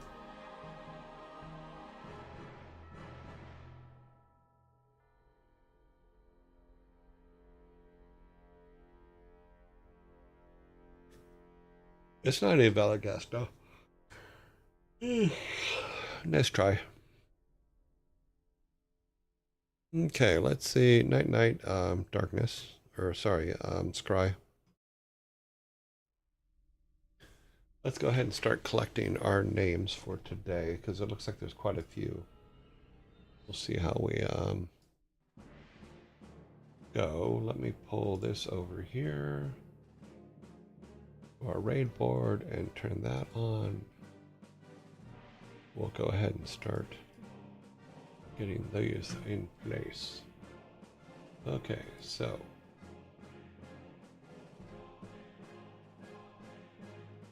Ludwig,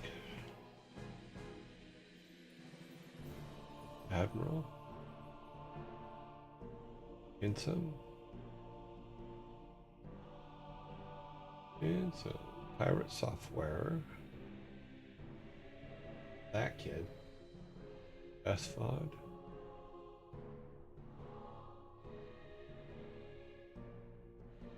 the Primogen, I believe, is in lockdown. Yes, he is.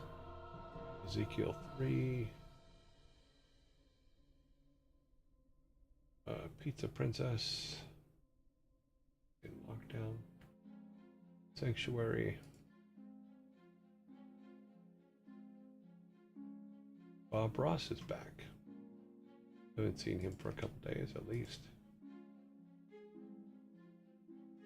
Ferris Software.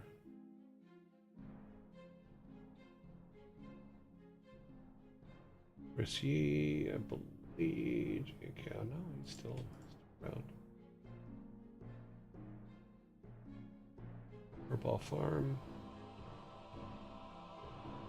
Atlanta is in lockdown. Ray. Mr. Knight is in lockdown. Q Bunnies.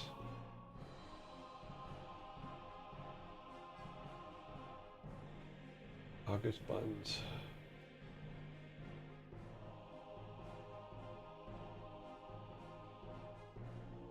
Galaxy.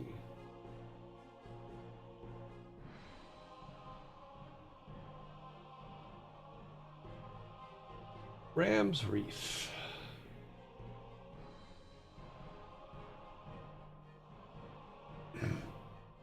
Chipmunks. And then Between Two Ears. 18, so we can do 5, 5, 4, and 4. There's no more. Nope. Okay. 5, 5, 4, and 4. We're a little early, but we can go ahead and do them. We can just have a longer goodbye at the end type thing.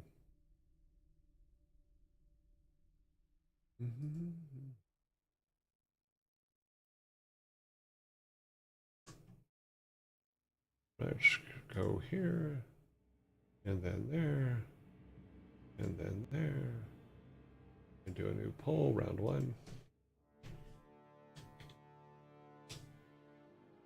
Round 1, we need 5, so our first 5 are Admiral, Sanctuary, August Buns, Between Two Ears, and Bob Ross. We're going to go ahead and do those votes now.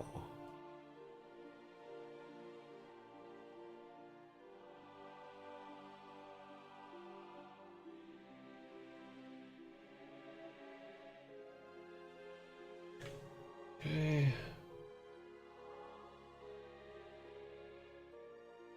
Close that up.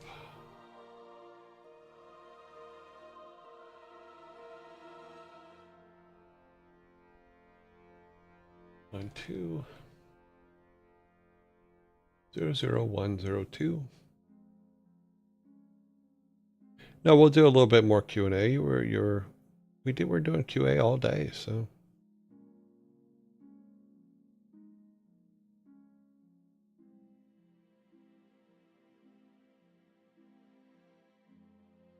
Yeah, it's raid. We're a little bit early on the raids. We're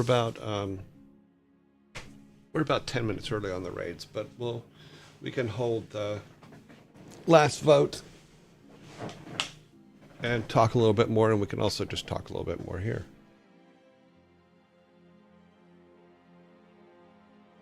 Last Friday of the month is Q&A, and we were doing it all day, and then we did some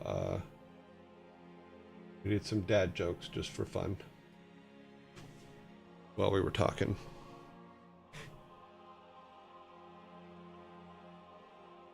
Okay, 00103.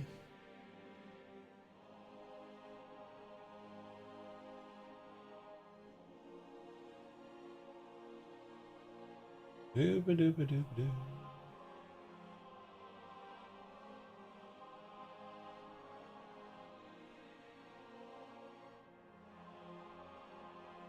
Two. And we have 3 for Bob Ross, 2 for August Buns, and everybody else got 0. Do our next 5. Round 2. Round 2, we have Chipmunks and Squirrels.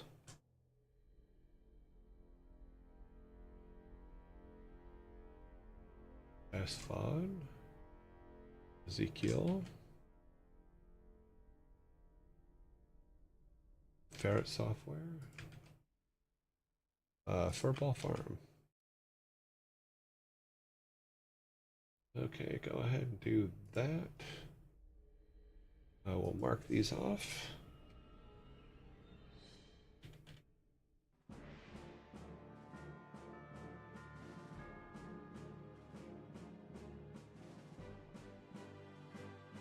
Okay, boop, boop, boop, boop, boop, boop. 10100. Brains.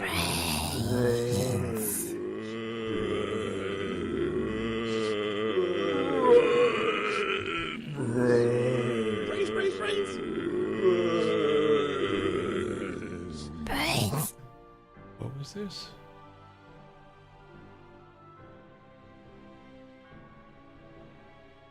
How to make the best fried pickled onions. Also, I checked out Soul Mask and I kinda got bored. The concept of Aska. 10100.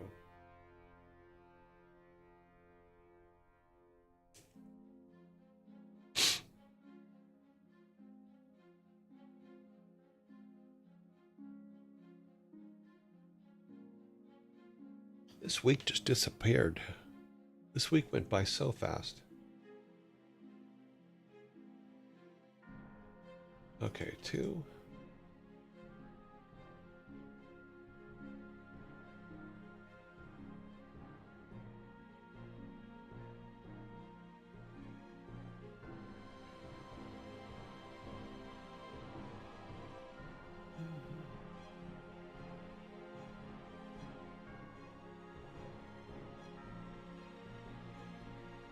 Two, 0. Okay, 3. 31000. Okay. Next 4.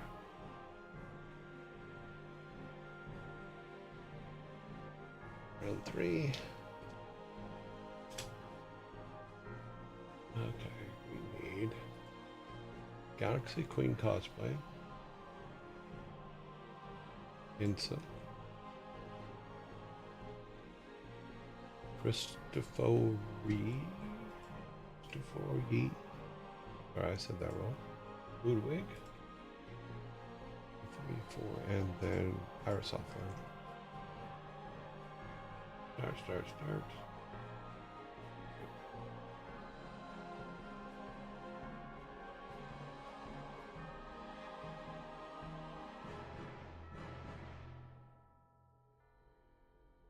Brains.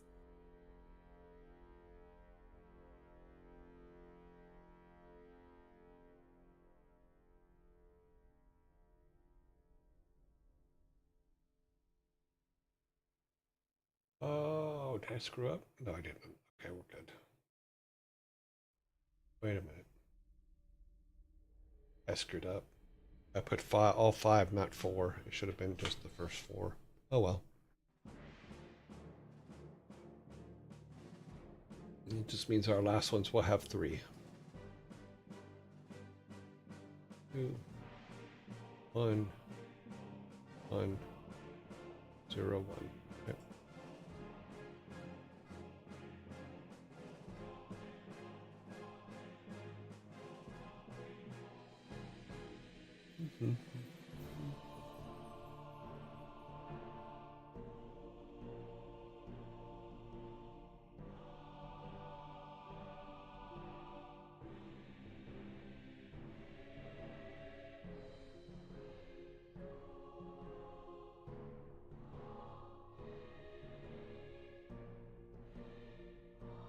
It just means our last ones will only have 3 in them.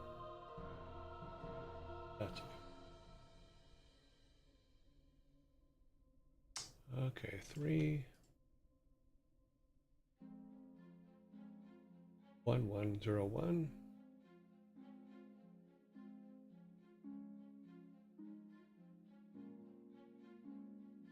Keep thinking you're speaking in binary. That's funny. I could. I just choose not to. Okay, our last 3.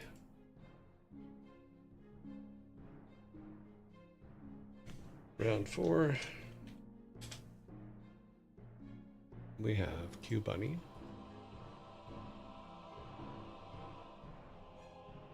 Ram's Wreath.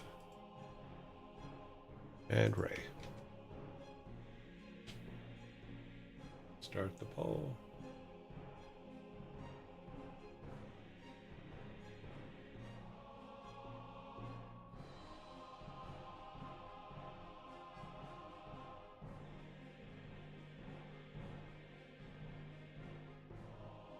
Yeah? All old school game makers know binary. So you have zeros and you have one. You can also get translators online that know it as well. You can go binary.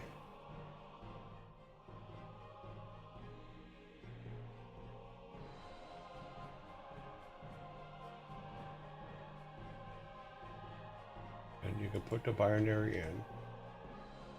You can say convert. And you can come back and say what? It's just ones and zeros. It's not rocket science. Okay, we got some votings here. So we got to 3.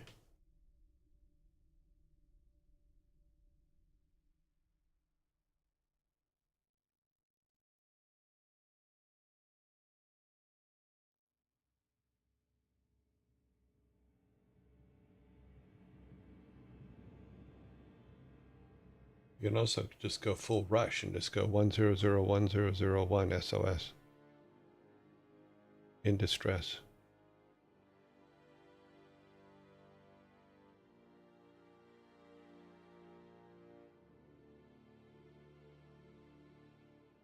Okay, we are almost done with this part. Yeah, we're very early. We're never this early. That's okay. We'll wait. We'll wait with the finals so that we can. All right, 300. Okay. Let's get our final vote together here. New poll. Final.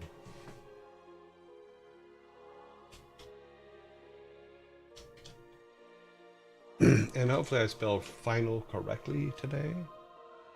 All right, so our top numbers are 3s, so we'll grab all of our 3s first. From the top in alphabetical order. We got Bob Ross. We got Chipmunks. We got Galaxy Queen Cosplay. We got Q Bunnies. Then we go to number 2s. How many 2s do we have? Oh, we only have 1 2. August Buns. Wow. That's a rare occurrence where most of them are. Yep. Let's see. Let's see what happens. Most of them are 24-hour streams. That is rare.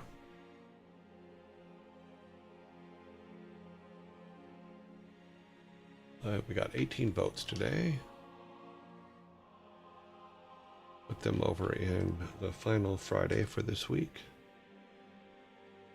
Right here, so that any...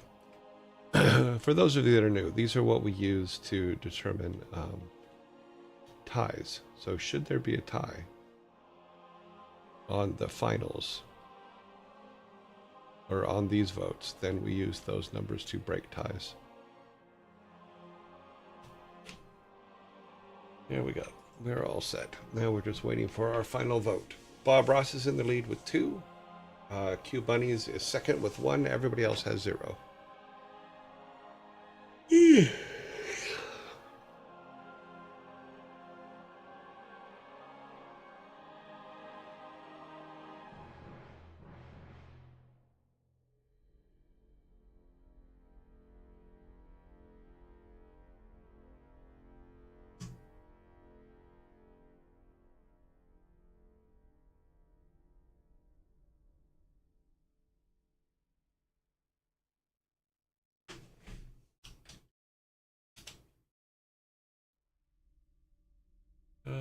Bum, bum, bum, bum.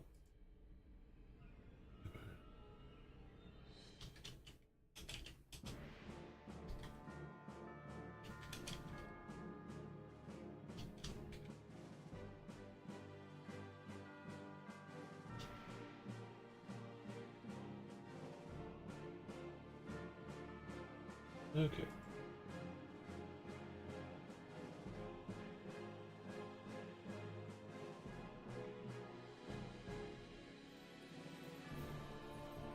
Oh, sorry. It should be.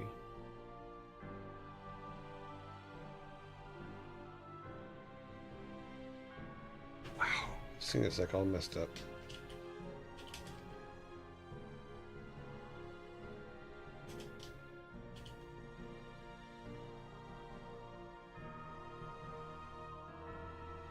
That's better. Okay, back over here. Let's see where our vote got us. Because I did go off the vote page for a second to do something. So Bob Ross. Okay. Let me say this real quick.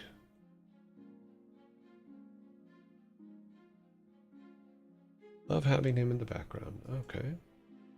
So let's go back to this and say, put today's date on Bob Ross. 9-26-2025. That will put him at 0 for today. He will be grayed out next week. Saving that, we'll keep that just in case. No, he's healed. He'll still be there when we finish. Love having him on in the background. Okay, so we have about 18 minutes. Is there anything else you guys want to talk about, or before we create our final here? Let's pull Bob Ross open. We get this.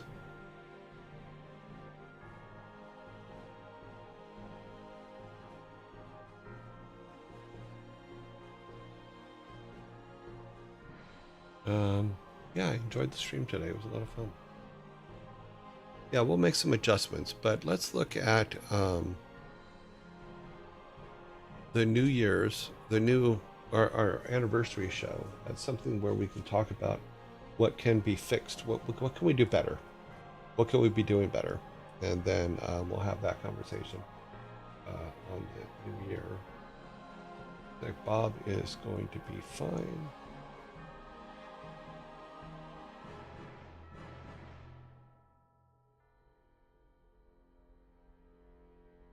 Yes, all the code that you write ever gets turned into this binary. Everything. Now, I do not write binary code. However, I do know people that do, and they're madmen. I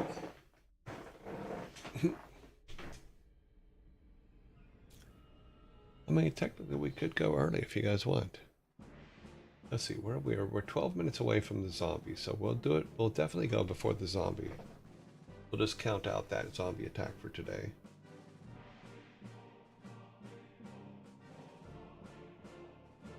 Bob Ross is making happy trees right now. He is the reason why we have happy trees in our game.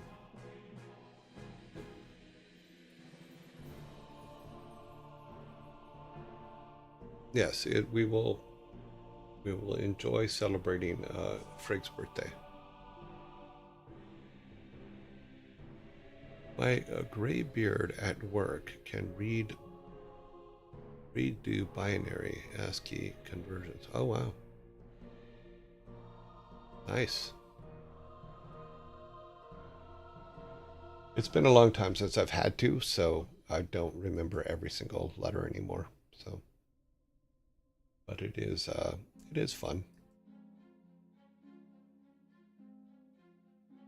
Yep. Okay, we're gonna let's see at 15 till. Are there any other questions you guys have that I can answer before we do our final here and do a build or do build the raid? There's 25 of you out there. What?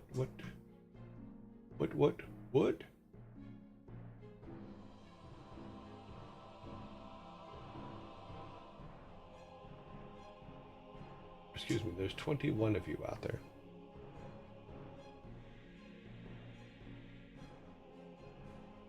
Okay, well, 22 now. Kind of comes and goes. My internet is back. I'm very happy. But no questions, but relief. Okay, cool. Awesome. Well, Frantic, we're glad you got back. We're glad that your internet's working again. I'm going to go ahead and build the Bob Ross. We're going to go ahead and end a little bit early today. I'm gonna go ahead and build the Bob Ross raid right now. So we're building it right now. And we're not. Okay, who was second?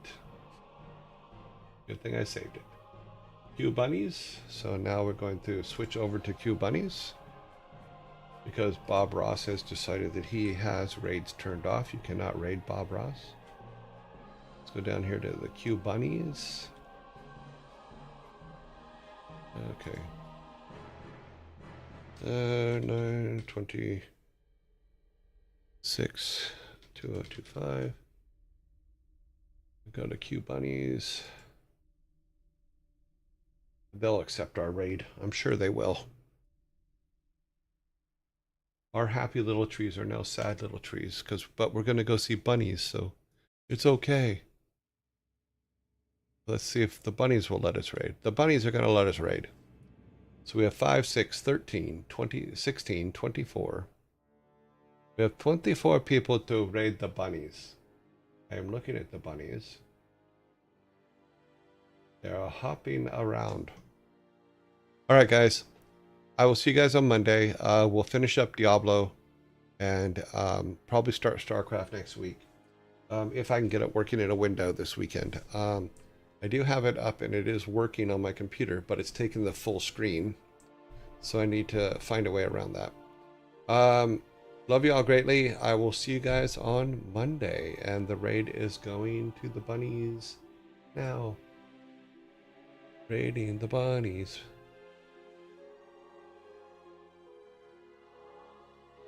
We are raiding the bunnies. It is said, thank you.